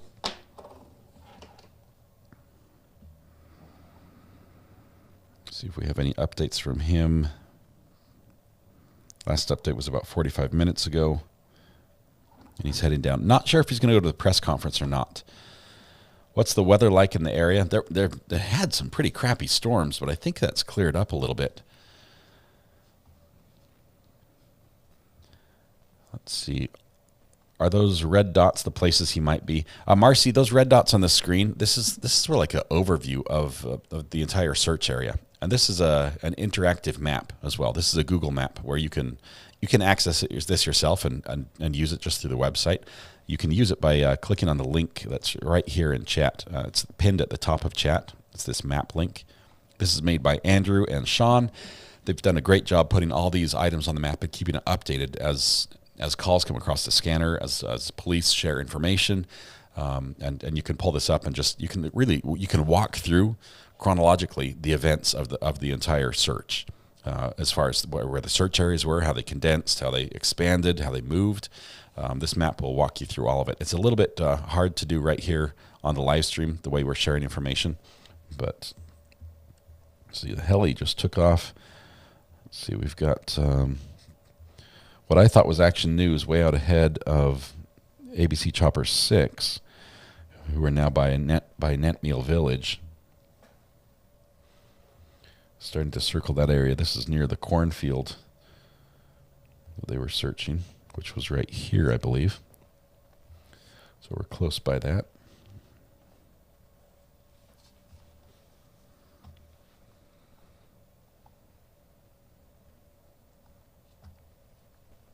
Will the press conference be streamed here? Yes, it will, Portermouse. We're going to stream that right here. We've got that ready.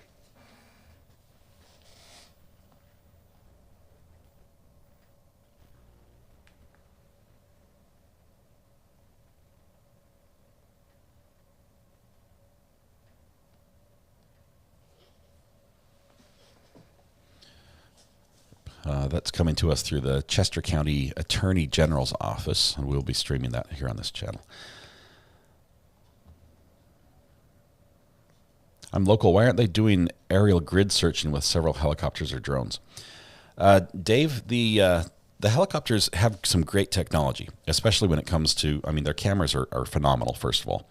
It's if you've ever watched a police chase from a news helicopter, the police have that same camera and able to just reach out and zoom in and follow a car. But the problem is the suspect here is pretty much sticking to covered areas where the foliage is, there's tree cover, there's a canopy overhead. And so that camera can't see through the leaves. And unfortunately, their thermal cameras, their FLIR, the forward-looking infrared cameras, also can't see through the leaves. All they can do is get a reading of the temperature of the leaves, not what's underneath it. So those aerial cameras, although they've been put up a lot and used a lot, really have not been able to pick him out on the ground. But they have been flying. When they did have him in an area where they thought he was really, trapped, where he was really, locked in, they did fly very low and slow and just gridded off just over the entire thing, back and forth. But that did not seem fruitful either, because they didn't catch him and he managed to escape. Those helicopters are over the actual area of suspicion where JLR was at. I'm seeing this guy just flew a little loop.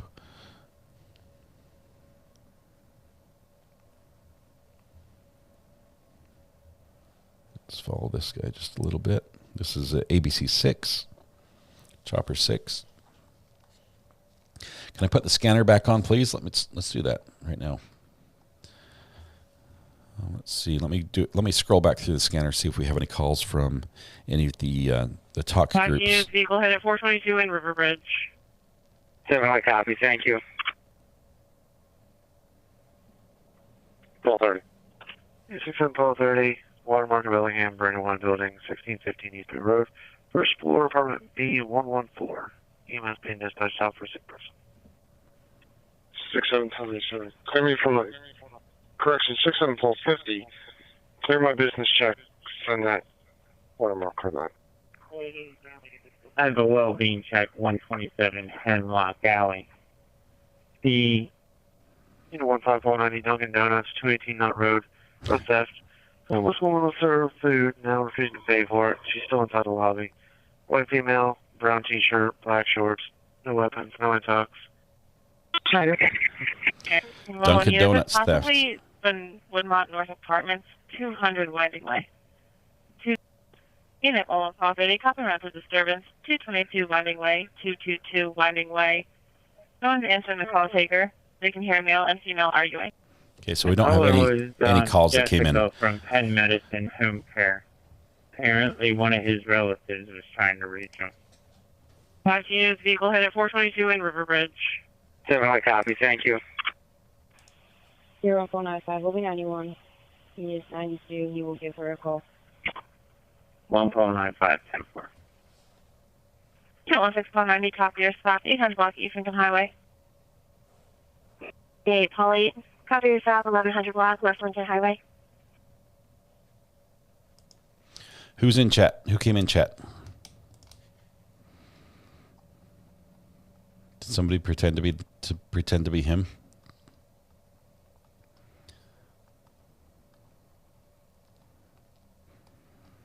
What's funny is people who pretend to be him, their name might get stuck like that on YouTube, which is funny.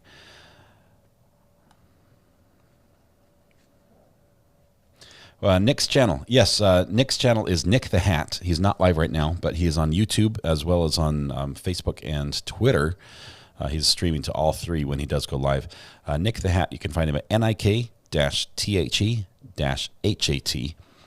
And a big thanks to him for the video he's provided as well.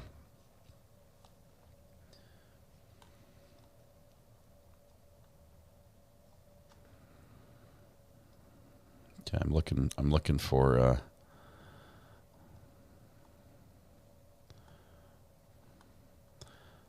the imposter. Hang on one second.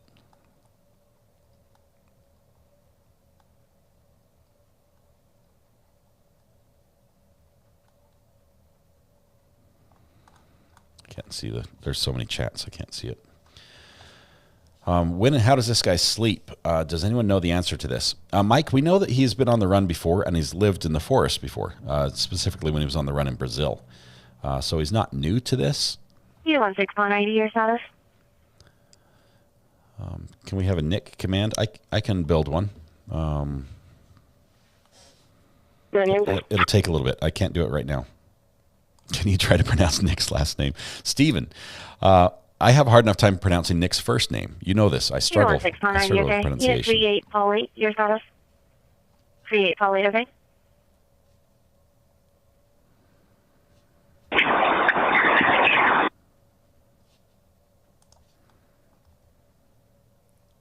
If this goes all the way to Halloween, he's going out of the country.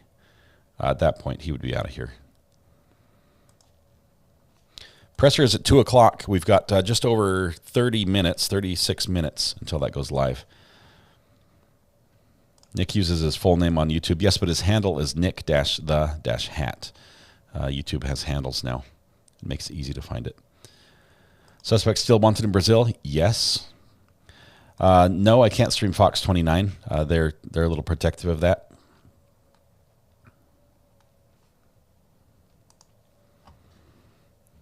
Fox 29 is just showing the air, live from the air. That's cool. That's awesome.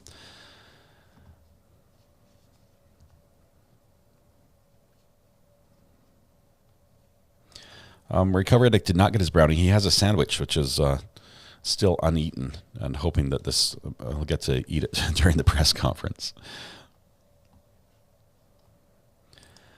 Just got home from work. Any update, please? Press conference in the next 30 minutes. Yes, Paul 1, I sent down the effective phone assignment for the routine test for this second missing juvenile. It's been confirmed, and I'll just leave it in until later. 3 Paul, copy. 832 Paul 11. Copy. Oh, Mom of 3, thank you. Apparently we've got a Danelo Cavalcante Copy imposter have these special conditions of here in 121 chat. Telegraph Court, 121 Telegraph Court. I have to see if the comments are funny or just weird. I heard Hong do the pronunciation. And I said, you know what, Hong, I'm going to leave it at that. I'm not going to try.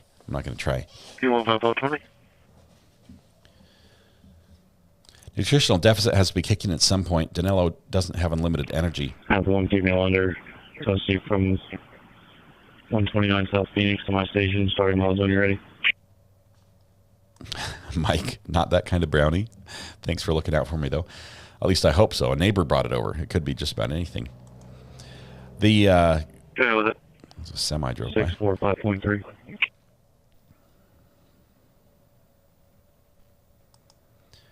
If you type Nick the Hat with dashes and an @ symbol in front of it, it should pull up his channel. That's his channel handle.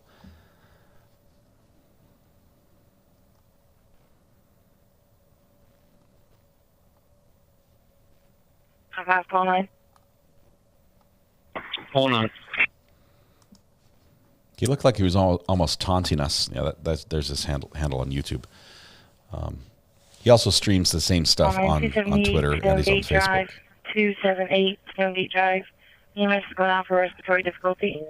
Copy. 209, you can clear me from going down. Coordinate 209, okay?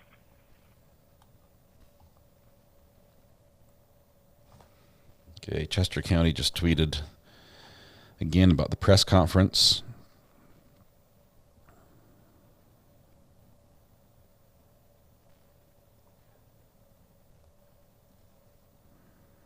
See if there's any update here.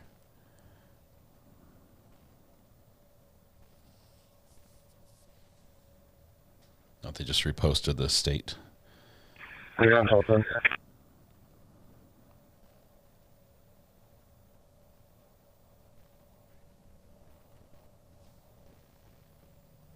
King 90.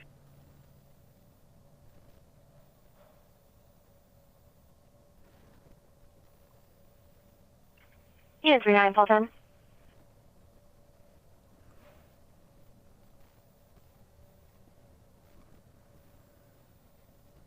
Okay, trying to keep updated for everything for you, and so far, no words. I think the press conference is the next thing we'll have. About that same time, we expect Nick to go live. 2300 block Lincoln Highway. And we'll probably get JLR as copy your well. stop, 700 block East Lancaster Avenue.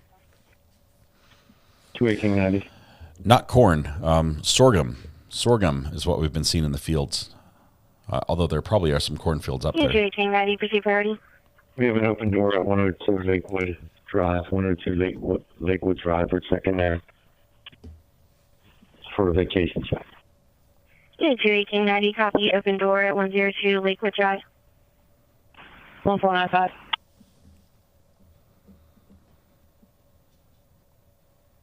Correct. 95 will be out at 419 West Rosedale on a follow-up. 10-4. 39. I know our other guys are tied up. Could you have another unit fly this way? 2944, you can show me going that way. 944, okay?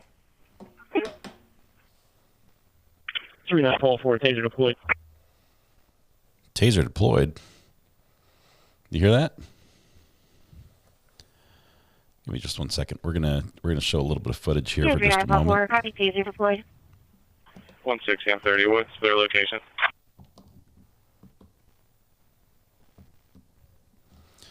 There's Fox 29's view. They're just showing, parking lots, command center up by the church. You do have some SWAT vehicles. We can see going a little tighter here. We're an American castrator. 3944. I'll be with 10. We'll have one in custody. We'll be right in front of castrators. Could you send a BLS unit our way? Yeah, 3944, okay? Copy, one in custody. That's what they're showing there. That's what they got. 67 Tom 86. Copy traffic. Yeah, 67 Tom 86. Good.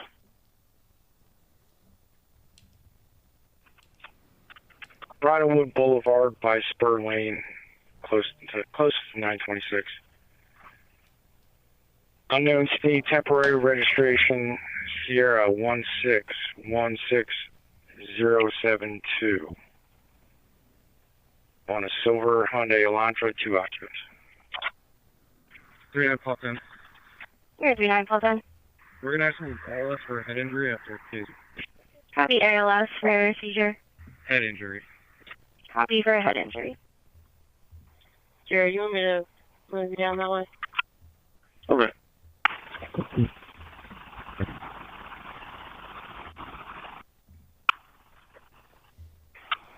Zero and 195 are clear.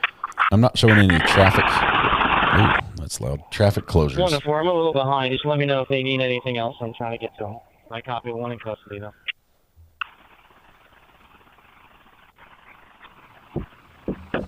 That's not our guy, by the way. This is something else. 67 Tommy 6. The state is Georgia temporary. Copy Georgia plate. Kathy, thank you. We're good here. We got our dude from the pursuit the other day. He tried to run again. 16 Sam 30. He put me out 39. Unit 16 Sam 30, okay? Unit 11 Sam 5, your status. So this is this one. 8-1. We're good here. We got our dude from the pursuit the other day. He tried to run again. That's not the same manhunt. Okay, that's from Caln, CALN Township Police Department. Your status. I'm good. Unit 11 Sam 5, okay? Oh, perfect. You're good? All right. I'm slowing myself down. Copy. 28 units, your status. 290, we're good. Unit 2 1890, okay? Yeah, Paul 4 status fine over here. Unit 39 Paul 4, okay? EMS is responding.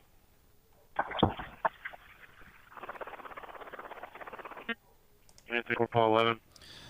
Copy stop 1644 Kimerton Road. Johan, hands off my stack. Welcome. Good to have you here. What's your status? Can I get one from Flings for a Honda Accord with keys? Unit 39 Paul 10, okay? 67 Tommy 6. Status okay. Can you have Paul 80 come over for a translation, please? Taylor Young. Unit 67 Paul 80, did you copy? No, you okay? 67 Tommy 6 is requesting you come to a stop by the word spur. Callan. To traffic. Callan County. Thank you, Mandy. Callan. I'll remember Callan County. Or is it Colin?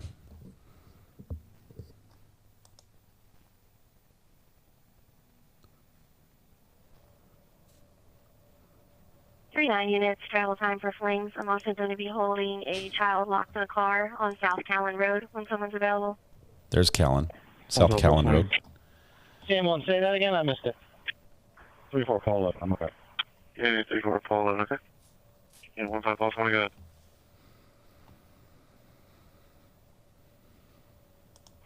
Okay. Liz says I'm local and can't pronounce it. 646.9. Thank you. It makes me feel a little bit better. William says I grew up there. I apologize for butchering your town names. I struggle, but I try.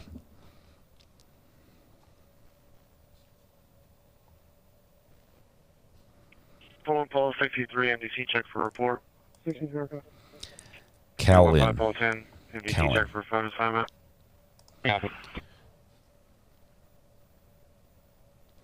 Yeah, that car window should be broken by now. That's especially if there's any heat or anything. Yeah, 67 Paul 30, MDC check for phone assignment. Unit 39 Paul 10, secure. Paul 10, that's all I have. Unit 39 Paul 10, okay?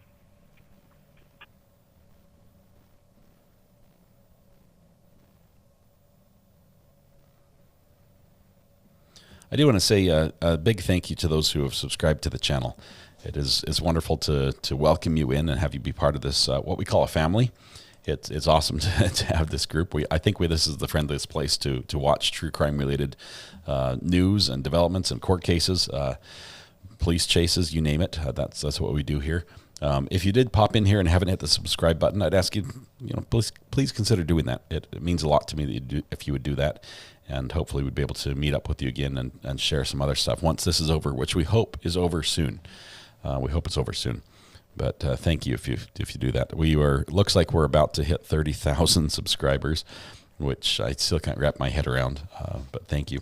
Grace, welcome to the gallery, the Green Courthouse. You've been here before. Appreciate your support. Police plane still in the air at Raleigh.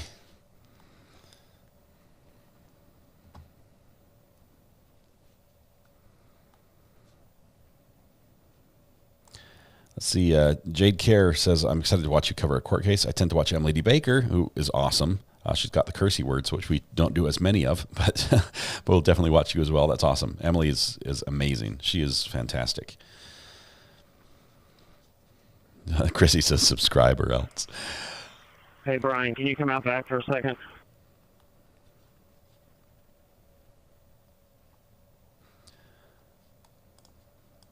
Donna Adams, thank you very much. Thanks for the kind words, and thanks for being here. Did I just say Raleigh? Yes, there's some activity in North Carolina as well, which is where I'm located. TC on show. I don't know if I'll ever get a plaque. I'll tell you, Go for 86. I got this plaque from Debbie, the Creative Bee, and she made me this one when I hit 5,000 subscribers. It's not a YouTube plaque. It's not official that way. But it's the one that sits over my shoulder here in the view. And I may get another plaque, but it won't be as cool as this one. This one came to me in the mail, and it means the world to me.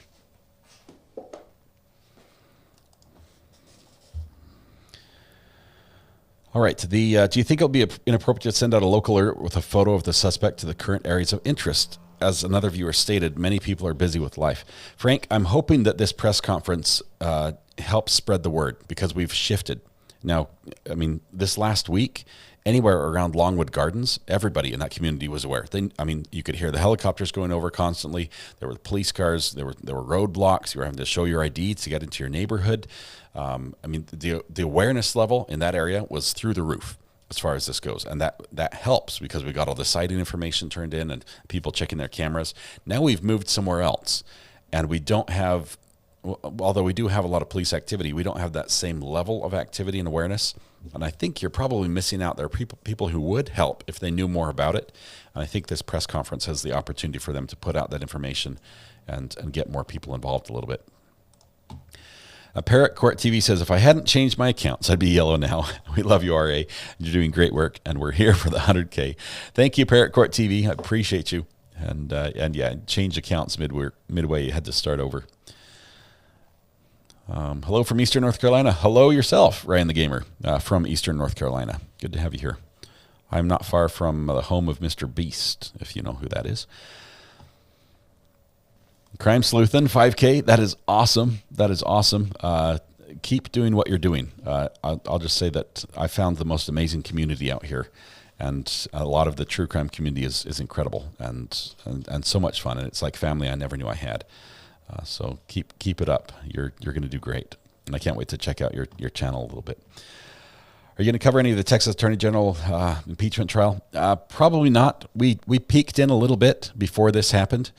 Before this started, we peeked in because, but we tend to run the Pickles, not politics theme here, which just goes to say there, when you start talking about politics, there's a million ways, a million things that will divide us, right? And any two of us probably won't agree on everything politically.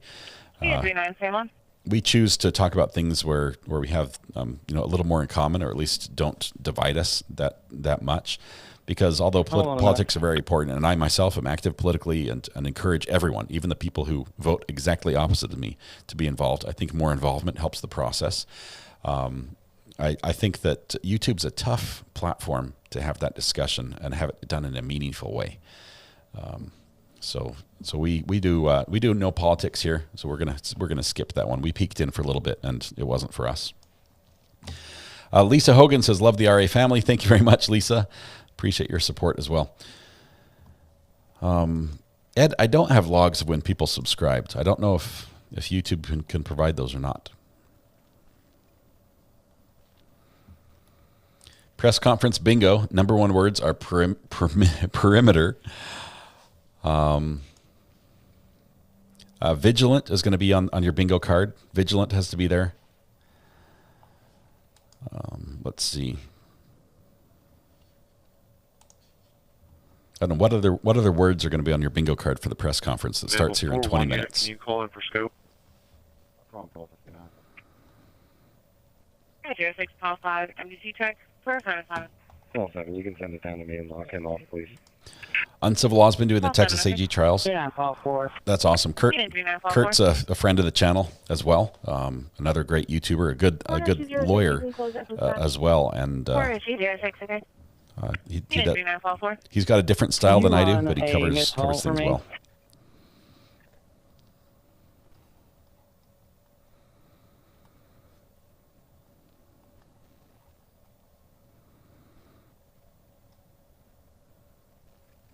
Whiskey says, YouTube is like sitting at a bar. Don't talk religion or politics. No good will come of it. It's tough. It's so easy to say something that offends somebody else, and when it comes to religion or politics, those are some pretty deeply held beliefs. First name is Suzzana. So in the spirit of that, Whiskey Scam Breeder, can I interest you in some spicy maple bourbon pickles? You can get them at Walmart. They're on sale right now for $2.84 a jar, and they will change your life. I mean, Walmart does not sponsor this program. They should, because I think we single-handedly have increased their sales in pickles. But spicy maple bourbon pickles, $2.84. They're a little bit of heat to them, but they are the best pickle in the world. Sassy Gigi, welcome to the gallery. Thank you so much for joining as a member. Here's 3944, just confirming it's going to be Sierra, Uniform, Zulu, Alpha, November, Alpha for the first name. Yeah, 4140, MDC check for a phone assignment. The bingo card, the reference, it's something Sierra, we've talked about for quite a while. We basically say a bingo card is what do you predict? Words you'll hear or things that will pop up during a trial or during coverage of an event. So you sort of make your own bingo card, and then as events pop up, then you can cross them off. And it's sort of not very many of us actually have a bingo card, but when something really weird pops up, we use the saying, it's like, oh, I didn't have that on my bingo card, the Dunkin' Donuts being robbed and the police going out to check it out. I didn't have that on my bingo card for today. Do you think the police will scale back on using checkpoints for residents in any area due to embarrassment of Longwood Gardens? No, I think they're still arrogant. First of all, I think as far as leadership goes, there's an arrogance that's being presented about that they did a good job and they did everything right. So I don't think they're embarrassed. I think they will scale back. 11 South Town Road, now being updated to fire under rescue due to the child in distress and sweating and crying a lot. Okay, the child's still in the car? They've not smashed the window yet? Sam, okay. I'll have one in custody from this as well. What's the ETA on fire for that job?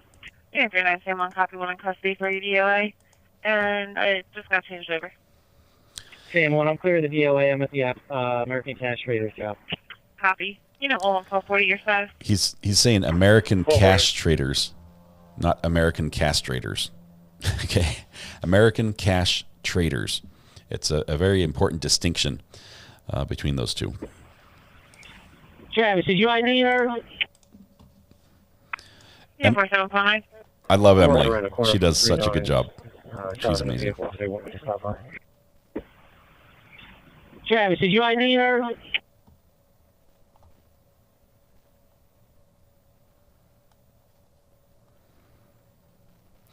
He said he had one in custody.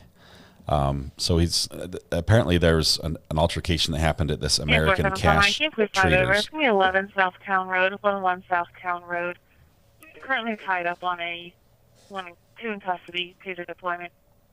2 in custody, taser deployment. They've had some sort of altercation there. 2 people have been in custody. 1 has been tased. And 39 Sam 1. Can we see if the 16 car get out of that fire? I didn't have sewage on my bingo card. We heard that this morning too. The child is crying and sweating. That window needs to be broken. I'm sorry. Somebody has a big bill replacing a window, but when there's a child locked inside the car, the window needs to be broken. Bug Dugger just gifted 5 memberships. 39 Sam 1. 47 Palm Line showing on location. He was right around the corner. Copy direct. Thank you very much. And Good Vibe Stacy, welcome as well. Great to have you here. Thank you so much. Okay, we're gearing up for this press conference. Less than 15 minutes. Keep it right here so I can keep it refreshed. As soon as it pops up, we'll take it. Insurance will cover the repair. 93 Sam 9. Have your PFA service, 222 St. Mary Street. Okay. Unit 39 Paul Force advising. I also didn't get any returns for Miss Susanna Hall, Scotts Valley. 4 copy. Are you sure?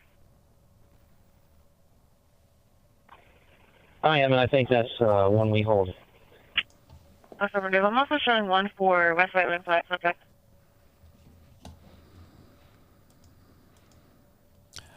Thank you very much. 4 months, 25 days, and so close to yellow. Good Vibe Stacy says they have a church surrounded. Fox 29 was showing that, and we're looking. Let's see. I think the helicopters are taken out of there. 1 to 8. Taken off. Tommy. 4749. Good. Something up in Reading. Good. Oh, here we go. What's this? Yeah, 4749. Douglasville. Access gained. Baby's okay. Good. Access gained. That's what we wanted to hear. Answer okay. The child's okay. Access is gained. Hopefully the window's Did you call broken. somebody reference your card? Leave a message. I did. He just called back. He is ready to receive your call. Very good. I'll call him. Tony, you're almost there. Yeah, 4749. Copy. Access gained. Answer okay. Unit 11430.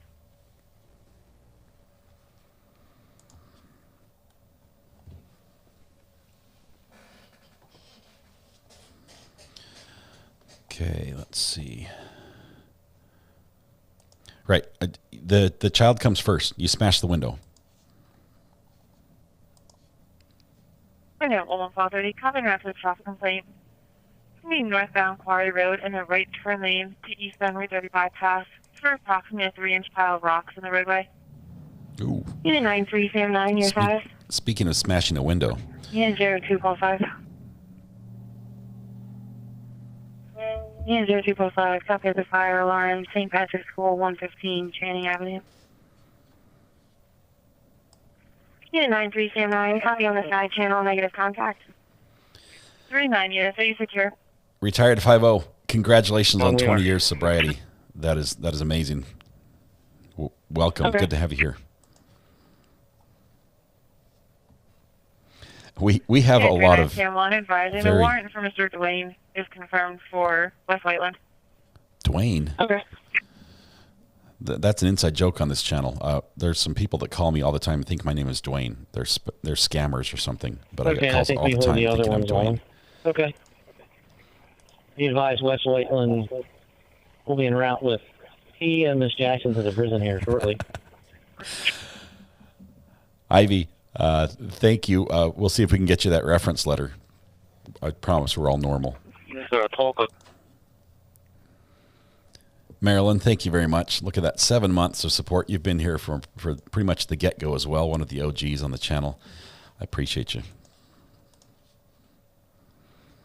Jenna Howell, Martha Ritalik, good to have you here both. Stephanie Becknell, thanks for clicking that subscribe button. I will say we're very, very close. We are, let's see, 64 people away from 30,000 subscribers.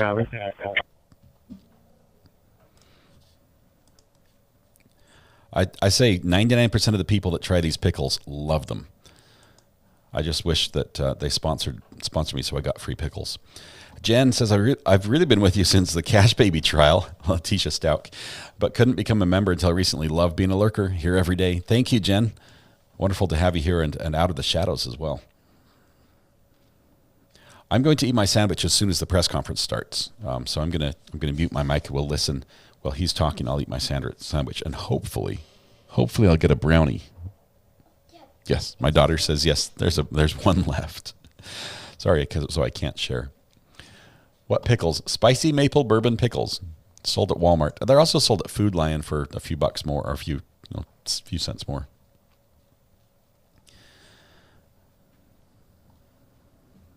We do have a good crowd here, and some very, very witty people as well. You'll see that very quickly. Dean Sparks says, I've taken a second mortgage for Super Chats, and I put up your land in Utah as collateral. That's cool, right? Yeah, thanks, Dean. I appreciate that. Still don't have land in Utah, but they call me about it all the time.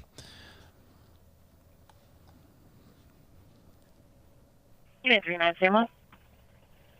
One female over from my location to the station, my station, 3980.7. No party today. We'll be in press conference. We can't interrupt the press conference with the party horn.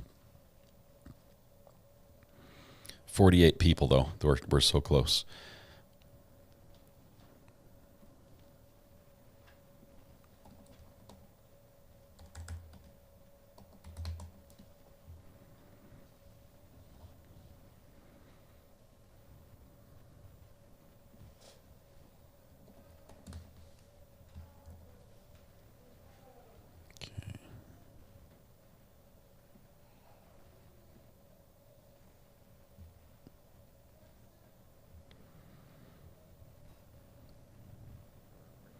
So this will be exactly 24 hours after the previous press conference, and we'll see what changed between Sunday and today. Marilyn Skoll, I really appreciate this group, the mods and the PA and RA. Thank you. I appreciate that. And also Sharon Ken Sharp says the comments on the money train were special. Hilarious even. I was halfway crying, just emotional. You guys were just flooding me with super chats. And the other half, I was dying laughing. Just my belly ached from the funny comments you were making. It was a strange feeling, but it was very kind of you. Thank you.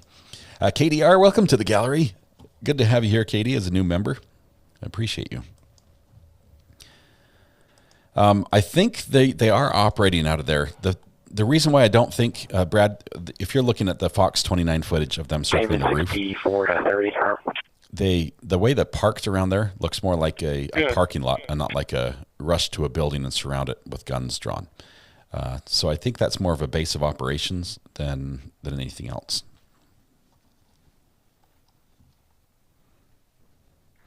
You able and willing to meet me over here on guard? Walter says, yeah, what was it, 3?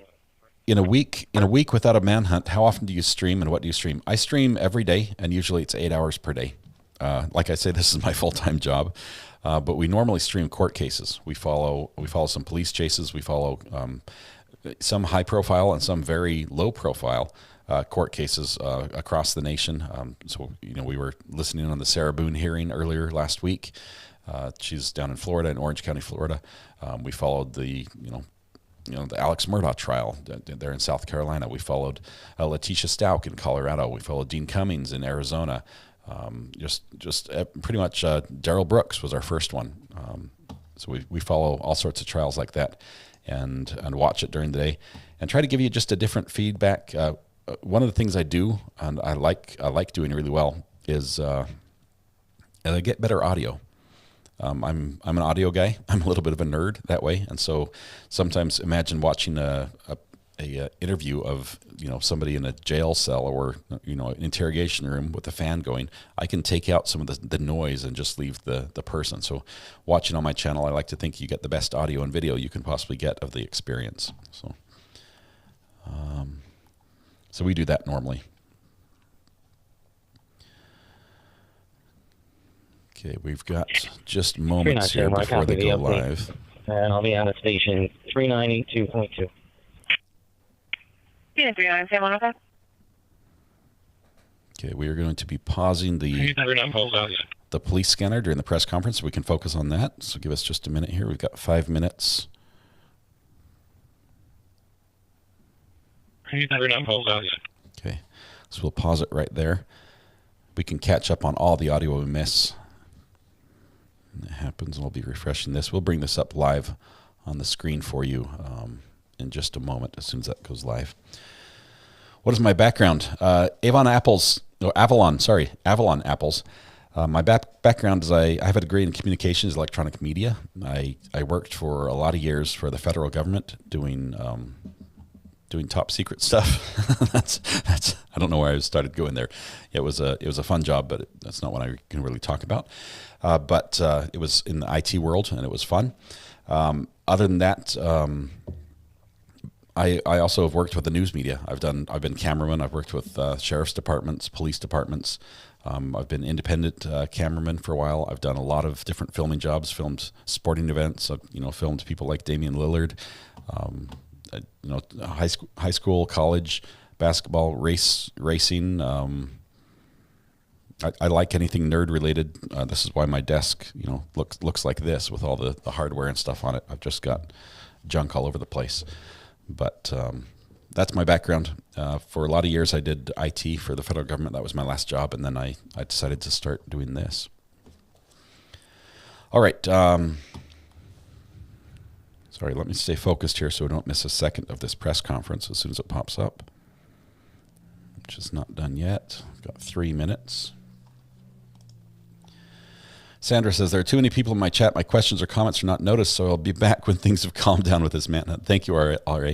I saw that one, Sandra. I do apologize. Trying to tag me in them helps sometimes. Do you follow also the trial of the guy from That 70s Show? I have not followed that one. That's not one of the ones I did.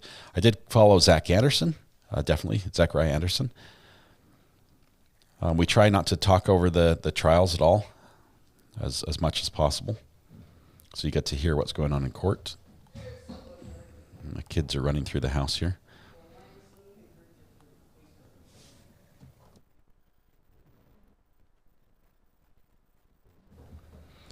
Okay. Is the prisoner familiar with the area? Yes, he is. I mean, I'm not sure about that exact area where he broke out, but the region, yes, he is. He's got acquaintances there, and he's been there before. Did you cover Johnny Depp? I followed Johnny Depp, but that was before I started live streaming. I just started with Daryl Brooks. Are you a recovering addict? Yes, but not in the way a lot of people think of when they say recovering addict. My addiction was to gaming, electronic gaming, and I just about lost everything. I could tell you stories of literally driving down the freeway with a laptop next to me on a cell data plan, playing a game that I could not stop playing. Putting my life and everyone else's in danger. I'm embarrassed to say it, but I mean that's just one of the symptoms, and the fact that my wife was stuck with me and helped me through that is to her credit. But Travis, we'll have to do that. I do have a burner phone. We have the burner phone. It's on Do Not Disturb right now, but go ahead and save the number. You can type !burner in chat, and that will pop up on screen. It can receive text messages as well. Can we get a hoodie command? I'll work on that. Yes, I need to do a hoodie command. Right now you can do !uniform for the seat hoodie. I just don't have the prison break hoodie available yet. Okay, give me a second here. Any second now. We've got a video that should be starting. What type of games? It was World of Warcraft is what did me in. My slash played on that was ridiculous.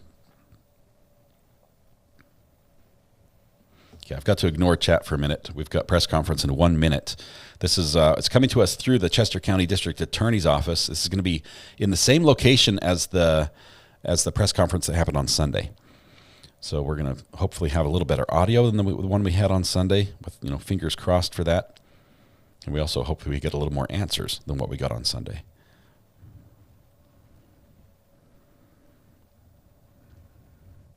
Spamming the refresh here, trying to pick it up. They don't start the live stream until they literally start talking. So there's, anyway, it's bad.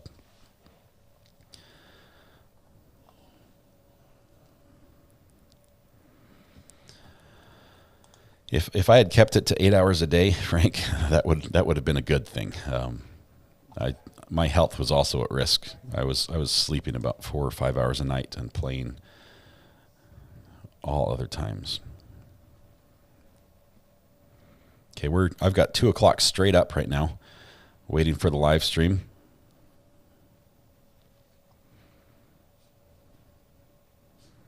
What happened to Cynthia and James? They still have to be sentenced. That's going to happen this week. We'll keep an eye on that. We've got probably a couple minute delay here. Just 1 second.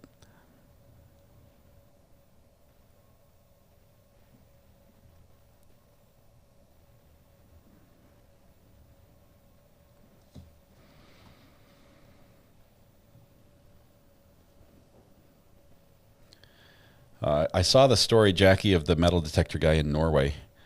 I love those stories where people find treasure they never thought they'd discover. Here it is. We're live now. Let me bring in the audio. Bring it up right here. ASAC, Jamie Milligan, and Rob Clark from the U.S. Marshals.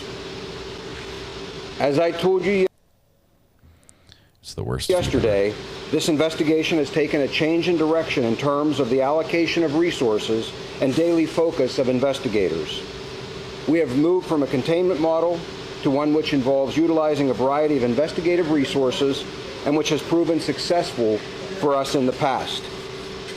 We continue to receive tips and information from the public and are following up on those.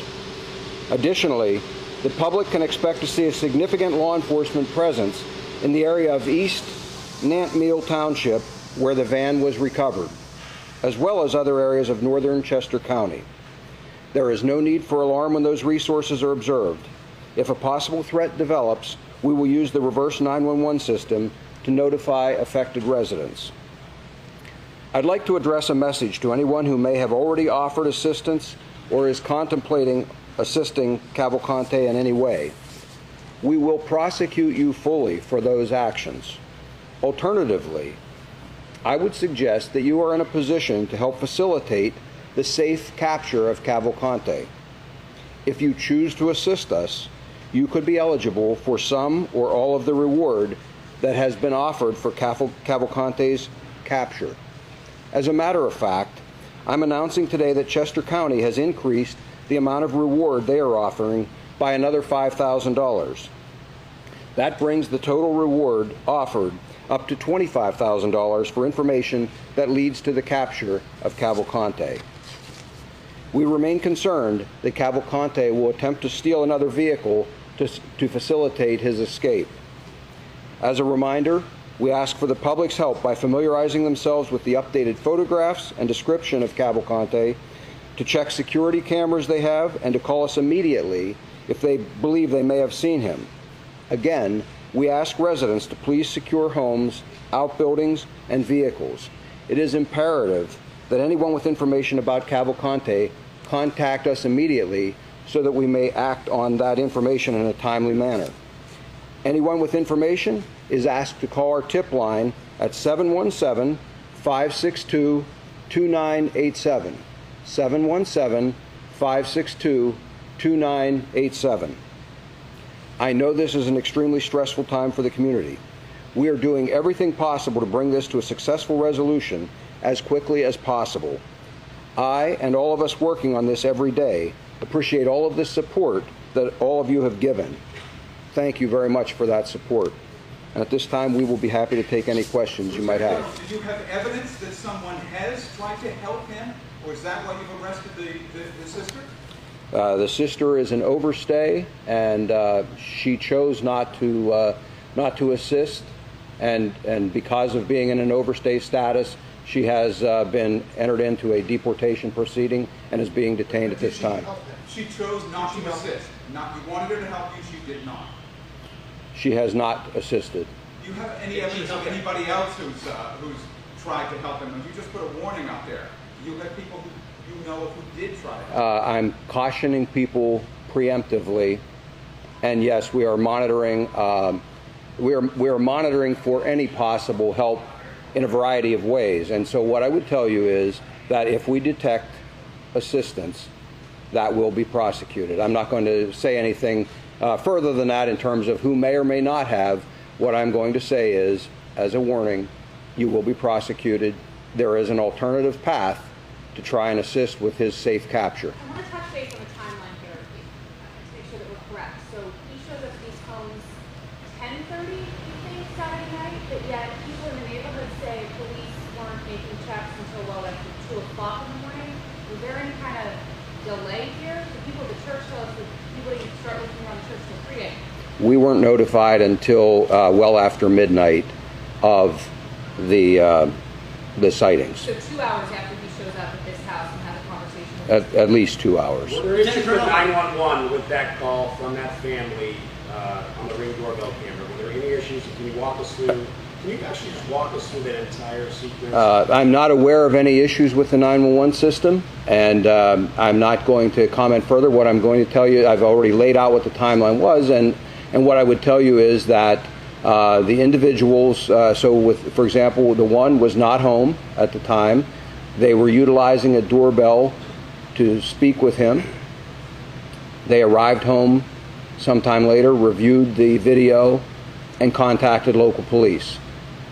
Whatever occurred there, we were not a part of it. We received the notice, and I gave you the time yesterday. I don't have it in front of me, but it was sometime around 12:30, as I recall, so after midnight when we received the notice, and our investigators then began working on that information. These are the only two places that you believe he was, because we have neighbors in another Phoenixville neighborhood telling us that there's a heavy police presence, that he was knocking on doors and that as well. Those were the only two that we have reports that he communicated with anyone. Lieutenant Colonel, at this point, have there been any other visual confirmed sightings from since this doorbell photo was released? There have not. Do you have any reason to believe that he's just vanished without a trace? Do you still believe he's within Pennsylvania? Well, of course he hasn't vanished without a trace, and for a variety of reasons, yes, I do believe that he is in Pennsylvania. How many law enforcement personnel do you have working on this now, and have you brought in additional resources? That total right now is still probably hovering around the 300 mark, and yes, we have brought in additional resources, so we're switching some out. I described yesterday that today, as a matter of fact, we had planned a major push, and so there were a lot more uniform resources, there were tactical teams, a very large number of tactical teams, and a lot of other assets that would have been utilized. We have instead replaced some of those resources, certainly not all, with other investigative resources, because as I told you, the investigation has shifted, and so not only the state police but our federal partners as well have brought in additional resources that we believe will be useful going forward. We collectively conduct fugitive investigations every day of the year, and so this one is at a little different scale, but it's the type of investigation each of our agencies works on a very regular basis, and we're now adjusting with the resources we believe we need. Why weren't there assets at these acquaintances' homes before he made this appearance, and are you doing that moving forward in this investigation? Well, when you say acquaintances' homes, what I would tell you is that these people had not, to my knowledge, had any contact with Cavalcante for years. So they were not friends, they were prior work associates, for example, and they were not people that that we would have expected or that we would have known even to contact, again, from the distant past. Sir, any thoughts on raising the reward to $50,000 or $100,000 to help bring him to justice sooner rather than later? Well, no, again, right now we're announcing that the reward is at $25,000. I do believe that's a lot of money. I'm hard-pressed to believe that someone is sitting out there with information saying $25,000 is not enough. I suppose we'll consider things as we go forward, whether that will increase or not. But for right now, that seems to be a pretty reasonable amount, I think. So with the reward, with no defined area to search, are you 100% reliant on public tips in order to find it? No. There's been a lot of reports or rumors, I should say, that Cavalcante's sister previously was seen near the search perimeter in a U-Haul or some other type of vehicle. Is there any credence to that led to her arrest? No, I've heard those reports. Her arrest was, again, because she is an overstay. That was a process that would play out for anyone in her same circumstance. And what I would say is she has failed to cooperate, and so there was no value in law enforcement keeping her here at this point. Through the communications with the sister and acquaintances, what do you know about the resources he may have? Cell phone, money, food? What is he asking these people And can you kind of divulge what kind of intelligence you gathered in terms of what? No, I don't want to talk specifically about what I think he may or may not have or what he's looking for. Those are all pieces of our investigation. But I think it's, again, fair to say what I've said all along, and that is he needs additional help, he needs resources for the long run, and he is seeking those. Sir, have you expanded the search? And their live feed is cutting out.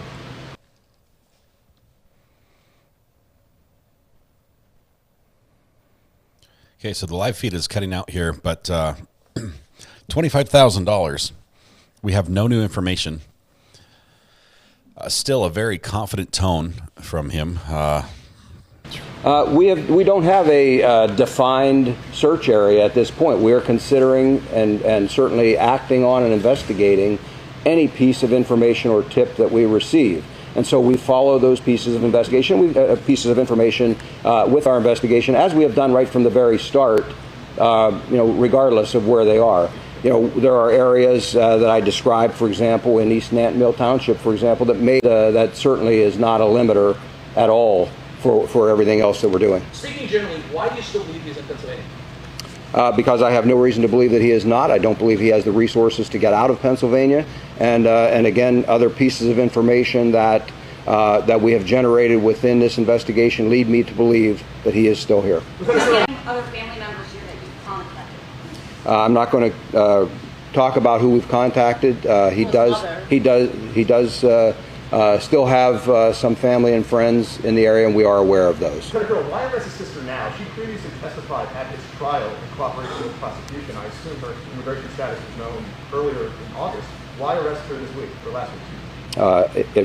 From my perspective, and while I don't have anything to do with the removal process, there is no reason for me to try to interfere in that process because she serves no value to the investigation and she potentially...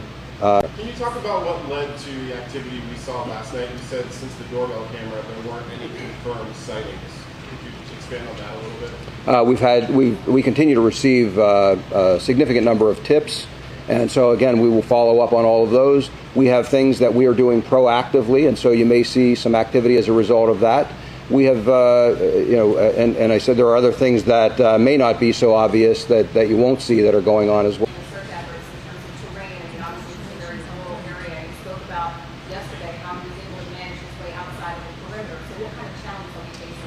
Very similar challenges in terms of the search efforts, very similar challenges to what we have faced previously to this point. Unfortunately, we don't have a containment area right now, so that's another, another concern and another challenge. But again, we're working through all of that, trying to pull together pieces of information so that we can narrow a search area and ultimately use those tools to be able to capture him. How did he slip out of the previous search report? As I said yesterday, I don't have a definitive answer on that. I have my theories of how that happened. I have those theories because I'm aware of the weaknesses that were in there. I explained yesterday that no perimeter is 100% secure. It's not a wall. It doesn't have a ceiling. It doesn't have all of the things that you might normally use if you're trying to contain someone. We use the human element. We use technology and so forth to be able to try and secure the perimeter as best we can. I am aware of some of the. Okay, they're having signal issues. I'm not sure whose phone they're using in the fire station, but it's cutting in and out with this. Weaknesses. Longwood Gardens presented some very unique challenges, and I believe he exploited one of those weaknesses. Do you believe any mistakes were made that allowed him to get out of that perimeter? I don't know that I would characterize it as a mistake. As I said, again, without knowing specifically what happened, what I would tell you is that I had concerns. I knew that there were weaknesses in that perimeter. It was a very strong perimeter as far as perimeters go, but there are always weaknesses, and that place posed some very unique challenges. Perhaps when this is all over, I can talk about some of those, but it was a very difficult place to try and secure. This is a more challenge, Lieutenant Colonel. You've got a far bigger area and no perimeter, and you really haven't gotten them locked in anywhere. Well, sir, we conduct, as I indicated, we conduct fugitive investigations every day of the year across this Commonwealth, as do our partners that are standing here with me. Each one of them poses a challenge, we are most often very successful in those. Most don't lead to a protracted resources. We will ultimately bring this one to a successful conclusion as well. Sir, it is September 11th. Any thoughts to the men and women that are on the ground with you, federal, state, and county law enforcement and local law enforcement working together this day over the last 12 days searching for this convicted killer? And our thoughts and prayers go out to the victims of 9/11. But what I would tell you is that the men and women that are working here on this investigation are not pausing or taking a break.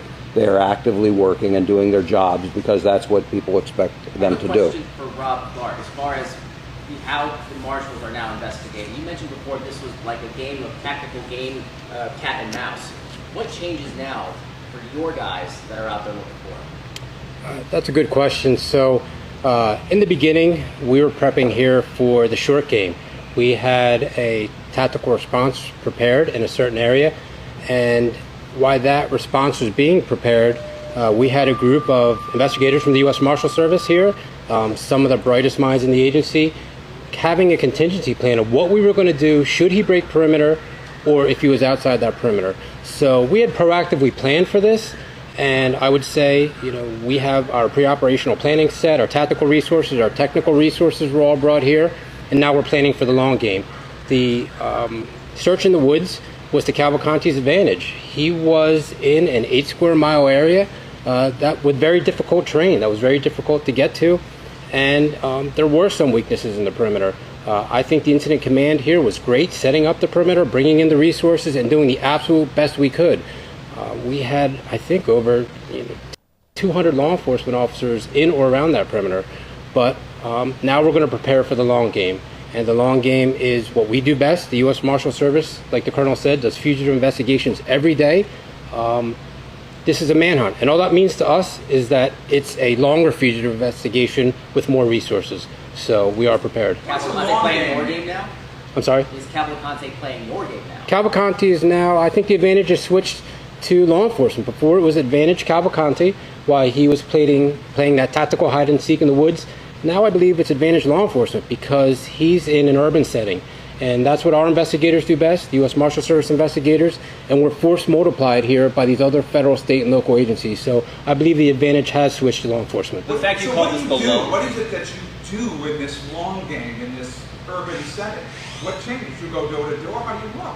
Well, there's a lot of different investigative techniques. I don't want to specify exactly what they are, but we're going to do the same thing we do every day in the city of Philadelphia. We're going to go out, we're going to talk to people, we're going to utilize the assets of the U.S. Marshal Service, certain investigative techniques that I don't want to reveal, but we're going to try to stay one step ahead.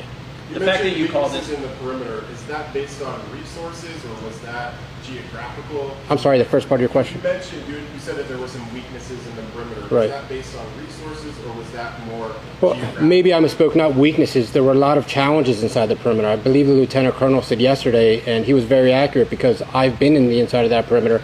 I was there with our investigators. There's a massive tunnel system. There's a lot of ravines. It's very, very thick vegetation there. It was a very, very difficult environment to maintain. Sir, you could call this the long game. Some people might think that means you don't expect to catch him soon. Is that the case?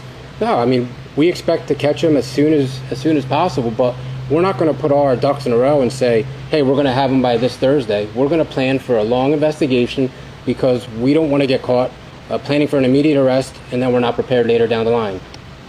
Sir, given that he's very close to potentially French Creek Park, another vast area, are you also concentrating more solely on nature where he was successfully able to hide in the southern Chester County area versus, where 202 and other routes, there's cameras everywhere and that would be a way easier to find him in lieu of a cell phone or a debit card? Do you think he's in the woods right now still? Is that his advantage? Like the Colonel said, we're investigating that area in East Nantmeal. Until something suggests he's not in that area, we're going to continue to investigate there. I'd reiterate the message from the Colonel to the public. Please be vigilant in the areas that we're searching. Make sure your doors are locked. Make sure your car keys are secured in your residence. Report anything suspicious to law enforcement.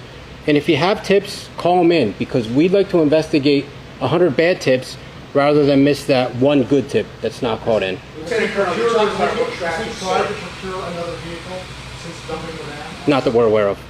You talk about a protracted search. Another one that comes to mind would be Freeing nearly 10 years ago, went on for 40-some days. What are some of the similarities and differences between these two searches? That's a question probably better for the Colonel. Well, what I would tell you is every search has its challenges. Some of the similarities, large search area, very difficult to know exactly where he was. And I would tell you that almost 9 years ago to the day, some of you all were standing with me in that area up there. And some of these same questions were being posed. What makes us think we can catch him? He's a trained survivalist. And I would add that he had already shot 2 troopers at that point, and so it added another dimension to the whole thing. Some of those same challenges, some of those lessons learned from freeing have made us better as an agency, and we've taken those lessons and we adapt those here. There have been a number of searches between freeing and now. And again, we learn something from each one of those. We'll learn things from this search. In the end, collectively with our partners, we will be successful and we will capture him. Colonel Bivens, I know that you have been continuing to say that you believe he's in Pennsylvania. Do you have any reason to believe that he's still in Chester County? Again, without information to the contrary, yes, I believe he's in Chester County. But with that said, we always consider other options. You know, the Marshal just said that we've had plans all along, and he's exactly right. We collectively have been discussing right from the very beginning, what if, what if, what if. It's, you know, when we can bring this group of experts that we've assembled here together, it makes for an amazing team. There are a lot of good ideas, a lot of planning for contingencies, and a lot of great resources that are put to work out there in the field every day.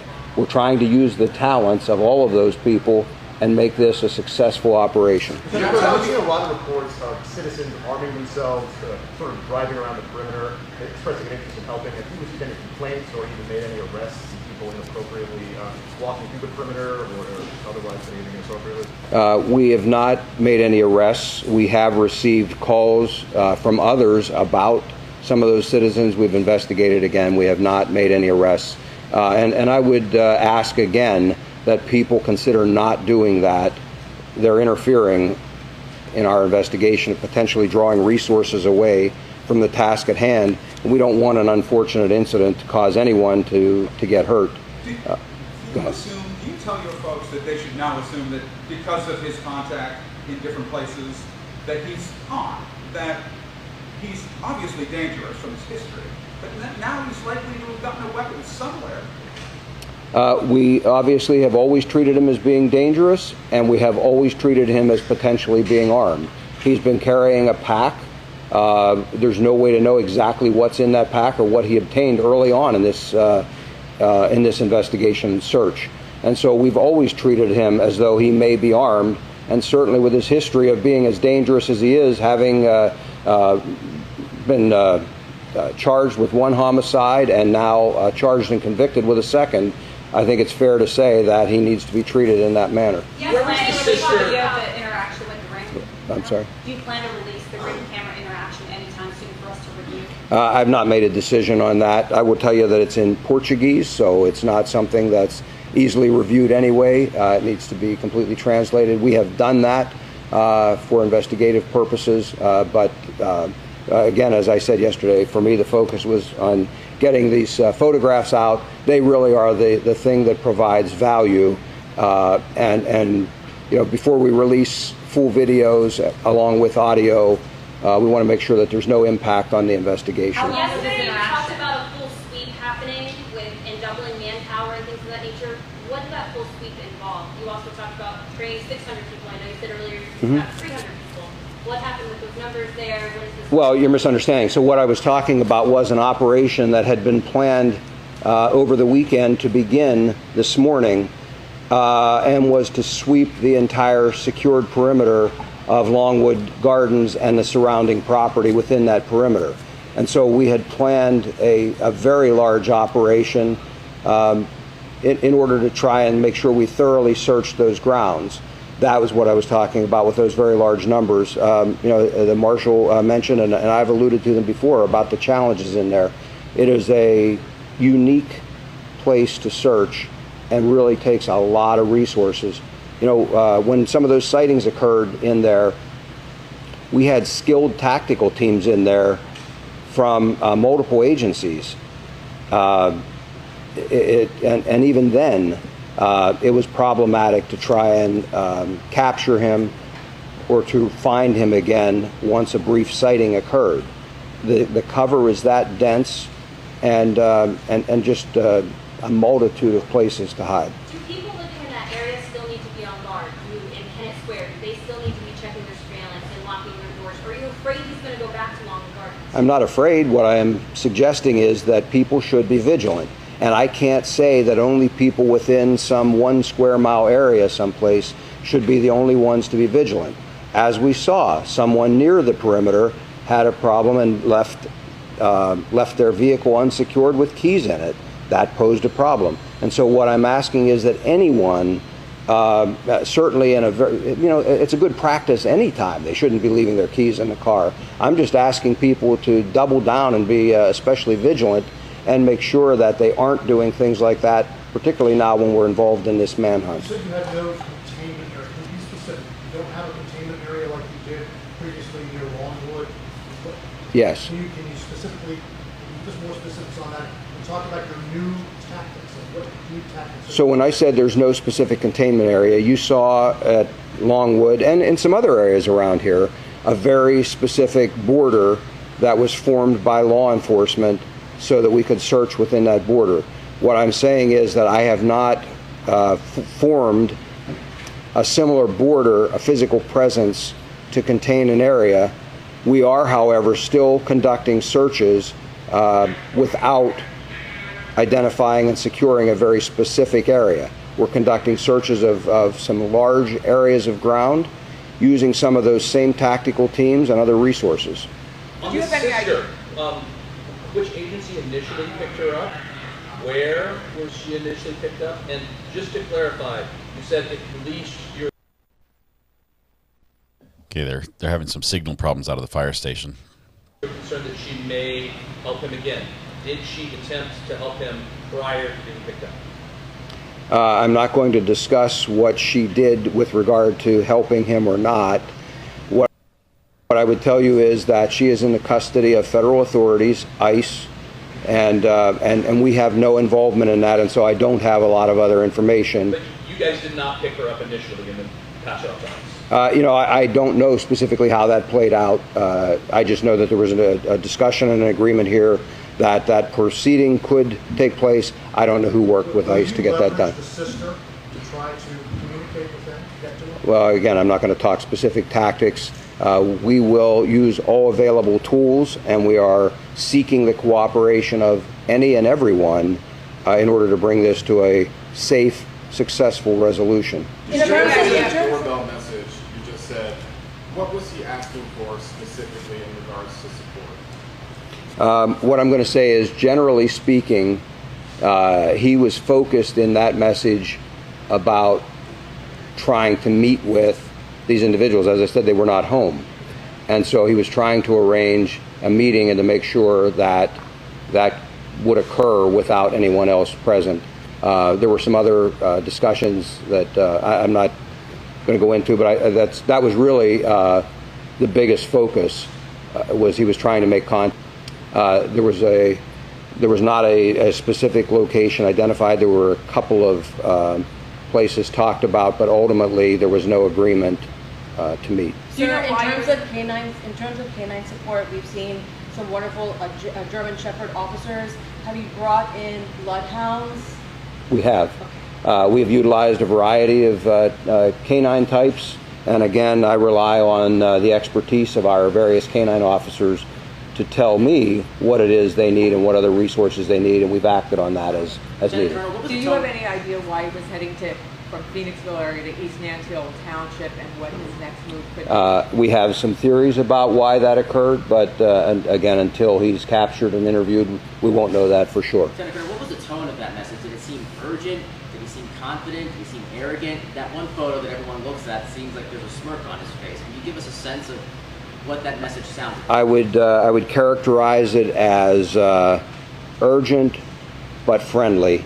It was someone he clearly had not spoken to in some period of time, and so there was a reacquaintance and an effort to get assistance. Did the sister work as a housekeeper in this area or any of the areas that you're searching? I don't know. So there's been a little confusion on the doorbell camera. So he arrives, he speaks into it. Yes. Do the people whose home that is, do they have a conversation with him? Is it just he leaves a message in the Ring camera? They have a conversation with him. They spoke back to him? Yes, sir. Can you tell us what they said to him? Well, again, I characterize it generally as a reacquaintance and a discussion about trying to meet and to get some assistance. And then they didn't tell you about it until several hours after that? It was reported to the local police, and then the local police investigated, and ultimately what I'm saying is I was not a part of that, but there was a couple of hour period of time there before we became aware of it.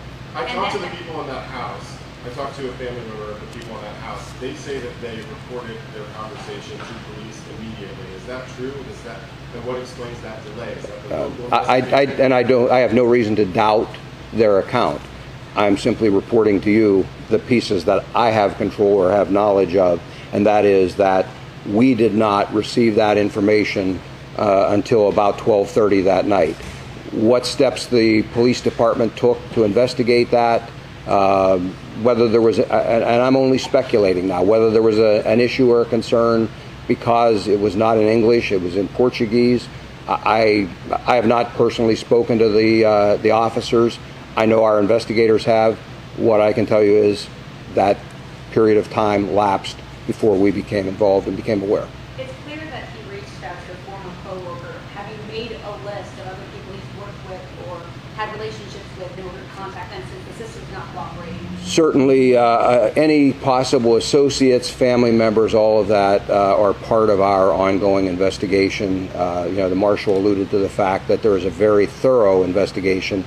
Much of that, if not all, was known even while we were working on the containment and capture model, again, as a contingency, should it be necessary. Sir, any chance today that you'll be able to share, did he work in the mushroom houses here in Chester County or at Equestrian Farm? He seems somewhat familiar with the farms throughout the county here a bit. Any insight you can share in terms of where he was working in Chester County? I've read pretty significant history on him, but I'm not prepared today to stand here and talk to you about all that work history. He's been here for some time. He does have some varied experience, but again, I'm not prepared to. You're very calm when you talk about the delay between when your investigators learned about it. You talk about cooperation and the need for cooperation. It's got to be frustrating to hear that he was reported almost immediately, but then wasn't. Well, as I've indicated, I don't know the circumstances of why that wasn't reported. Our investigators have looked into it. There was certainly, we're not looking at did somebody engage in misconduct or anything like that. And so those are the circumstances we're faced with. And so the best I can do is what I've done all along, and that is to ask whether it's law enforcement, whether it's the public, or any other agency that might come in contact with anyone that would and it would possess some information. Please get that information to us very quickly. That's the best we can do. We need people to cooperate, and that's what we're asking for. Can you do a quick recap of the timeline of the escape? They realized 2 hours later, the stolen van, the sighting on the Ring. Can you do a quick timeline? Well, I don't have a timeline as far as he escaped. What we know is that that at some point that evening, that van was parked late afternoon, 4:30, 4:45. Was the last time that the owner saw that vehicle. What I can tell you is that we know that at some point that night, we now know, and again, without the times here in front of me, at 9 something and around 10 o'clock or so, 2 different contacts occurred in East Pikeland and in Phoenixville. Those contacts were ultimately reported to law enforcement. We were made aware of those at around 12:30 that night into the next morning. We still did not know about the stolen van at that point based on all of the information we gathered from those two contacts, we started looking for the potential for a stolen vehicle using a number of pieces of information. Our investigators were able to conclude what type of a vehicle it might be, and we sought out owners of those vehicles kind of in close proximity to where we were, and with that we identified the owner of the vehicle and they reported it stolen at that time. And so that all played out until 5 o'clock in the morning roughly, and again, I know we've talked about specific times. I'm just speaking from memory in the ballpark. So it's believed that while he had the stolen van, he made the contact with the Ring camera and another contact? Yes. Has the government of Brazil sent anyone here to work with law enforcement on the ground in Chester County, or has the government appointed a point person from law enforcement in Brazil to answer your questions on call 24/7? You know, no, the short answer is there is not a contact from the government of Brazil here. We do have, as a result of the prosecution that was done, the district attorney's office possessed really, I think, the information we needed in terms of his background and experiences, and we've been able to utilize that information. You mentioned the bloodhounds, the German shepherds. We've seen the helicopters. What other tools are being utilized right now today out there? Well, there's a whole array of technology that's being utilized. Again, I'm not going to go into the specifics of that. That puts us at a disadvantage when we explain everything we're doing and what the capabilities of that are. And so what I would tell you is that any available, reasonable resource is being brought to bear from not only the state police, but from the marshals, from the FBI, from the county, from any agency that possesses it. The expertise, the technology, the investigative experiences are all being brought to bear on this. Going back to where this started, have there been other weaknesses and potential co-conspirators within the Chester County prison that would have been able to escape in the first place? Now this investigation is going on. That will, when we finally conclude this investigation, we'll be able to speak more to any co-conspirators or anything. Right now, I'm not prepared to discuss that. We've made no arrests, filed no charges in that, and so it would be premature of us to address anything like that now. Earlier break-ins. Social media, you've been really keyed up. I'm sure you've seen the comments yourself, but there's hundreds of law enforcement personnel out there. There's dogs, there's drones, etc. And so people are asking, why draw the line at 200 searches or 300 searches? Why not just flood the zone and appeal to as many out-of-state resources as possible and get more people on the ground? What's stopping you from doing that? Well, a couple of things. First of all, no, I don't look at social media comments ever. Secondly, in terms of the number of people, would it satisfy them if I put 1,000? Would it satisfy them if I put 2,000 or 3,000 or 10,000? I suspect that those who criticize without the experience and the knowledge of the specifics of the investigation would not be satisfied regardless of what we did. What I can assure the citizens, the residents of these communities. Okay, more buffering here. Just 1 second. Communities are that. We're trying to get this live, and it's got a poor signal. We are doing everything possible, everything reasonable, and utilizing all available resources. If we needed 1,000 people, we would do it. Somebody mentioned freeing earlier. There were days there I had 1,000 law enforcement officers or more on any given operating period up there. If we need, I don't have the type of information that I would need to make the best use of all of those people, and to flood an area with unnecessary resources as least intrusive as possible, while at the same time ensuring we've got every single resource we need to successfully conduct this investigation. He's not elected. For those earlier home break-ins within the Longwood Garden property, have you been able to confirm whether or not you actually entered anyone's home or broke into anyone's property there?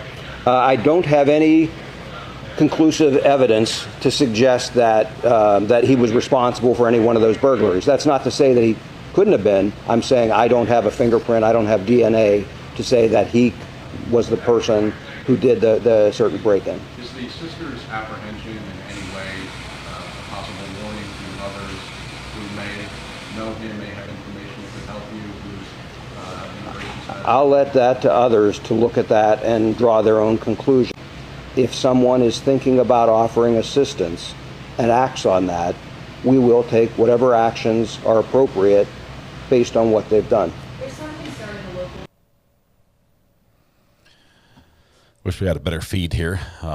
This is straight from the Chester County Attorney General.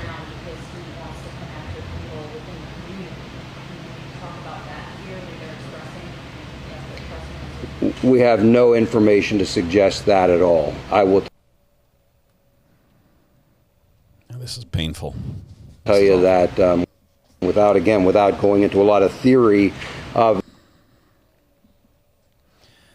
Okay, so we're this gonna investigation, probably pause this and let it buffer for just a second. I believe that his actions show he's desperate. I believe that there was an opportunity to escape. I don't believe there was a lot of planning that went into that, and now he finds himself on the run. I think he is desperate. The fact that he has reached out to people with a very distant past connection, network of support. So I think he's desperate, and I've characterized him as that all along. And I think the longer we push him, the more resources, the more tools we bring to bear, we will ultimately capture him. Okay, so this cell phone they have filming this has got a really poor signal. I think it's actually going to upload, and on the rewatch it will be smoother, but this is live. And it's not He working doesn't very well. have what he needs to last long term. So the key is determining perhaps where he fled when he left that white van in northern Chester County. Do you know what direction he went, specifically the township that you're searching? I'm not. Okay, there's been a lot of shifting of blame. There again, I'm not going to talk specifically about pieces of information that we may have gleaned. What I would say is that what I've already said, then that is that we will continue to search in that area. The fact is, let's suppose for a moment I was to tell you he fled to the east. There's nothing to suggest that 100 yards. Okay, the video just ended. Nice. All right, let's go. Let's go here for just a second. Let me see if we can pull this up. Are they purposefully using reverse psychology? I don't know. During that, first of all, a couple things happened during that press conference. Number one, you guys just exploded the viewers or the subscribers, and we hit 30,000 subscribers. And we had some just massive super chats and gifted memberships come through. Thank you to all of that. We're almost to 30,100 now. But thank you. That being said, I'm just a teensy bit frustrated with what we're hearing here, with the same attitude, the confidence and deflection that we're hearing from the what seems to be the command. I do not blame the police officers on the ground. I do not blame the law enforcement, but I think there is a failure here in the leadership chain at some point, and it's showing up in the communication with the public, and it needs to be. My daughter just came in. She saw I hit 30,000. So thank you. Thank you.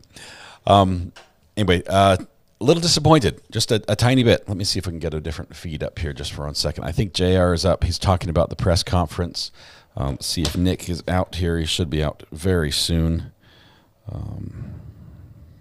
Let's see. Nick's not up quite yet.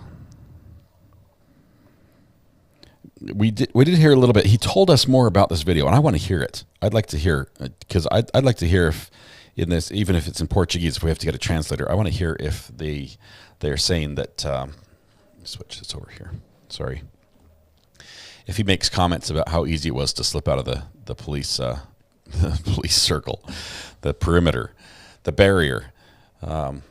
Anyway, it's. This meeting could have been an email, says Crime Sleuthen. Yeah, and it could have been a copy and paste of what happened on the previous one. They still want the public's health. They're like, hey, we're moving on. We're moving on to newer and better. This is our plan. We're going to shift into this mode all along, where we now have no clue where he is, and now we're closer to getting him.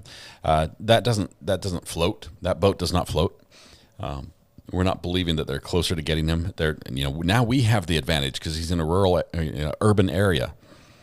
We're literally going through cornfields still. Okay, so that didn't sound accurate as well. They're still saying they want the public to be vigilant. They have no clue where he's headed or what he's doing, and the whole basis of them saying we still think he's in the area is because they have not yet received a tip from someone else saying he's not. That's it. We have nothing else to go on. We have nothing since we last missed him. And so we think he's still here.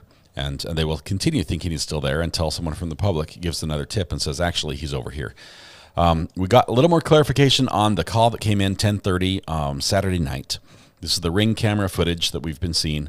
That call that came in, first it went to the local police department.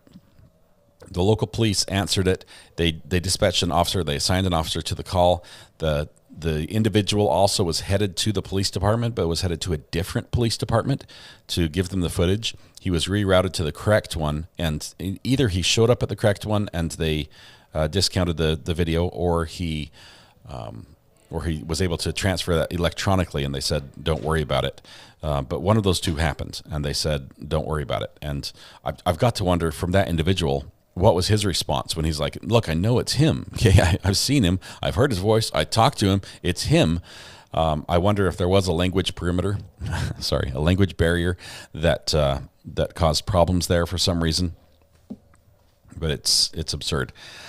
So many gifted memberships. Marissa, Amy H51, Ellie Veldman, Nurse for God. I've missed a couple in here. Thank you. A huge super chat from Baby Bear. Thank you. Thank you very much. I appreciate all of you. And congratulations to all those who were gifted memberships. Why is the ATF there? Good question. ATF is the Bureau of Alcohol, Tobacco, and Firearms. Did he steal alcohol? Did he steal tobacco? Or did he steal firearms? That might be, if the ATF is there, that may be an indication that they think he might have firearms involved. I've been interviewed by the ATF before. They came to my work and interviewed me, pulled me out of my office, and that was a fun day. Let's see. Arlene Landry, congratulations. Thank you very much for the super chat as well. Hey, Mrs. R.A., come on in, pull up a chair. Let's see, I don't want to interrupt. Let me know when's a good time to call would be. Hang on, let's see if we can get through this. We're trying to get some footage up from a couple different sources. I want to see what JR has going right now. I think he's on the scene. Let's go this way. That's going to be box 2. Is going to be JR. There we go. And we'll bring some audio in really quickly. Nirvana shirt. He just said, JLR. He probably likes the video that I posted about him today. But let's get him back. So get your questions ready, folks. Sounds good. He's going to be answering some questions. Appreciate JLR for first of all, for getting the video and for sharing it with us. That is awesome of him to do that. We're going to keep an eye on this for now. I'll be watching JLR in case he sees some action. We can bring that to you as well. What was the sighting at 156 people were talking about? I'm going to pull up the scanner right now as well to see what we missed during this little break. And you said 156. Let's see. We're gonna listen. We're gonna catch up to everything we missed. This is going to be a lot of. It's probably Central Police. I think it's this one right here. Just 1 second. 1872. 1872, 1818 News Google Road, 1818 News Google Road. Call came from the command post. Suspicious condition. Possible sighting of the escapee. Whoa. They're asking you to stage out PSP ERTs en route. No sirens. No. Wonderful. Good. Now I'm trying to get old Travis if he's available to come back to the station. The call came from the command post. Entry 2672. Unit 2672. You got Entry 2672. Log me in, please. 8918. Put me 1872. Okay. Yeah, be advised. Adam 1 and I will be staging at California Closets right up the street. 26 units, 1 is available. I have a suspicious condition for you. 1872. Check your current for information that is not to be said on the radio. So I copied. Whoa. Check your current for information that is not to be shared over the radio. Check your current for more information. Check your current for more information. 93K95. 913K95. I'll be responding to 1818 East Schuylkill Road in East Coventry. 913K95. 1818 New Schuylkill Road. Schuylkill Road. 39 Sam 1 secure. 225 Sam 1 and DC check for phone assignment. Sam 1 okay. 39 Sam 1 secure. 267 Sam 40 and DC check for phone assignment. Sam 1, I'm good. Just info only. 39 Sam 1 okay. 40 okay. 75. Oh, 8. Police. Ocean Hall. I might have an elevator entrapment. I'm still trying to confirm that. I'm about to call Jason as well. Copy, I'll be out there. It's indicating right elevator. Camera just shows someone walking out though, but if you don't mind double checking. 1 Sam 2. Advise you can cancel. Not the subject. Okay. Katrina, thank you for the gifted memberships. We're catching up on the audio here. Sam 2, copy. This is older audio because it came in right before the cancel. It's not the same. 95 copy. came in right before the 39 units. press Phone's conference. available. I'll be holding in level 1 hang up. PD back. All right. Steve, you on time? 0255 MDC check for a phone assignment. Yeah, Joe, you want me to grab that? Yeah, go ahead. 212 North Car. Were you talking to somebody from the prep, a Marcy Kissinger? Employee. Okay. Just got a call from a resident on Hopewell Road. Said he heard loud gunshots behind him and a development behind him. He wanted someone to go check it out. Hi. 680, 609 West Pleasant Grove Road, 609 West Pleasant Grove. You must be in dispatch shop for a full. Doesn't ring a bell, no. What's it in reference to? Your phone assignment? I'll pull it up. Paulie, the elevators are working fine. Yeah, it's safe to say something about a previous harassment. Hi, copy. Copy, what was his address? His was 1151 Hopewell. He said the development behind him. He didn't give me any addresses. This is East Brandywine. Okay. All right, I'm already in the area. Okay, I have...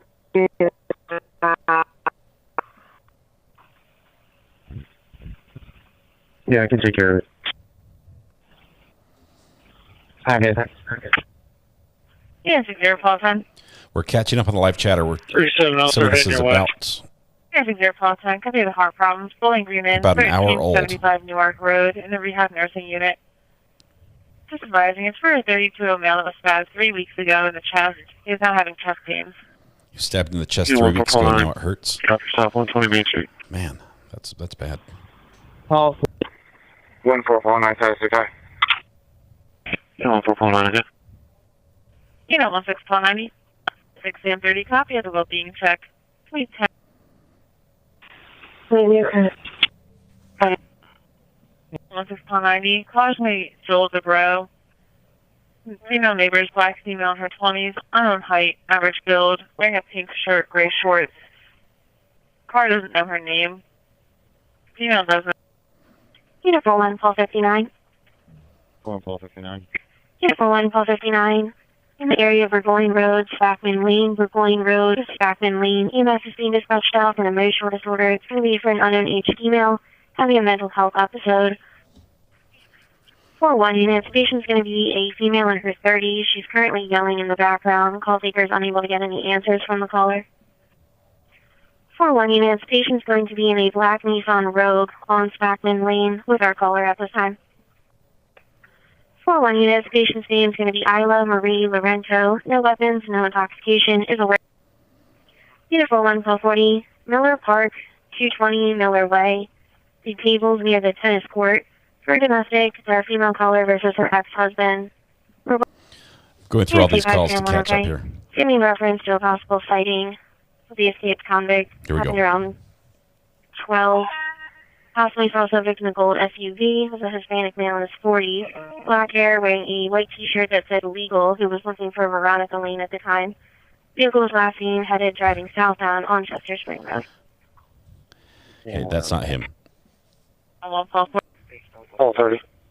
Yeah, 67, call 30, Watermark at Bellingham, Springs at Park Lane, 1615 East Root Road, first floor, room 110. EMS be dispatched out for a sick person. Call 40, copy your stop. 200 block West Pennsylvania Avenue. 11 and 91. You good? Unit 9329, copy your PFA service. 1059 Slider Avenue. 113 Eagle View. EMS being dispatched out for an accident. 2 vehicles. Oh, none of they're blocking. 2457, okay. Okay, we're caught up to live. I skipped through a little bit and just took the longer calls on there. So this is now live audio from the police scanner. Couple suspicious circumstances. The first one where they said they had a call that came in from the command center of a sighting there at the command center on School Hill Road or Schoolio Road. I can't even say that name. It's Schul SCHUYLKILL. Schulkill. Is that right? It sounds like Dutch to me. Sorry, Grizzly, you'll need to help me with this. Schuylkill Road. Schuylkill. Robert 1. Jane Marler, welcome to the gallery. Thank you so much for your support. Good to have you here as a member. 2411. Skullkill. Okay, the spelling and the pronunciation, they just don't merge in my head for some reason. I apologize. Okay, so we've got basically the police saying they think he's still there. 60 Paul 10, go ahead. Because 60 Paul 10 at Sunset Mushroom, 361. they haven't seen him anywhere else. And that's the only reason. It's like until we see he's not here, we think he's still here. It's the definition of whack-a-mole, but these officers or the leadership is whacking the same place where the mole last popped down, and saying he's still here. I know he was here. We're just keep hitting right here, and hoping it just comes back up in the same location. That's not normally how the game works, but when they say check your current, what they said about that basically that's check your current. Your calls on your computer, in the squad car, they have a system that's tied in with dispatch, and they can be given and dispatched calls over the computer that way. And so they'll tell them to check that because there's something on there they have to check. A lot of times they'll pass phone numbers for people they need to call that they don't want the number to go over the air. They'll pass some sensitive information, and clearly they've got something going on here that's sensitive that shouldn't be played over the air, according to them as well. Thank you, Tinkerbell. Appreciate you being here. Press conference was very depressing. Kerfuffle. It was a bit of a letdown. Grizzly is South African who now lives in the Netherlands. Yeah, but I think she'd probably do better with Dutch than me, is what I was getting at. 242 Polly. Let's see, True Blood Cousins, congrats on 30K. I just joined today, but I've been watching you since the Brooks case. You're awesome. Thank you very much. Thanks for popping out of the shadows. Lurkers are welcome, but it's good to meet you. They're like the pet dog that gets exited when he's close to the tree, where he saw excited when he was close to this tree when he saw a squirrel 3 weeks ago. Unit 42 Polly. Hi, squirrel. I think I've got a squirrel sound for the. This is the definition for the whole chase. Squirrel! That's it. Take me through the facts, please, says Ivy Berlin. He has a car. What about his sister? Okay, the sister. Let's start with his sister and work his way backwards. The sister was not cooperative. Now, this is the same sister who testified against him in court, so she cooperated then, but is not cooperative now. And she's also not with the police. And so the police say, we have no reason to... Yeah. No, it's not this. We have no reason to interfere with that deportation process because she's no use to us. She's not helping us. Basically saying, if you would have helped us, we would have kept you here. That's what I heard in reading between the lines. But she is not here. Her status is not does not have the green light, so to speak. So, what? Yeah, it's a long process. It's not like she'll be gone tomorrow.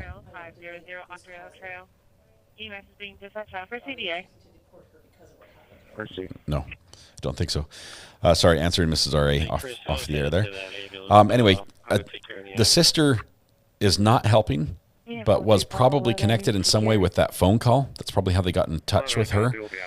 Might even be at that residence, or used to be.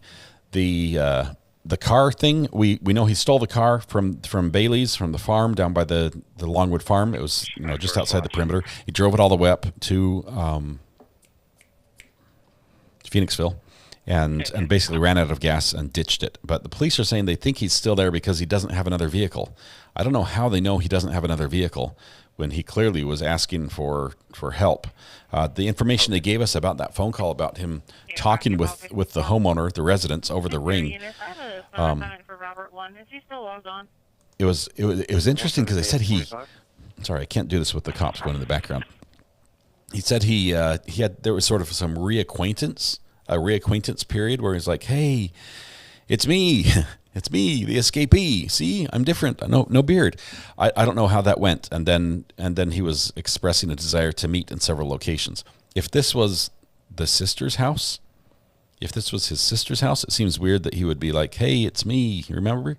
And it also seems weird that he'd be showing up there if she testified against him in court. So I'm not sure exactly how that fits together, how the pieces fit together.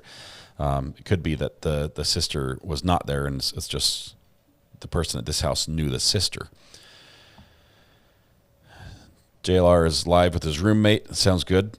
He's got some good stuff over there. I do highly encourage you to watch his stuff. Emily says, just found a good show today while trying to get good updates. This area is about 15 minutes from me. We are all on edge. Press conference basically told us nothing and is keeping us all on edge. Emily, we feel your frustration, even though we're not that close to you physically to the situation. There was nothing. There was nothing they brought that was reassuring in any way, other than that, we're confident in how we're doing it, and you guys stay out, and we're gonna find him.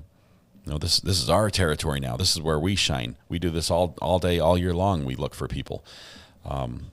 That's nice, but you had him under your nose. And they're like, oh, we're confident we can find him like this. Well, you were confident you could keep him in a prison, and that didn't work either. So I don't think I hear the lack of faith in what the message that's being shared, even though the officers on the ground, I'm sure, are doing a fantastic job. I think the communications is just where the weakness is right now. I was telling you the facts of the case. Sorry, I was backing up. Thank you, Mrs. R.A., for helping me with my squirrel moment. Going all the way back to a week from last Thursday, Danelo DC, let's call him DC, Danelo, broke out of prison. He spider walked up the walls, climbed over the razor wire, probably using a towel or extra clothing or something to get through there, jumped the fence and split. They found him missing a couple hours later and searched for him, and he's been really in a very small area with just a few square miles since then, just a little bit south of the prison, and just in that neighborhood. He's been breaking into houses and stealing food. He's been possibly stealing clothes. He's been sticking to waterways and evading the police as they flooded the area and set up perimeters and made sure no one was crossing out of the area. But he just seems to be able to move at will through the area. Eventually, on Saturday night, he stole a car. He stole a car from the dairy and split and head all the way up to Phoenixville. He was spotted there twice, once on Ring camera. He then ditched the car to the left over here. If we look at the map, let me zoom in right here. So all that I talked about first here, let's see, happened down here, right? And this is in the area between basically the prison and the Longwood Gardens, and then a little bit out towards the creek over here. But that area was where he was this whole time for 10 days. And then he steals a car and drives way up here to Phoenixville, 45 minutes away. He's spotted a couple times there, and then he ditches the car over here by... I can't read from this far away. Sorry, my eyes are not that good. Ludwig's Corner is close. Let's see, Firefly Farm, Journey's End Farm. So he's up there and in this area, and that's been the focus of the search since then. And really, it was a search area before. They never have had a perimeter up here, like locked in like before. And there was a sighting way up here that was suspected, but probably not him. Honestly, it just doesn't match the rest. But anyway, so that's where we're at. He's still missing. They have no clue where he is, and they're saying, let us know as soon as you see something, and we'll respond right away. Even though last time somebody saw something, it took us 4 hours to respond. And them saying, we don't know why it took so long. They know why it took so long, and it was a failure. It was a failure on the part of the local police department, not on the state police, but it was still a failure. Let's see. Does that cover most of the facts so far? What's up, mods? What's the question about mods? Did they miss something? There's a lot of people in chat, so.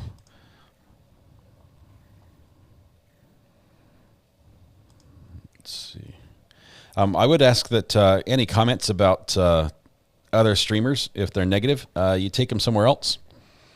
I will say I appreciate JLR and Nick for the great work they're doing on the ground and for providing this video. The locals are appreciative of this. I'm not saying that I can swear and support by everything they've done in their lives, and I'm not saying that now. And but what they're doing right now is helpful, and the locals are appreciative, and we're appreciative as well.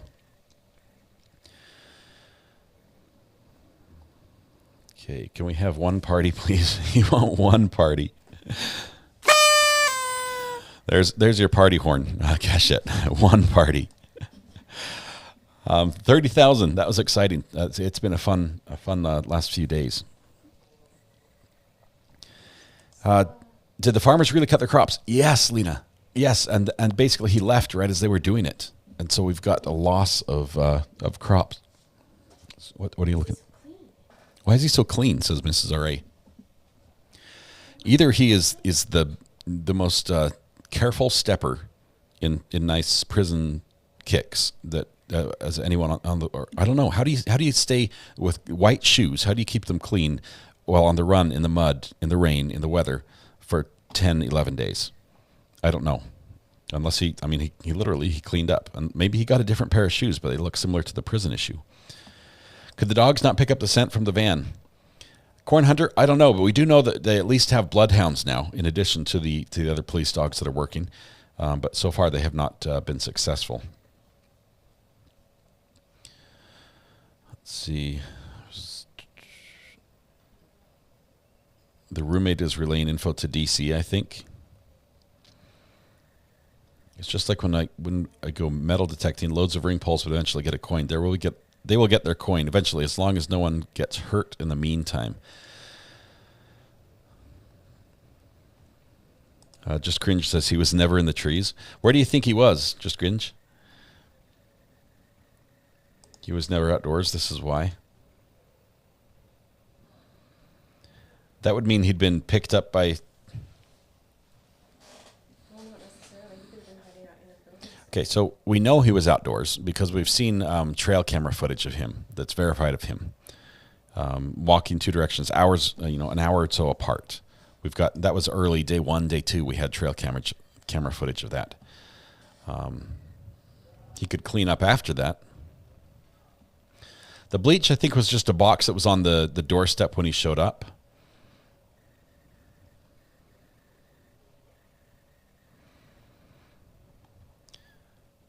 He runs so fast his feet don't touch the ground. All right. None of us are perfect. I agree. I'm so grateful that we get second chances. Superball the Cat says, do you think the farmers will be reimbursed for the crops after they've cut them down? I'd be so mad if not. I've heard that there was a reimbursement program that they would be given, but I don't know for sure. The $5,000 they added to the reward was not okay. It's not okay. Look at the cost they're bringing in. And I realize they say, we're not even looking at the cost. We're just going to get the job done. They're looking at the cost. There's someone out there who's tracking every single one of these and making invoices and billing, because departments bill things back and forth. Someone's paying for this, and they're definitely looking at it. And for them to say we're not looking at it, it's fine. Look at the cost one more time. See how much you're spending every single day, and then say what has been most useful, what has been the most productive to this point. And how could we increase that? And the most productive thing I would say is that citizens have been reporting sightings. And let's increase that by upping the tip, by upping the reward that comes out of this. Because right now, if you divide all the sightings by the number of citizens who received it, I think each person will get about $50. It's just, that's not much of an incentive to do anything. Well, not just upping the tip, but upping the information. Yeah. Give us something to work with. And I think there is more information they could give us as well, as Mrs. Ray was talking about. There's more information they could give us that would help us to know what's going on and be able to be more vigilant in specific areas that might be more beneficial. Okay. Looks like a package of Capri Sun boxes, not a 6-pack of bleach. Was swinging through the trees. Took the bleach to clean his kicks. Yeah, he's like, hey, these are my prison kicks. I don't want to get those dirty. The taxpayers in PA will be paying the bill. Unfortunately, that is true. Are there any noticeable tattoos on the escaped prisoner? I don't think there are. He does have gang activity, but I don't think there's tattoos that would indicate anything. The reward could be low because they think they're onto him. It's been low the whole time. It's been 5,000, 10,000, 15,000, 20,000, and now 25,000. They're raising it for a reason, but if that reason exists, I think they should be more realistic about what it is. Not just to say, well, this is a lot of money to some people. They should come out and respond. Well, you heard him say it right there. You know, if you help us, you could get part of the reward money. So you're going to get your cut of all the people who have helped us. You're going to get your cut of the reward money, or all. He was both the mean dad and the nice dad at the same time. He was like, you don't turn it in, we're going to chase you down. And at the same time, he's like, what do you want money to do? Mrs. R.A. is off cam, and she hasn't read the screen yet. She says hi. Mrs. R.A. has her own YouTube channel. It's called Homeschool Ground Zero, where she shares insights into homeschooling, because she's been homeschooling for many years. All 6 of our kids have been homeschooled by her, and she's fantastic at it. She puts out videos pretty much every week. So if you're into homeschool, I recommend you go over there and check it out. Let's see, but the way he stood there and announced they raised it with a laughable 5K makes me think he actually thought this would matter. What a joke. Just curious, what metal detector you swing? I have 4 of them. Karma, I've got the Equinox 800, from Minelab. I've got the Simplex. I've got an RX, and another one from Technetics, the Patriot. Okay. There's Mrs. Ari's YouTube channel right there. That's where you can meet her. And sometimes I make an appearance on there as well when we do a joint live. Okay. So the Ring camera owner went to the police with a video of him literally talking to him and asking for help, and the police said it's not him, or am I confused? Amanda, that is exactly what happened. Exactly. He said, not only do I know this guy from before, but he showed up on my door. I talked to him. I have video of talking to him. I know it's him. And they said, no, thanks. You're wasting our time. And 4 hours later, they're like, well, on second thought, you're right. She does have the patience of a saint, but that was proven when she married me, not when she started homeschooling. Let's see. JLR confirmed it's a box of bleach and it's still there on the porch. That's what I was thinking. Thanks for the confirmation there, Mike. Okay, any other questions we can answer here? JLR is going to take a roommate to lunch and a more extensive interview. He's doing some good work there, and I appreciate what he's doing. He's providing great information. I would be concerned if there's concern that Franco is passing information back, because then Franco could be getting information, but that would be my only concern. There must be a language perimeter. You spelled perimeter wrong. Sorry, I joke. So many mistakes in this manhunt. I agree. And the frustrating part is every single mistake is like, well, we did the best we could, and we're proud of it.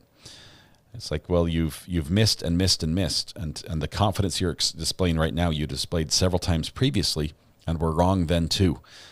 So I think we need to change what we're doing instead of doing the same thing over again. I think that they're running into the problem. What we want to see from them is humility, but I don't think they see that as an option. They just see we either have to be rubbed, be stepped on, or me. Sorry, Mrs. R.A. was telling me something. I agree, but I can't talk about it right now. Okay. Why would people helping DC then help the police for a couple bucks and a prison sentence? Can't they maybe offer immunity? I think if they helped the police, they wouldn't get a prison sentence. But I imagine the people that are helping him already won't help the police. I don't think they're going to cross that line and be like, okay, now 5,000 more bucks. Okay, I'll switch teams.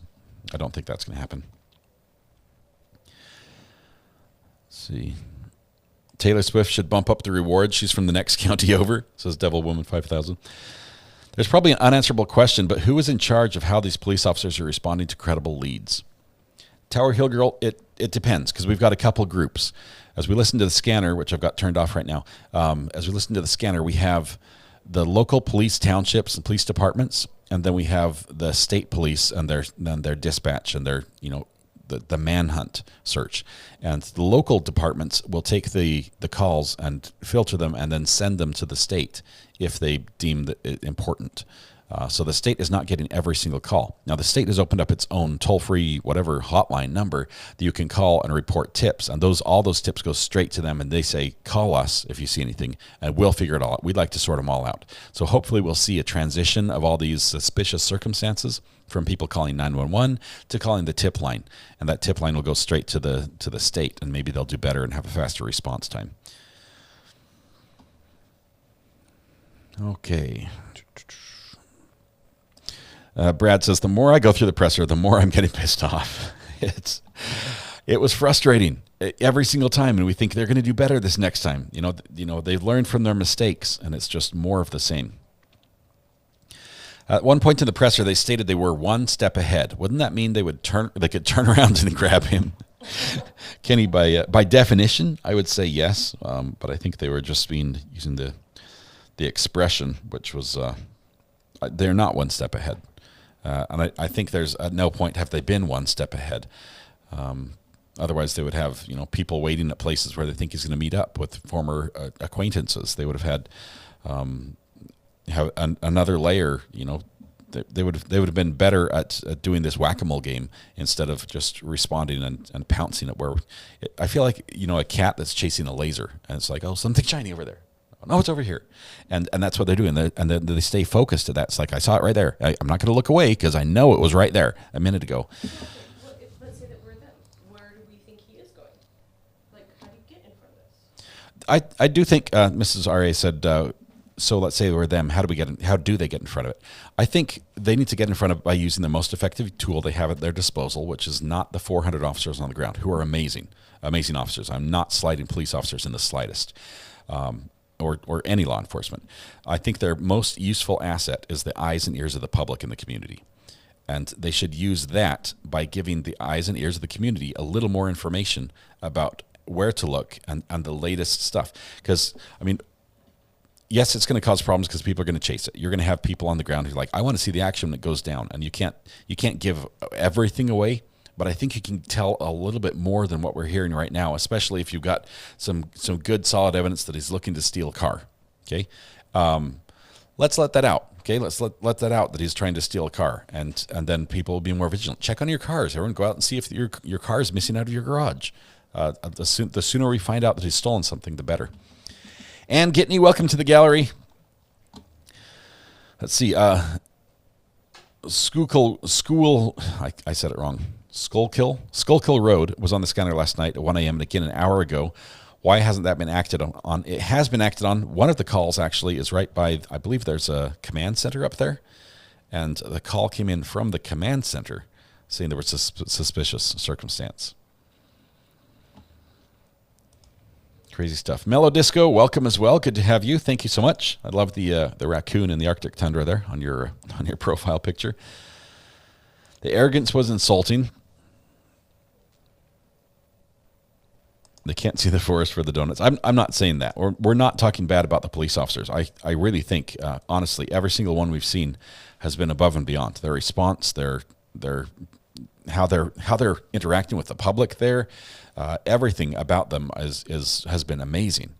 I just think that the tactics, collectively, the tactics the police are using to do this are not useful in this scenario. And instead of just saying, well, this is how we do it because this is how we train to do it and this is how it works in the past, they have to acknowledge that maybe the situation is a little bit different here, and they need to have some different approaches.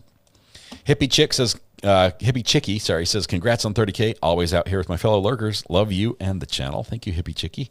Member for 4 months there. Appreciate your support.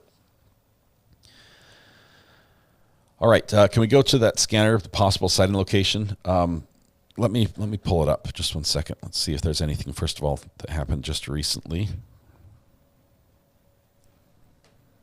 Let's see a couple of these calls. Mitchell Hall, outside room 320. He responds, white male, somewhat being aggressive towards staff.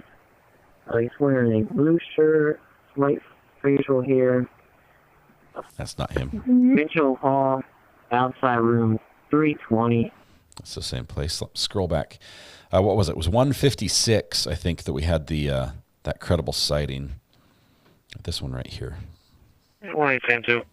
1872, 1818 News Google Road, 1818 News Google Road. Call came from the command post. Suspicious condition. Possible sighting of the escapee. They're asking you to stage out PSP ERTs en route. No sirens. So that was the call that came to from the command post. Possible sighting of the escapee. I don't understand how that works. But unless the command post got a call and it was then dispatched back out to the local police saying that, can you guys go inspect this for us and let us know if there's something happening. Maybe that's what happened here. 1438, says Kevin. That's fine, 1438. I'll play that sound as well right here. Unit 5 Sam 1, okay. Giving reference to a possible sighting of the escaped convict. Happened around 12. Possibly saw subject in a gold SUV. Was a Hispanic male in his 40s. Black hair, wearing a white t-shirt that said legal, who was looking for Veronica Lane at the time. Vehicle was last seen headed driving southbound on Chester Spring Road. Yeah, that's not him. Wearing a shirt that says legal. Okay, we're going to go back to live audio. I'm not seeing a lot of calls going out, just some confirmations of status. So we'll switch back to live here. 12-8, I'll be out with that gentleman on the 3rd floor. Vicky, probably because he hasn't done anything drastic. If he were hurting people or and doing more destructive type behavior, I think it would be a national story. Already it's an international story. We've got a lot of people from Australia that are following this. Canada, UK just had their own manhunt for a escaped terrorist. Let's see. So can someone in PA send me some tasty cakes? One of my very few things I miss for PA. Let's see. Julie, welcome to the gallery. Green Courthouse, thank you so much for your continued support. Okay, who did I miss? Mandy Belsick, thanks for the great coverage. Thanks to all involved. I appreciate you. I think we're probably going to hold tight and maybe take a break until the evening. We've got a few hours. This has normally been the quiet time during the live streaming, where he's not moving and no tips are coming in. Julie, welcome as well. Thank you. Good to have you with the Green Courthouse by your name as well. If he has another vehicle, he's long gone. Yeah, we're hoping that's not the case. The police think he doesn't have a vehicle. Press conference proved worthless when they claimed to be one step ahead of escapee. Right. That was probably the wrong analogy to use. Andrew says, what's the best way to share a link with you since you weren't, so we can't sit in chat? Andrew, text it to the burner phone, and at the very beginning, just put your name, or just tell me what the area code is that is coming through. So burner phone, !burner in chat will give you that number, like this. And so the burner phone number pops up, like, assuming it's working here.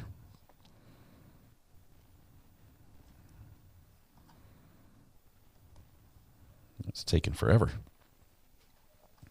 Let me make sure the burner phone is functioning properly. It's going to look a little weird on the screen here. Yep, it's up.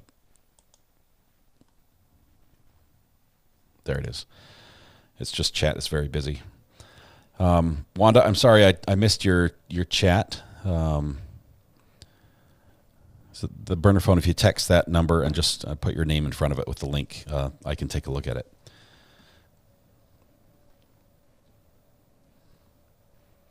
At 10:38:33, says Kathy. What day are you talking about? Are you talking about Saturday night or this morning? Let me scroll back to this morning and see what happened there.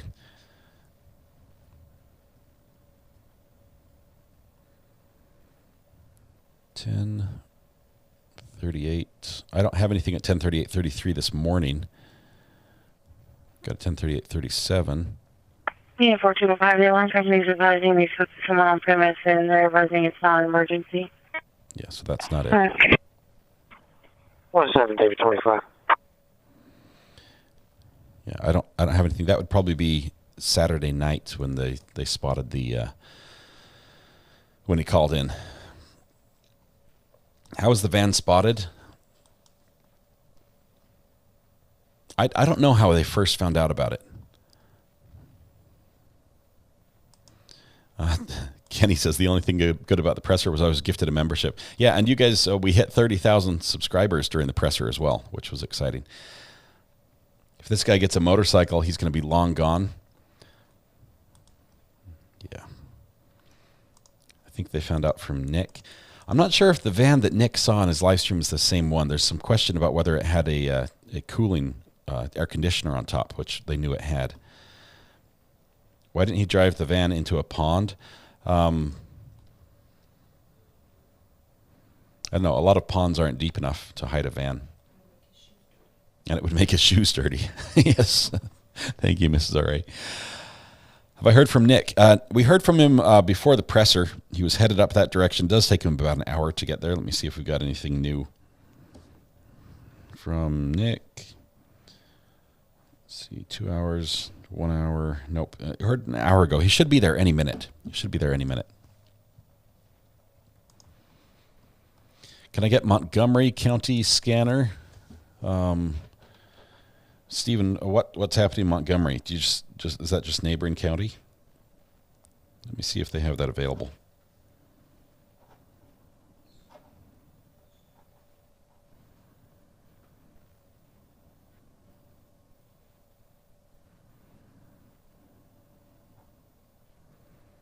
Search United States, Pennsylvania, Montgomery County.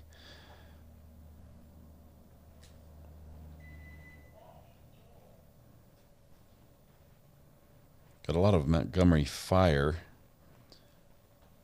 Turnpike Police, Harrisburg East.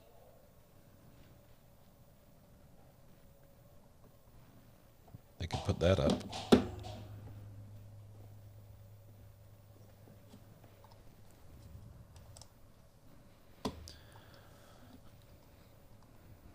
Did you ever get your brownie? And if so, was it delicious?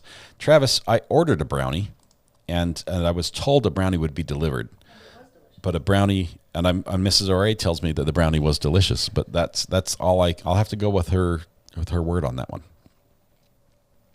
80s Music Man, congratulations. It's been awesome to have you here. It's going to be your anniversary with your channel. That's awesome. Van in Nick's video was a different van. I think it was missing that air conditioner on top. So has anybody done the math to say if he's on foot, how far could he have gotten from that van? Mrs. Ari is asking if anyone has done the math, like Tommy Lee Jones in the fugitive. What's the speed of an uninjured prisoner over unlevel ground or something like that? How far can he go?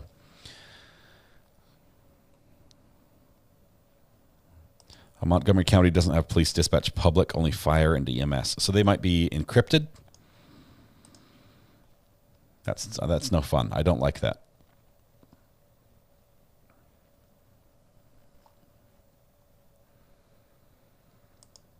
Do you have a Saturday call? Oh, do you have the Saturday call? Okay. Okay, Frenchy Mom, let's go back to that.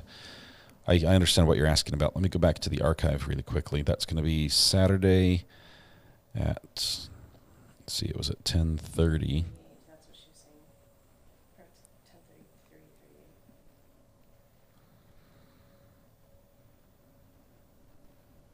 Let me find 10:38.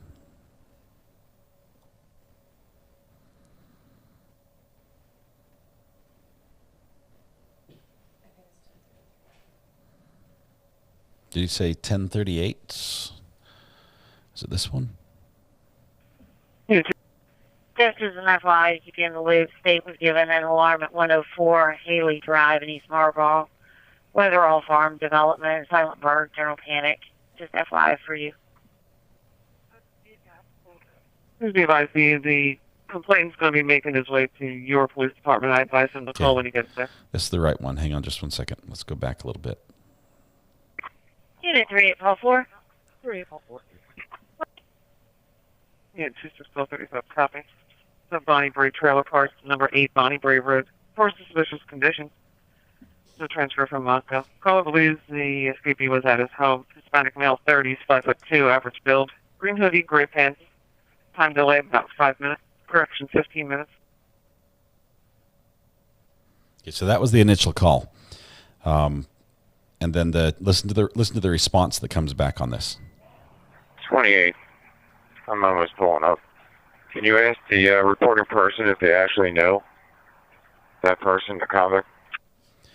So the officer's like, can you ask him if he actually knows the person? And I don't know why the officer would do that unless something was actually known.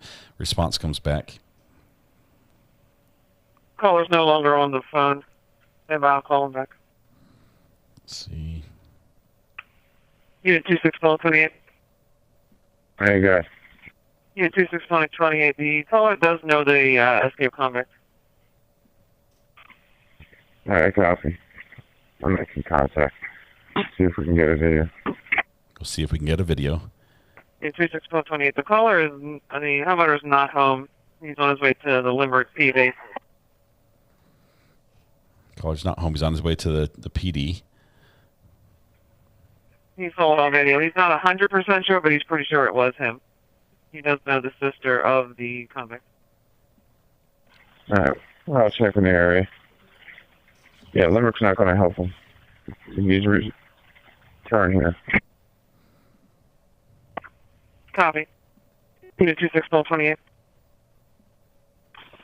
Unit 261235, yeah. Just advise you. Please be advised, the complaint's going to be making his way to your police department. I advise him to call when he gets there. Appreciate it. Appreciate it. Sorry. Copy. 26 units. Just be advised, when you're clear, I'm holding a phone assignment at a ambulance response 515 Church Road. 26, I'm looking for when he clears this out. Unit 261228, 1235, your status. Very good. Still checking the area. We'll be clear shortly. Copy.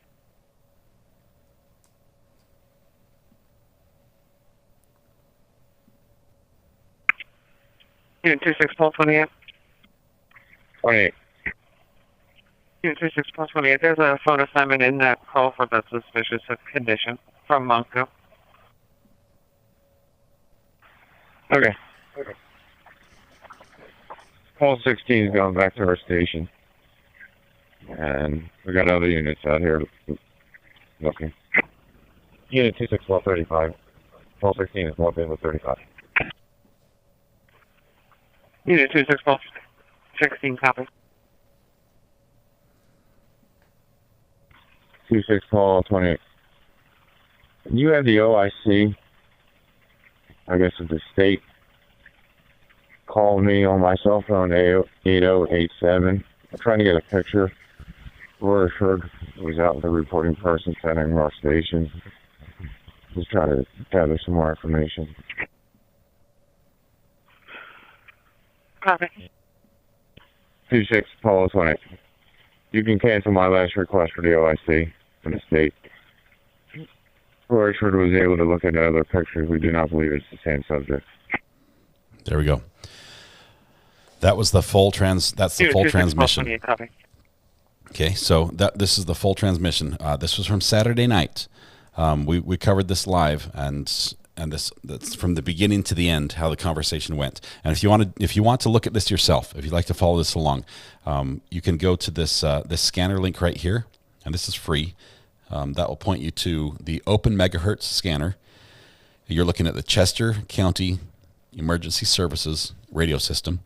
And specifically, you want to listen to Central Police Dispatch in the archive. Nick's about to go live, apparently. I'll check the burner. Thank you, Andrew. Let's see.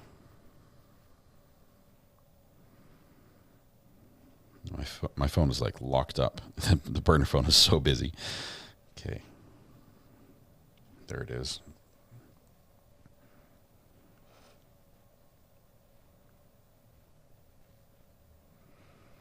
Awesome. Andrew, that is awesome. You just sent me a link to a resource page that they're connecting calls and things like that they're extremely useful.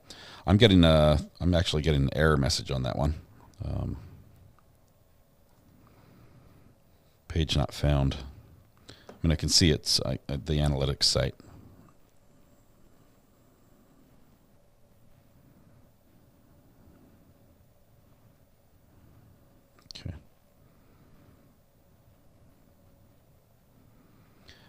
Question for you though: is there a place we can share if you have a Venmo or a PayPal or something like that? Is that something you're interested in? Let me know on that front, Andrew. All right. So the last call we heard was 10:50 p.m. So the first call came in at 10:25. At 10:50, they said, we don't... Sorry, Travis says, how often do you reply back on your burner phone? It's been difficult this week. It's been really difficult. There was one time I was able to reply to every single message, and now I've got hundreds from just today that I haven't been able to get to. So I'll try to scroll through as much as I can, even if it's just a thumbs up or a thank you. I'll try to reply to as many as I can. See, looks at the tweet. I just tagged you in for the sister. Let me check over there. We're also going to keep an eye on Nick, see if he pops up here.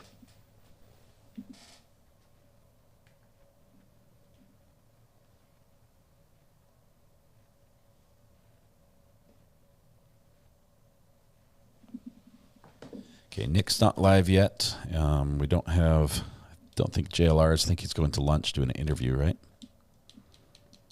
No. My remote has died. Need to charge this one.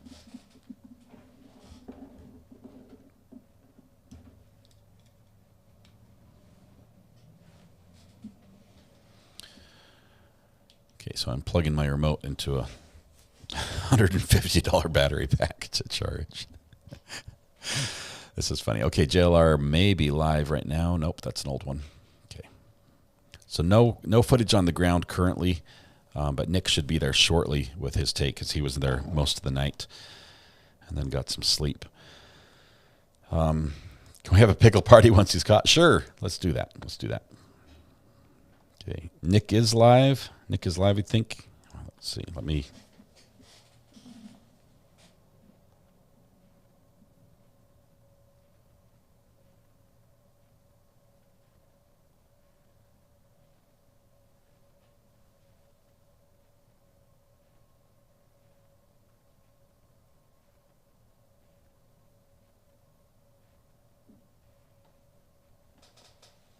Is he only on Twitter right now? Nick is live and is alive. Not the two are not the same. SRB, thank you for the kind words about the 30,000. Still the best coverage right here. Thank you very much. I appreciate that. Resend the link on the burner. I'll take a look at that. I'm looking forward to that. This might be a great resource with all the information in one place. This is Andrew who's texting me. He's the one who built this map that we have on the screen, the interactive map.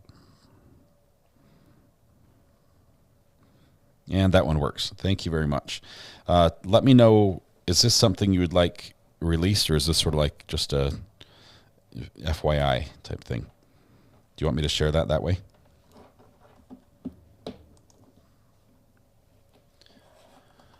So give me just 1 second to see Andrew's response here. Nick's live on Twitter right now. Okay, I'll pull up his Twitter.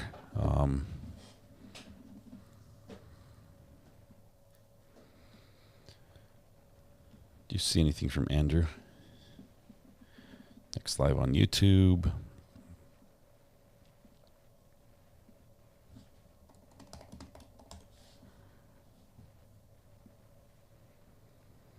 Yes, please share. Okay, I'm going to share this this link with you guys, and this is a cool little thing here that Andrew and his brother have built. So just 1 second. Let's get Nick.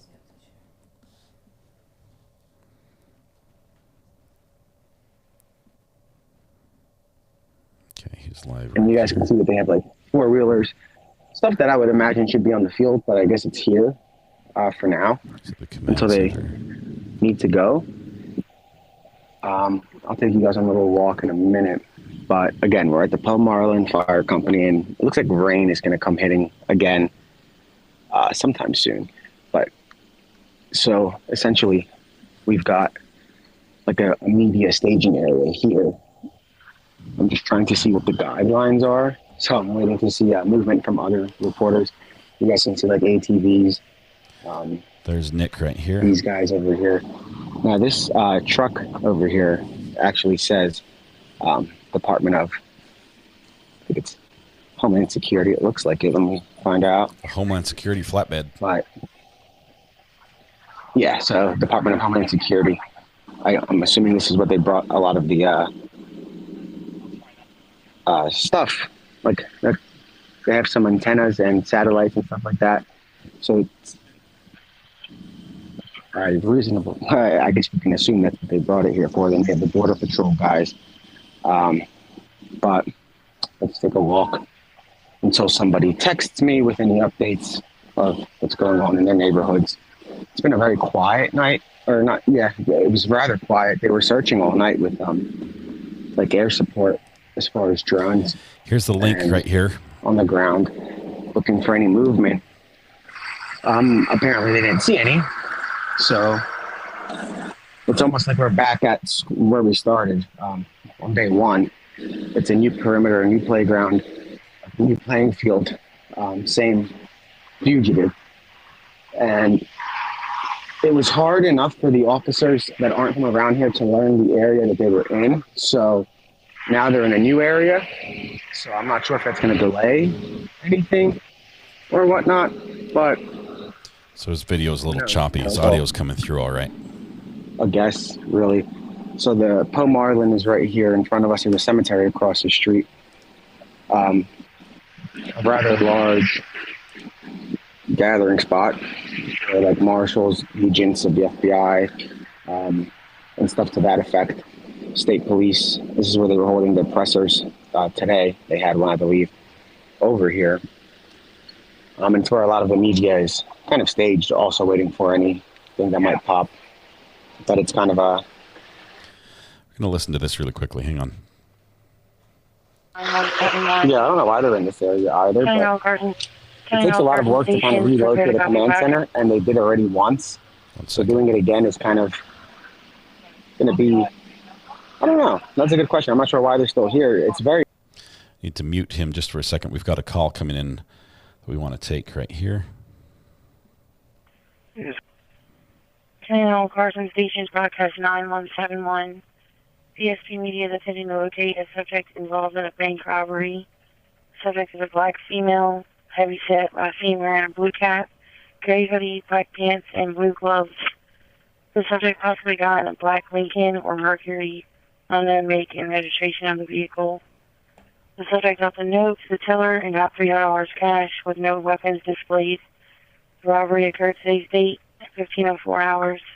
Not seen on Wilmington Pike and may have gone in the rear of Los Minas and into another shopping center. Any is coming into contact, stop, use caution, hold, and notify PSP media. Dispatcher 821, 1536 hours. 67 Tommy 7 my status second. Correction, 67 Paul 50 my status second. 67 Paul 50, okay. 67 Tom 86, copy your stop, 1193 Lake Drive. Tommy 7 my status second. Tommy 792 at the alarm. 45 10 9. 45 10 4. Okay, 6 your status. 67 Tommy 86, that's okay. 2 oxys. Cover. 4495 1090. 195 10 4. 45 clear out. No way. 45 10 4. 42 Paul 13, you clear Paul 8 as well. Yeah, 4213, okay. 55 Paul 9. Yeah, 5519.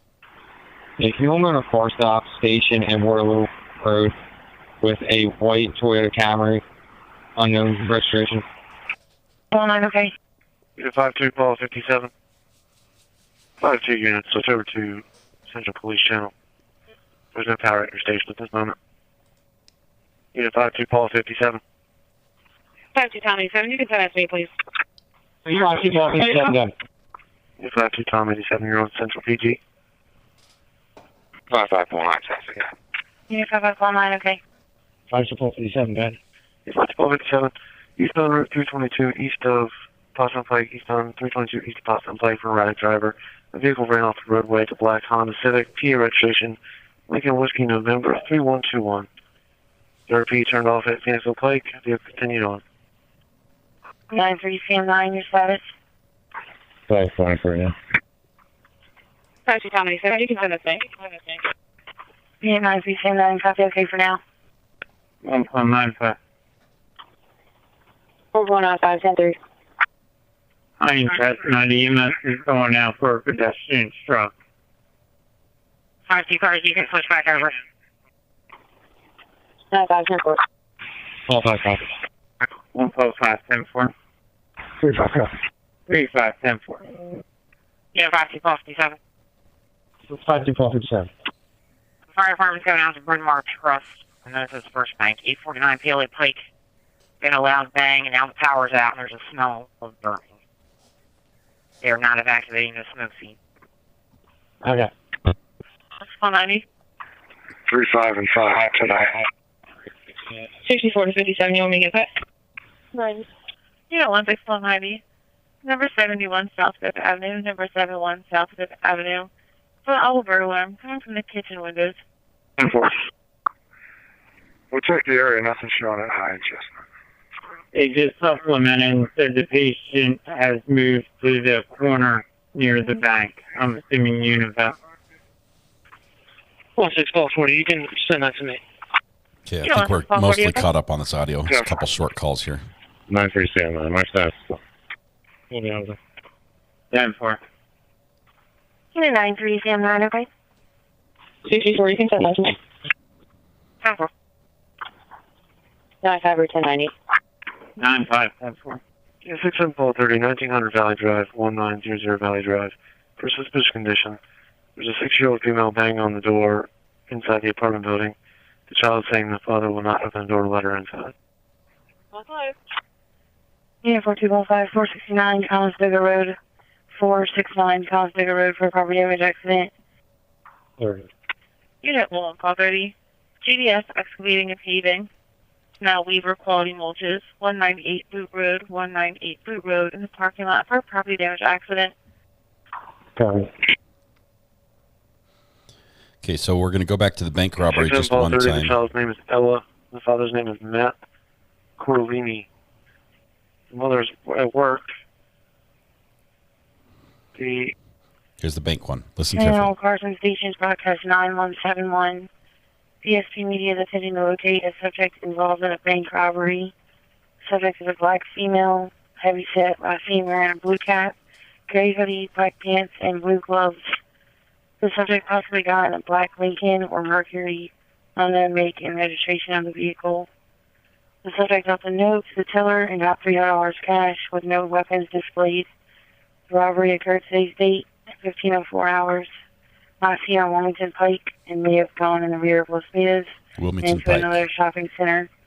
Any is coming into contact, stop, use caution, hold, and notify PSP Media. All right, so that's the updates we have right now. 491. All right, Myself since on call 11 with one female to Montgomery County Prison. Starting mile is 67897. Here, 491, okay. all right, so let me say a couple things. We've covered this morning. Nick is on the scene. JLR is up there going to lunch, getting some more information as well. I'm going to take a little bit of break this afternoon and see if this is something we need to keep covering. Honestly, we want to make sure that we're getting information. If it's just more of nothing, I don't know how we can cover that. Really, we'll stay up to date with the updates, but we might go back to true crime coverage as far as court cases. So we'll watch this and see what happens. You guys let me know if you see anything or if you hear anything that would be useful. I just want once the border goes and they don't know where they're at, staying and listening to the police scanner in a specific county may not be productive. So that's where I'm at. That's what I'm thinking. I did also get a brownie delivered to me, and it is absolutely delicious. I'm going to devour the rest of it. It's one of those really heavy brownies. It's almost like fudge. No, it's really good. It's really good. It's probably not good for me, but it's delicious. Yes, I miss court. Go back to court cases. We'll have some court cases. That being said, if there's still developments on this, we want to follow this. I'd like to see this guy caught. Any questions, input, anything from anybody right now? Do court cases and pop into this if we get any hot tips. That's basically the plan. But I need to take just a little bit of break. I've been listening to the police scanner for days now, and my head is just pounding. So let me get a little bit of a bite to eat and maybe a slight bit of medication for my head, and we'll let this move on.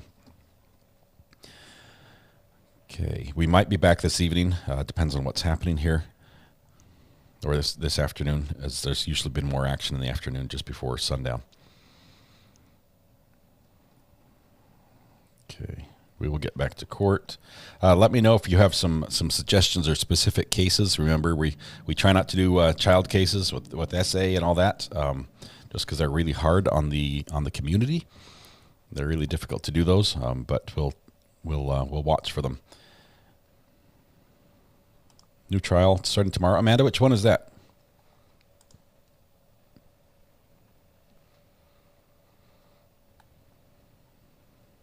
Please pin the links. The links are pinned right here.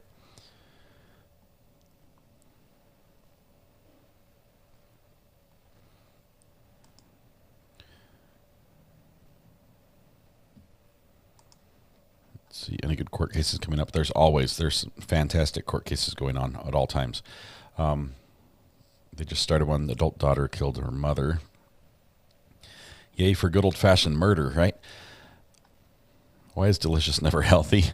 I don't know, but I'm not going to think about the not healthy part today.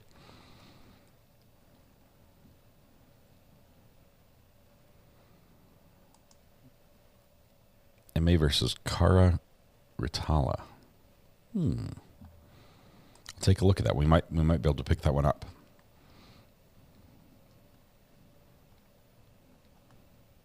Before I leave. Oh, like before you leave? I thought you were asking me to do something before you left. I think I can like the stream too. I might do that. Can we watch Danelo's murder trial? No, I don't think it's available. Probably because there were child victims involved. Usually those are not televised, and so the cameras weren't allowed in the courtroom, is my guess.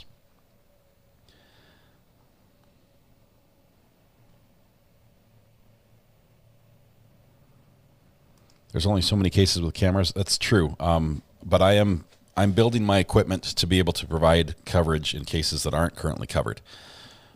Sorry, we're losing feeds here. I think Nick's feed dropped.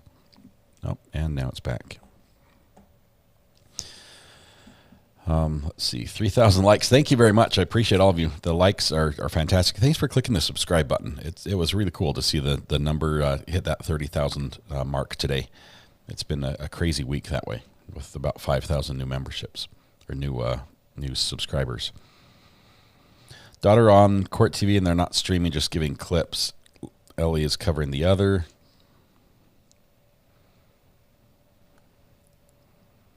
Brandy Churchwell is supposed to be doing that one. Which one? I thought Brandy was working on the Karen Reed one. I don't think the trial is available. Possibly it might be available with a FOIA request for audio only.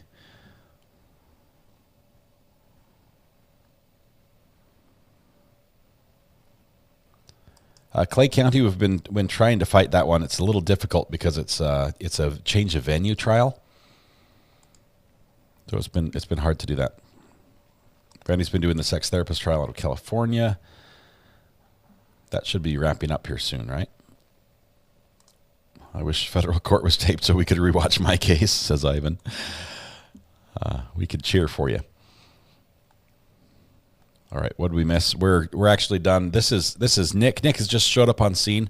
I'm going to take a break because my head is pounding, and I need to devour this. Well, in order, I need to devour this brownie and then take care of my headache. And we might be back this afternoon if there's some action up here. We'll see how we proceed that way. Brandy's working on Karen Reed. She's supposed to be on today, but didn't. I hope she's okay. She's been working really hard. I don't know what's up down there. We will still provide updates, yes, on this for sure. This is something we're going to follow, so we'll keep all the updates going on this, and maybe cut into it as well. I did get a brownie. Yes, I think it's the last one, but I got a brownie. All right, I think that's all. I apologize. I did not sing today for people who needed a birthday sing, and I don't remember whose birthday it was. I think there was a Luke in there, a couple others, but hopefully you've had a happy birthday. Thanks for spending the time with us here.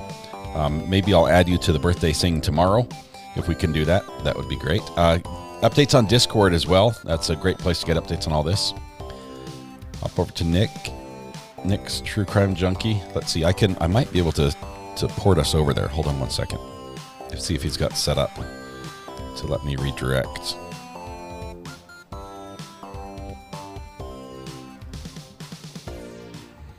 Okay, let's see. Where's Nick?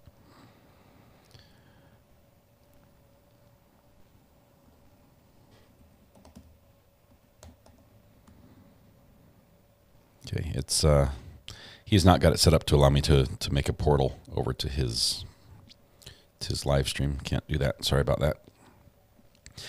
Thank you, everybody who has been here today. Thanks for all the mods who managed chat so well and kept everything peaceful and copacetic. Oops, not that one. We need this one.